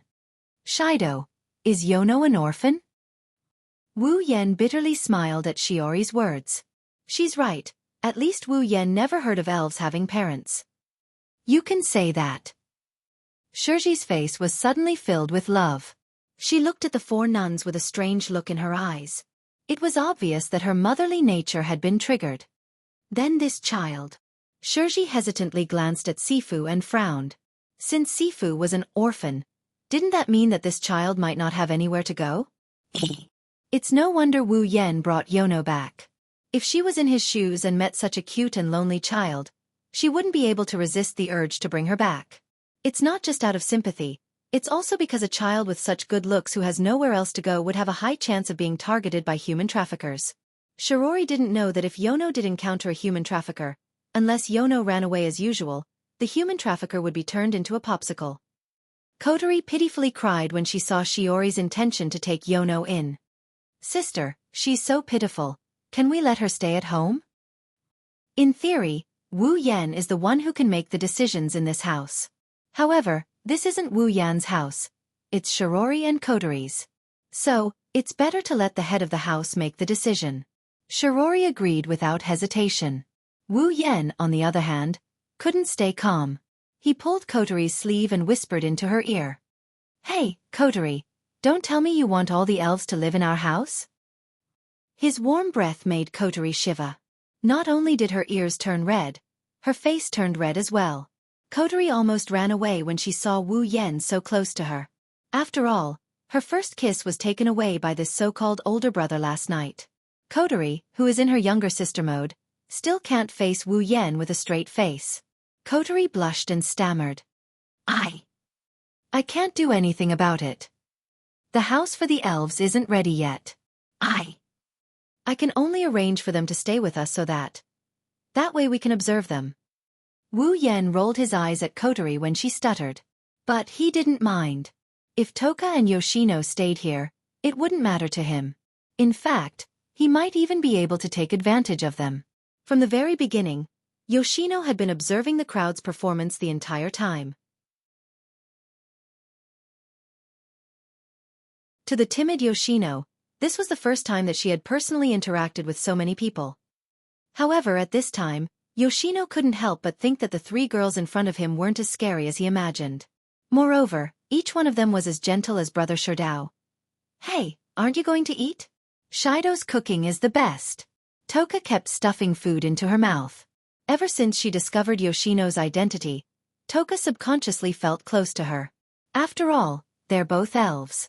Yoshino lowered her head and whispered. I'm full. But you don't look like you're eating much, Toka said in a surprised manner. She stuffed a meat bun into her mouth and swallowed it. Wu Yan couldn't help but grumble inwardly. Do you think that everyone is a foodie like you? Since you're full, Yono-chan, do you want to take a bath with me? Shirori looked at Yoshino expectantly. Who knows if she was treating Yoshino as a real doll? Yoshino was shocked. She shook her head without hesitation. Shirori was disappointed, but she can't be blamed. Yoshino is afraid of strangers. It would be strange if she accepted Shiori's invitation to take a bath. However, Fourth Uncle's next words caused the people at the dining table to no longer be able to remain calm. I'll take a bath with Brother Shido. Pfft, Toka and Kotori spat out their food at the same time. The food in their mouths exploded like fireworks on the table. Only Shirori, who didn't have any food in her mouth, managed to escape. As for Wu Yan, he wanted to spit out his food, but the food got stuck in his throat.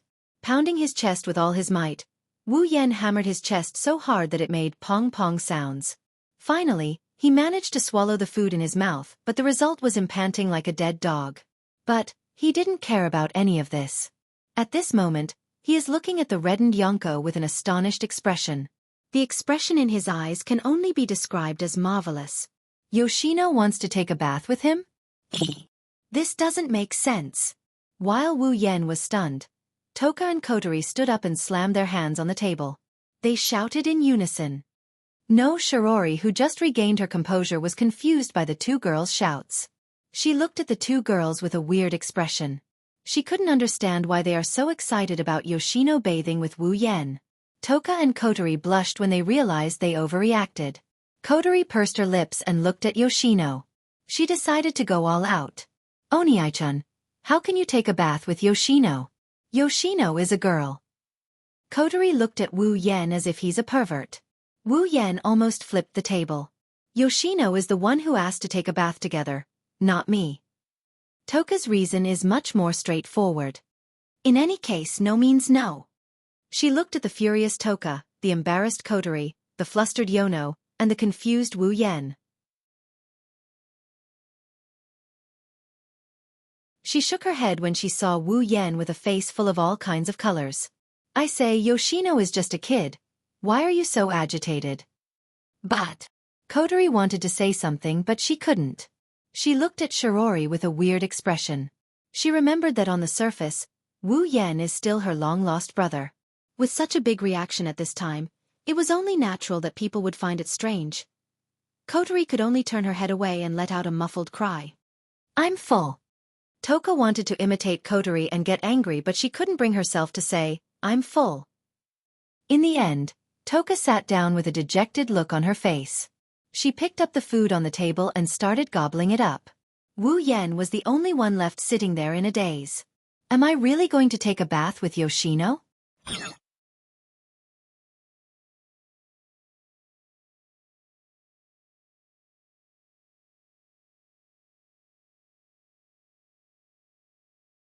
Maybe she's blaming herself.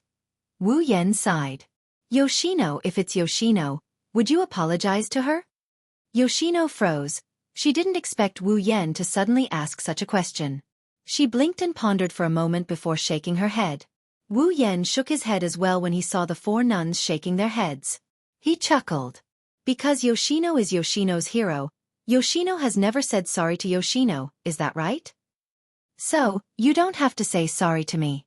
Because when Yoshino isn't by Yoshino's side, your older brother is Yoshino's hero. Yoshino raised her head and looked at Wu Yan's wine-red eyes. She felt it was the most beautiful eyes in the world. Because Yoshino could see the love and tenderness in his eyes. Yoshino immediately lowered her head shyly. Yes, yes. Seeing Yoshino lowering her head shyly, Wu Yan couldn't help but laugh. This girl is really cute. She's the same as Xiaofu. She's the type that people can't be cruel to and don't treat well. Hey, Yoshino! After thinking for a moment, Wu Yan said to Yoshino.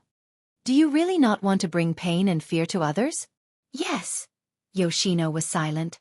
Then, without the slightest hesitation, he nodded his head. It could be seen that Yoshino truly hoped from the bottom of his heart that he wouldn't harm others. He also hoped that he wouldn't bring the emotions that he hated to others. Seeing Yoshino nod her head, Wu Yan closed his eyes. Soon after, as if he had made a decision, he suddenly opened his eyes. Yoshino, if your older brother has a way to make you not harm others, but the price is that you will lose all of your fairy powers, are you willing to do that? Yoshino's body trembled. She quickly turned around. Her large blue eyes were staring straight at Wu Yan's face. There was a trace of hope and hesitation in her eyes. Wu Yan didn't say anything. Just like that, he looked at Yoshino. Quietly, they looked at each other from a distance. It was as if they were communicating with their eyes. In fact, Wu Yan's heart was also very nervous. After all, Yoshino was easily scared. It wasn't easy for him to make Yoshino accept him. If this sudden request made Yoshino afraid, she might go berserk this time. If he didn't feel that his relationship with Yoshino had improved a lot, Wu Yan wouldn't dare to rashly ask such a question. Moreover, Wu Yan couldn't bear to see her lose control of her emotions and hurt others. Then he would secretly feel guilty. That would be too cruel. Therefore, Wu Yan decided to take a gamble. Fortunately, his gamble didn't seem to be in vain. At least, Yoshino didn't show any signs of fear. After a long time, Yoshino said a little anxiously. Really? Can I?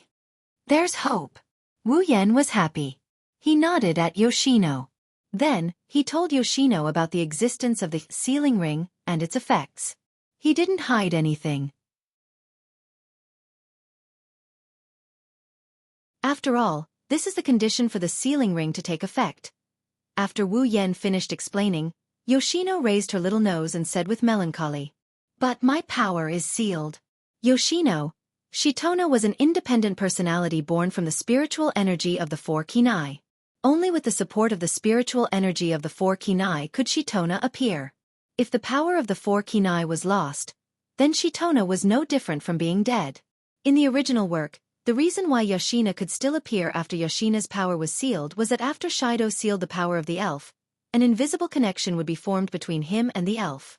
This connection would allow the elf to reverse the elf power stored in Shido's body when the elf lost control of his emotions. Because of this, Kotori was always worried that the elves would be in a bad mood and retrieve their elven power. At the same time, it's also because of this connection that Yoshino can extract a little bit of spiritual energy to maintain Yoshino's appearance. However, the sealing ring has no connection at all. But there's no problem with that. Don't worry, Wu Yan said with a smile. When you seal your power is sealed in your own body. Although you can't use it, it can be used to maintain Yoshino's appearance. If Yoshino can maintain Yoshino and prevent herself from hurting others, Yoshino no longer hesitated and nodded firmly. Wu Yan chuckled at this.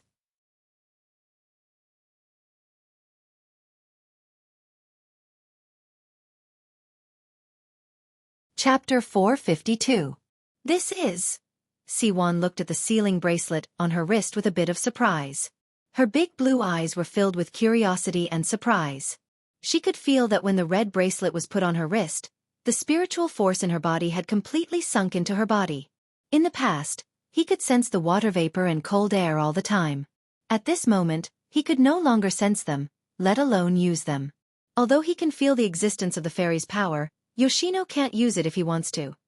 Siwon knew that if she wanted to use the power of the past again, she would have to get the consent of the man who was connected to her fate. There was no other way. Towards such a situation, Shino did not have any thoughts of resisting. Instead, he was faintly happy.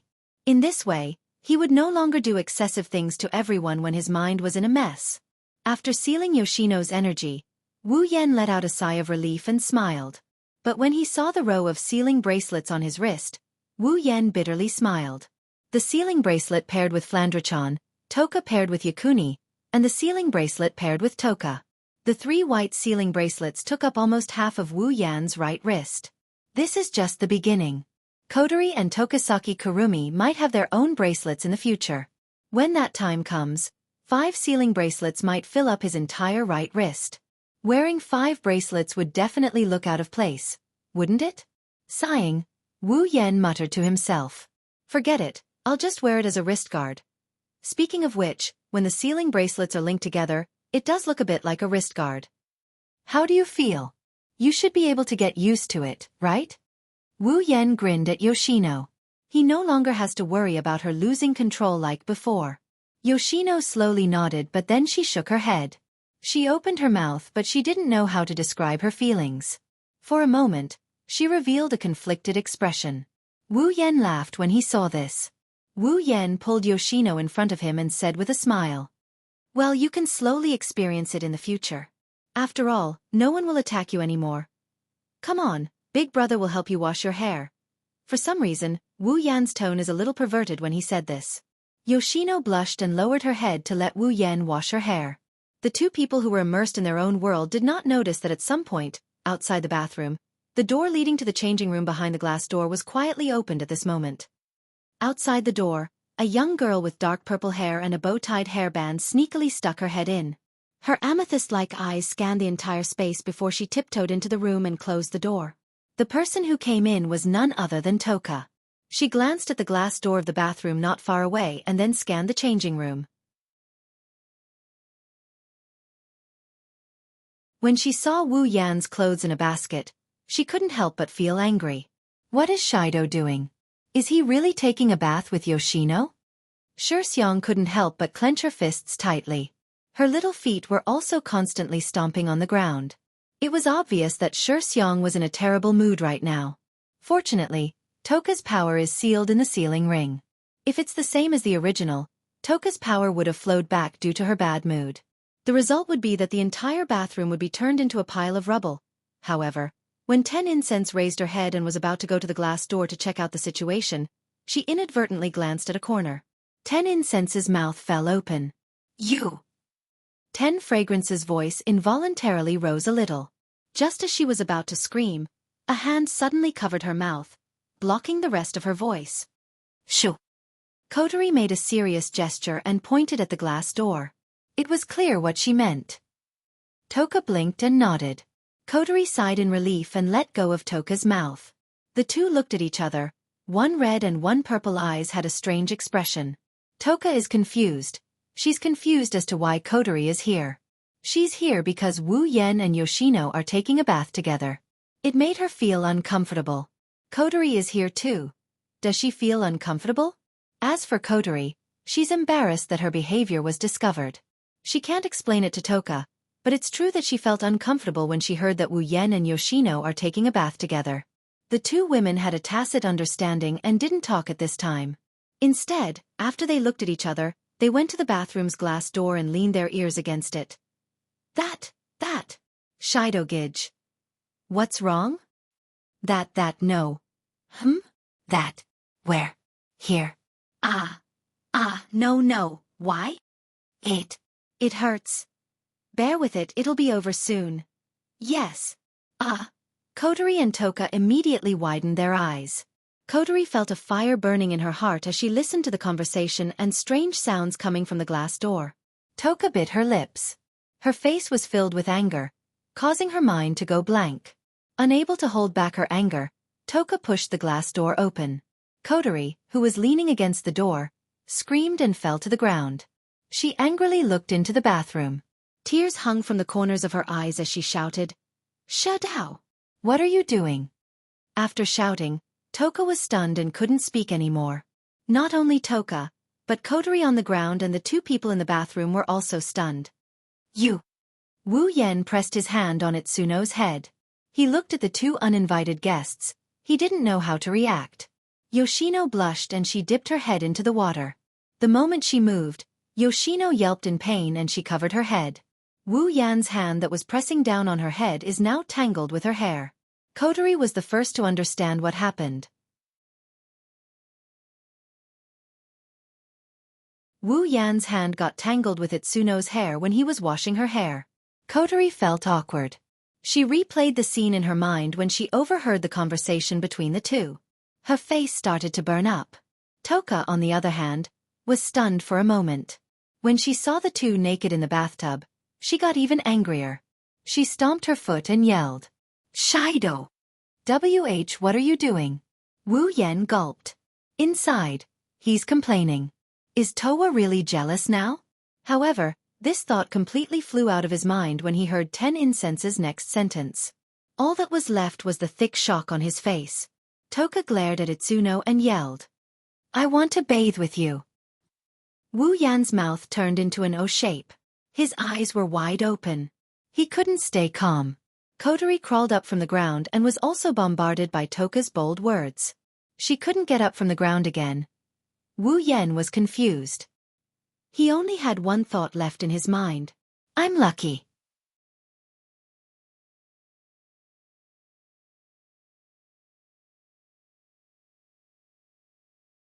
Chapter 453. Shirori looked at Wu Yan, Toka, Kotori, and Yoshino in surprise. She asked with uncertainty. Hot springs. Yes. Yes. Wu Yan sighed. He didn't know whether to laugh or cry at the surprised Shirori. When he was bathing with Yoshino last night, Wu Yan was thinking about how the protagonist went to a hot spring with a few elf girls in the original work. He wondered if he would have the chance to enjoy the same benefits. Who would have thought that the thought that flashed through his mind would actually come true? It can't be helped. He can't bathe multiple times in one night. He already took a bath with Yoshino last night. When Toka asked to bathe together, Wu Yan couldn't do it. Although the request is tempting and Wu Yan is willing, Kotori was there at the time. The bathing incident was supposed to end like this, but Toka seemed to have gotten serious. He made a big fuss and insisted on bathing with Wuxia even if he had to die. Kotori almost changed into a black satin belt to keep the situation under control. Thus, Wu Yan yelled out loud. Why don't we all go to the hot springs together tomorrow? That way we can all bathe together. This sentence spread throughout the bathroom, causing everyone to quiet down. In the end, it was actually decided just like that. That was why the scene before them was happening. Hot springs. Shirori couldn't help but fall silent, her heart faintly moved. For girls, hot springs were always a very attractive place. Even Shirori was no exception. But the problem is mixed baths. Shirori carefully looked at Wu Yan, her eyes flickered. It's like she's looking at a good youth who's about to go astray. Wu Yan's mouth twitched.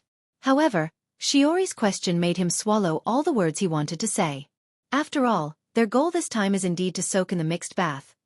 Shiori saw Wu Yan's silence. She knew what the answer is. Her expression became strange. At the same time, the way she looked at the three girls changed to that of Wu Yan. Toka is fine. She moved in as Wu Yan's girlfriend, so it's reasonable for her to go to the mixed baths with her boyfriend. Yoshino is nothing out of the ordinary. To Shiori, Yoshino is just a kid. He had already taken a bath with her last night, so it didn't matter if he took a mixed bath again. But what's with Kotori? Isn't she his sister? She's going to have a mixed bath too? Although it wasn't that there weren't siblings who were close enough to bathe together, that was something that only happened when they were young, right? It's not like there aren't any who have grown up, but Shiori still feels strange.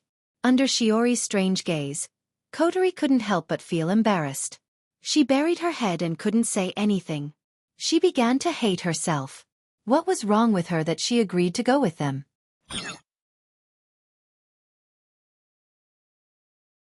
Wu Yan's gaze is also a bit evasive. After all, this is like a scumbag trying to capture a girl. It's really embarrassing, especially under the gaze of the other girl.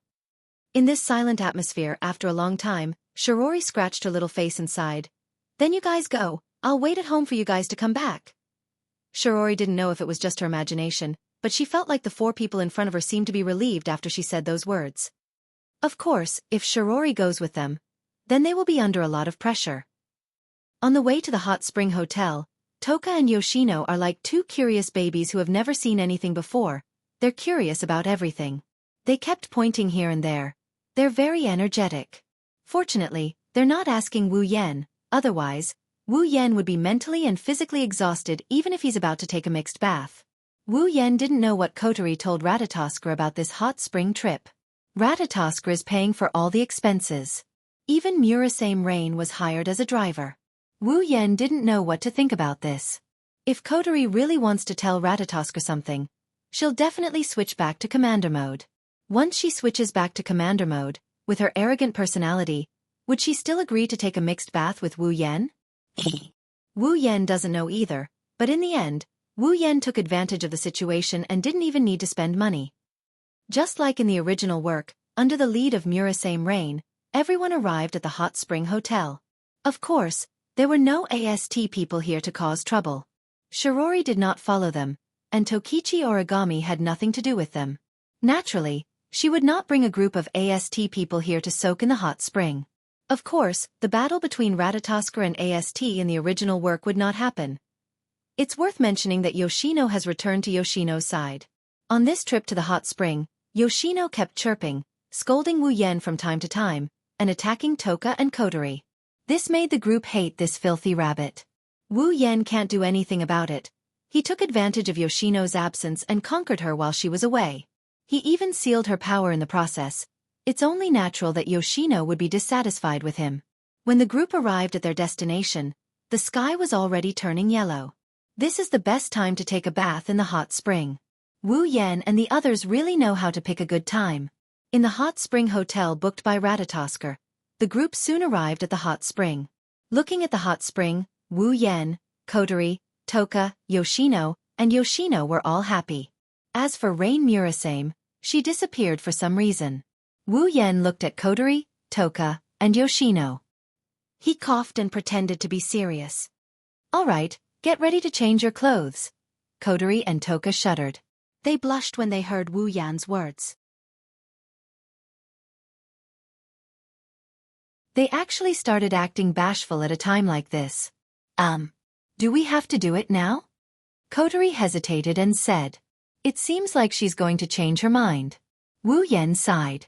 After all, in the original work, Kotori jumped into the water with Shido even though she was in commander mode with a towel wrapped around her. Well, you can wait. Wu Yan didn't seem to care. But when we are done, I don't think we will wait for you. Kotori pursed her lips and her little face fell. The two white ribbons on her head also became listless, making her look quite adorable. In the end, Kotori decided to jump into the water. Shido. Toka turned around and looked at Wu Yan. She pointed at the door and said, You go out first, come back in later. Wu Yan paused for a moment. Why? Toka stomped her feet and stuck her tongue out at Wu Yan. "Just get out of here. Idiot! Idiot!" Wu Yan raised an eyebrow as he looked at Toka, who looked like she was possessed by a stria. He helplessly sighed and he pulled Yono's hand. "Then I'll go out with Yoshino to change clothes." "Oh yeah." Shino's tone was a little sharp as she cried out. "So Shido likes Yoshino more." Toka glared at Yoshino and humphed. She stopped talking.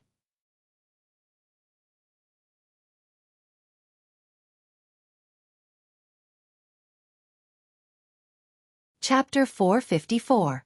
In the changing room outside the hot spring, Wu Yan helped Yono take off her clothes while she blushed. Her tender body that he saw last night was revealed to him. Even though he saw her once last night, Wu Yan couldn't help but turn his head away. It's not that he's pretending to be serious, but if he doesn't do this, he's afraid that he'll lose his composure.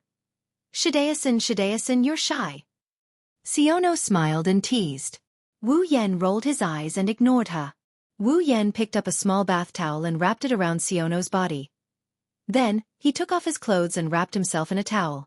His firm chest heaved up and down in the air. Occasionally, there would be the sound of his heartbeat and occasionally, there would be a glimmer of light flashing through his eyes. He looked very well built. Touching his chest, Wu Yan couldn't help but laugh. If it was in the past, with his small otaku body, how could he have such a golden ratio? All of this is thanks to the blessing of the true ancestor bloodline. "Xianxia, don't forget to tie up your hair," Wu Yan said to Xianxia. "Yes." After a short day of interaction, Xianxia's words are a lot more eloquent. She's no longer like before where she would pause every 1 or 2 words. At least, it's not that often, but her voice is still as low as before. And it's this change that made Xianxia surprised when she woke up. For Xianxia, who is very familiar with Xianxia, this change is already a great progress. While Xianxia's hair is tied up, Wu Yan chose 3 towels and folded them into a square shape. For some reason, when they're soaking in the hot spring, they always have to put a square towel on their head. Wu Yan thought it's a bit troublesome, but since everyone did it, he followed suit. After doing all this, Wu Yan brought Xianxia to the hot spring and opened the door. When the hot spring came into view, 2 figures entered the hot spring as well. "Shido." Toka leaned on the side and waved at Wu Yan. "Come down quickly. This is amazing. It's much more comfortable than bathing at home." Wu Yan didn't answer Toka because he's completely focused on the scene in front of him. In the hot spring, Kotori grabbed her towel and sat opposite Toka. Her delicate body was deeply hidden under the hot spring, making it impossible to see what's going on inside. But her face, which is red from embarrassment or from the heat, is exceptionally charming. Toka sat opposite Kotori, but compared to Kotori, Toka didn't wear a towel. She leaned on the edge of the hot spring and closed her eyes comfortably. Half of her naked body was covered by the hot spring water, but the 2 semicircles were exposed. Seeing the 2 in the hot spring, Wu Yan swallowed a mouthful of saliva. When he came back to his senses, he scolded himself for not living up to expectations. He had 8 wives at home, how could he not see enough of them? He couldn't even withstand the test. While despising himself, Wu Yan's body shrunk back unnaturally. Because seeing the 2 women like this, Wu Yan couldn't hold back his lust and raised the flag. He didn't want to let anyone see the tent under his towel. "It looks really comfortable." Shitona shouted while dancing with joy. Shitona also wants to try it. When she heard Shino blinked her eyes, and then she walked towards the hot spring.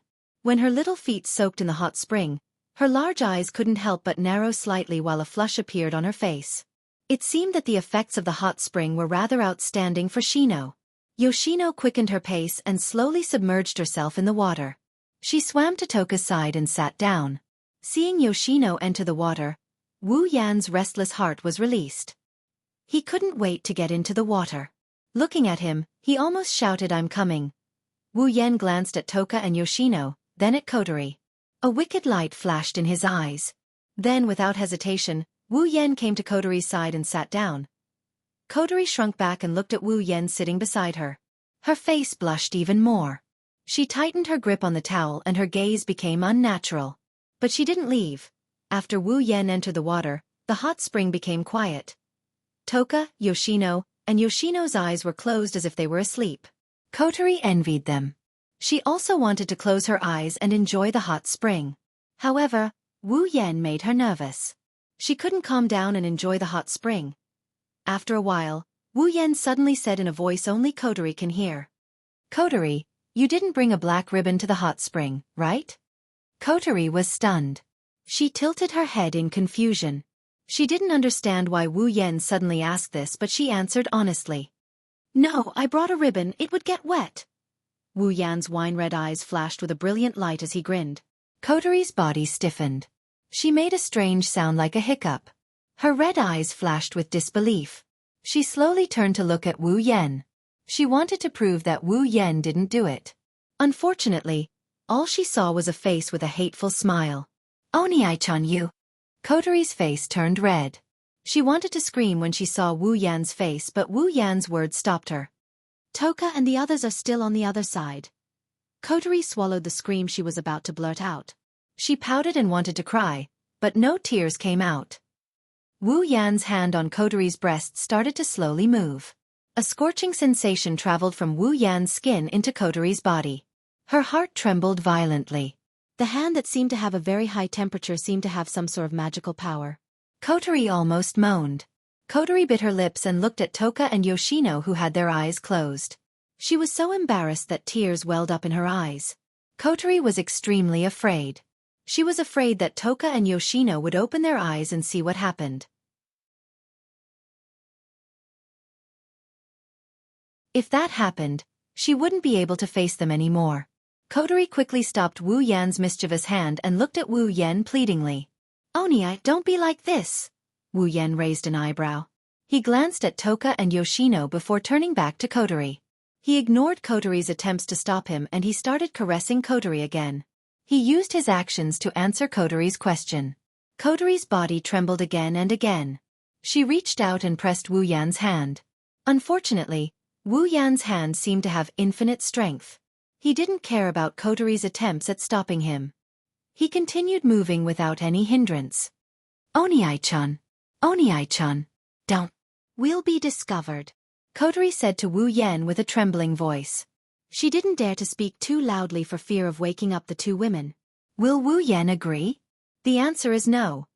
You're tuning in to the Wisdom Diary YouTube channel. Don't forget to subscribe and join us on this journey to catch the most captivating stories.